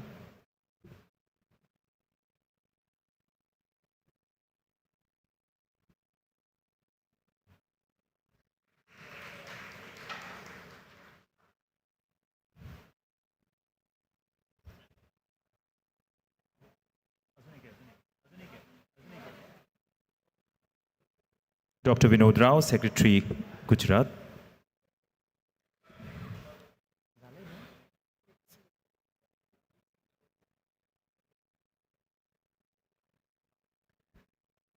Commissioner Suraj Mandre, sir, from Maharashtra.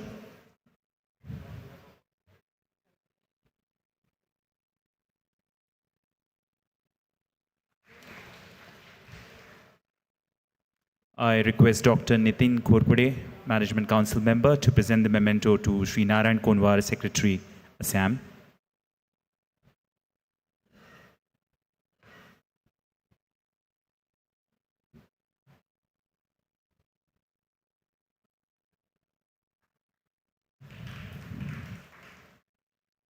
And Sri K. Ravi Kumar, Secretary, Jharkhand.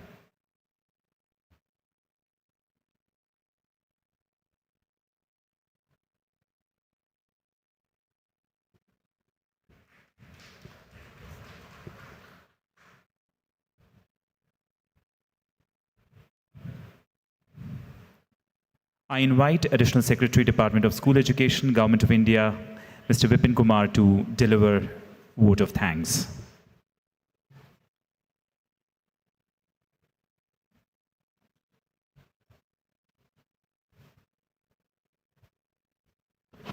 Respected Shri Sanjay Kumar sir, Secretary, School Education, Literacy, Government of India, Principals, Secretaries and SPDs of Education from various states, special dignitaries, representatives of Education Department from states and UTs, esteemed experts, educators, and my dear colleagues from Savitribai Phule University, dear friends. As we come to the end of the first day of National Conference on Foundational Literacy and Numeracy, I would like to say that it has been enlightening and thought-provoking to hear about the work happening for FLN, particularly towards teaching learning approaches and pedagogy for FLN in the context of multilingualism. The National Education Policy, in its futuristic vision, has laid the foundation for an education system that will truly prepare the younger generation for the 21st century. But like any other policy, it requires proper implementation and monitoring to show any real and substantial results. From today's session, it is quite evident that remarkable work is being done at every level. And if everything continues at the same pace, we are confident to improve the learning outcomes of every child in India and achieve the goal of Nipun Bharat mission as envisaged in NEP 2020. I would like to express my gratitude to Srimati Annapurna Devi ji, Honorable Minister of Education, Minister of State for Education, Government of India, for taking time out of her busy schedule for gracing this event with her presence and sharing her insights on our education system. Madam has been our constant guide with her wisdom and the passion she brings in for school education. I thank Shri Chandrakant Patil ji, Honorable Minister, Higher Education and Technical Education, Maharashtra, for enlightening us with his wonderful thoughts. He mentioned that as we implement the national education policy, we will have answers to the questions like what are the evolving training needs of the teachers, how to incorporate value education and traditional education in educational practices, etc. These are really thought-provoking ideas and will continue to motivate us. I thank Shri Deepak Kesarkar ji, Honorable Minister, School Education, Maharashtra, for sharing with us his vision of making India a leader of the world in terms of education. His thoughts regarding having a global outlook while solving the problem in India is a very practical advice that we have received today. I would like to thank Secretary Sir, Department of School Education and Literacy, Sri Sanjay Kumar ji, for his presence, for setting the tone for this national conference, and his active leadership, which motivates us to give our best. An event of this great magnitude could not have been seamlessly carried out without Sir's constant guidance and unwavering support. Sir has always been a pivotal node to bring in various stakeholders together to successfully reform and transform the Indian education ecosystem. We are also really thankful to renowned Dr. Chandra Prakash Dwivedi ji. It was indeed fascinating to hear his discourse, and we are thankful that he could share his thoughts on the importance of history and culture in education with all of us today. I also express my gratitude to our distinguished panelists from session 1 and session 2 for enlightening us with their insights on multilingualism and FLN. I would also like to thank the principals, the teachers, the educators, the experts, the officials from education universe for participating in today's session. I thank, in the last not the least, Shri Ranjit Deol ji and his team, the Ranjit Deol ji, Principal Secretary Education, Maharashtra, for all the support in logistics and arrangements to make the national conference a success. The thanks will not be complete without thanking Professor Suresh Gosavi ji, the Vice Chancellor, Sir Savitribai Phule Pune University, and his team for hosting this conference on their beautiful campus and facilitating us to hold a discussion on such an important issue affecting the lives of millions of children in India. Thank you once again. Thanks. Namaskar. As we close the first day of the conference, the delegates are most welcome to have tea or coffee just close by. And there's going to be a special performance of folk traditions of Maharashtra at 8 p.m. So post their dinner, we have a very entertaining conclusion for the first day. Enrichment during the day, entertainment during the night. Thank you so much.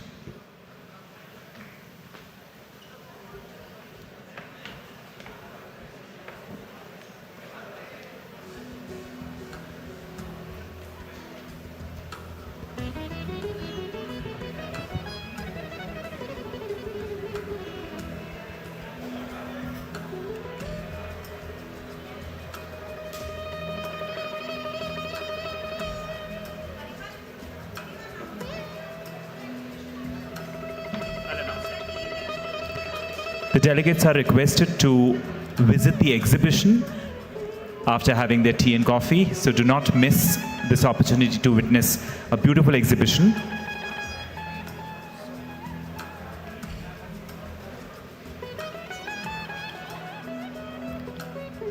The arrangements for tea and coffee has been made at the same venue where you had lunch, so do not miss your tea and coffee, your refreshments, and do not miss this opportunity to visit the exhibition.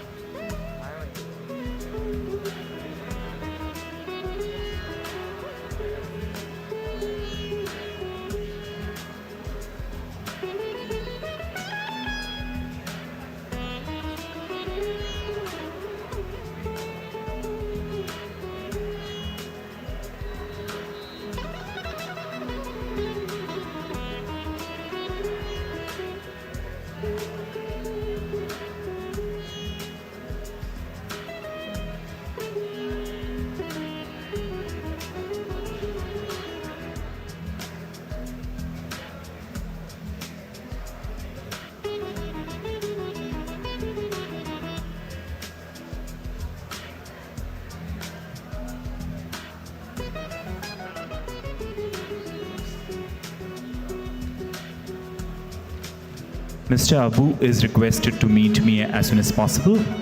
Mr. Abu.